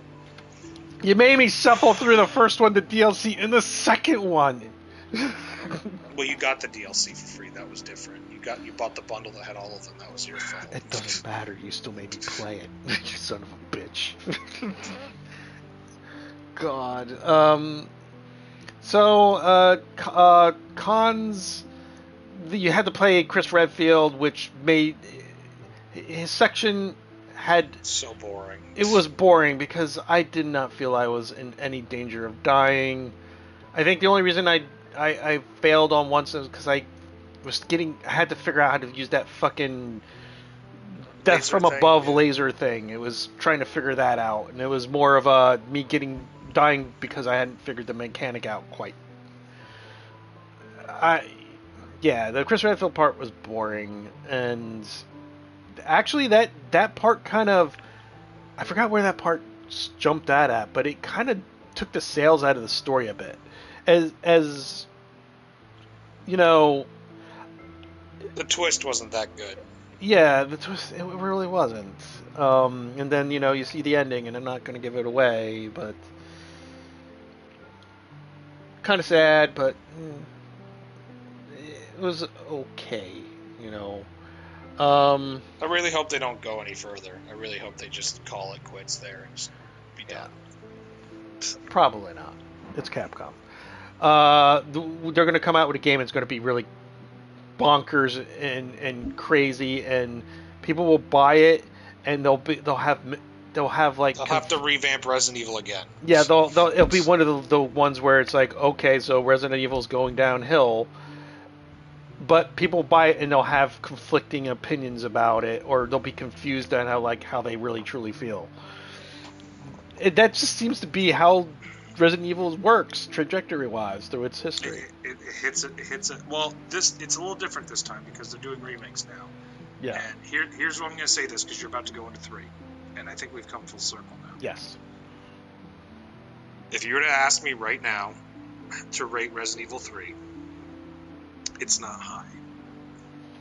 I've beat it several times because I felt like I need to get my $60 worth.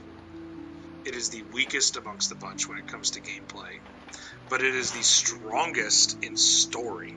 Like they went full out on the mocap. Like it looks good. Like it like the story is pretty. It's not a good beat for beat of the original, but the original was a side story too, done by a C team. So it was like fitting that they sent out a C team to do the same thing.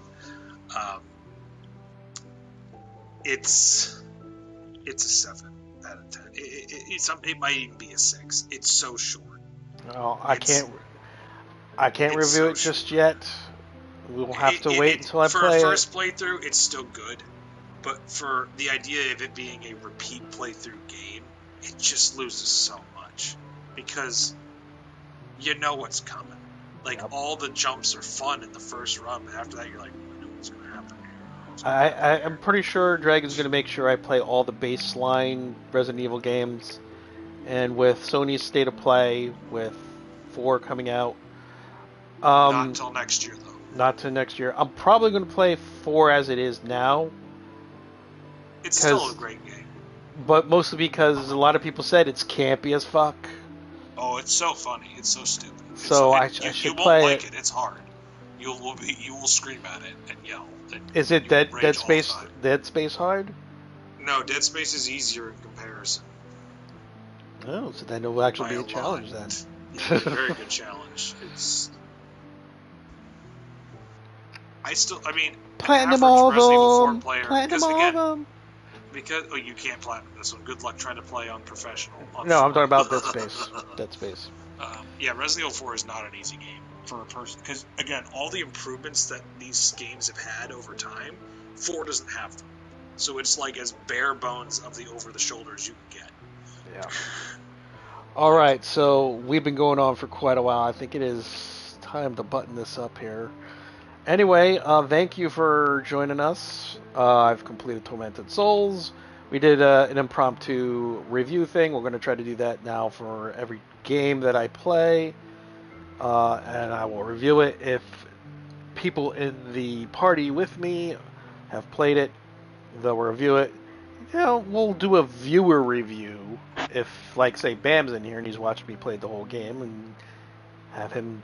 This is me watching someone else play this game. What I'm going to get it. When you do 3, we're going to have people who chime in. You'll have random people who are like, oh yeah, I remember playing this game the first time, it was okay. And then on subsequent playthroughs, then, you know.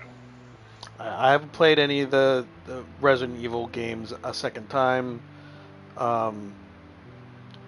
There's a part of me that wants to play 7 again, but I'd have to put it on my PS5 because... Then you'd have to play it on harder difficulty because you already know what's coming. So it's like there's a part of me that Resident Evil is speedrunning when it was the first time. When it was fresh in my mind, I kind of actually wanted to speedrun it to Dragon.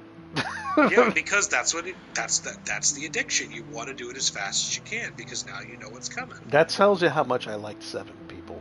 I really liked 7. How much I liked the original ones, where I could literally say, "Oh, why'd you throw your pistol away right off the beginning of the game? I don't need it. I just need the shotgun." And you're like, "What?" I'm like, "Yeah, trust me. I'm just gonna dodge everything." What are you doing? Well, Why are you killing nobody? I could just dodge him. Fuck it. Well, that's like I did in Dead Space 1, where, I did the playthrough. Well, not only 1 and 2, they had the trophy where, you just use your base gun, that's it. Yeah, that gun was good. Like I said, in Resident Evil, you have to worry about your ammo consumption, whereas in Dead Space, if you only used one gun, it only gave you ammo for one gun. So, and yeah, there might have been a bit of trophy hoardingness on that part with the one gun in Dead Space, but also I was like, I can do it. I did Dead Space 1 on the hardest difficulty with only the one gun, so I don't know if you did that. So. Yes, I platinum, dude. Yeah, no, but did you do it in the same run? I did the hardest difficulty with only the one gun. Yeah. I did both the same playthrough. I think there might have been like one spot where I used one gun because it was a situational thing more than, it was a good gun. And that was about it. Everything else, I'm like, no, I just need the one gun. It's perfect for cutting limbs and destroying shit. I don't need anything else. Just need to power it up and I'm good.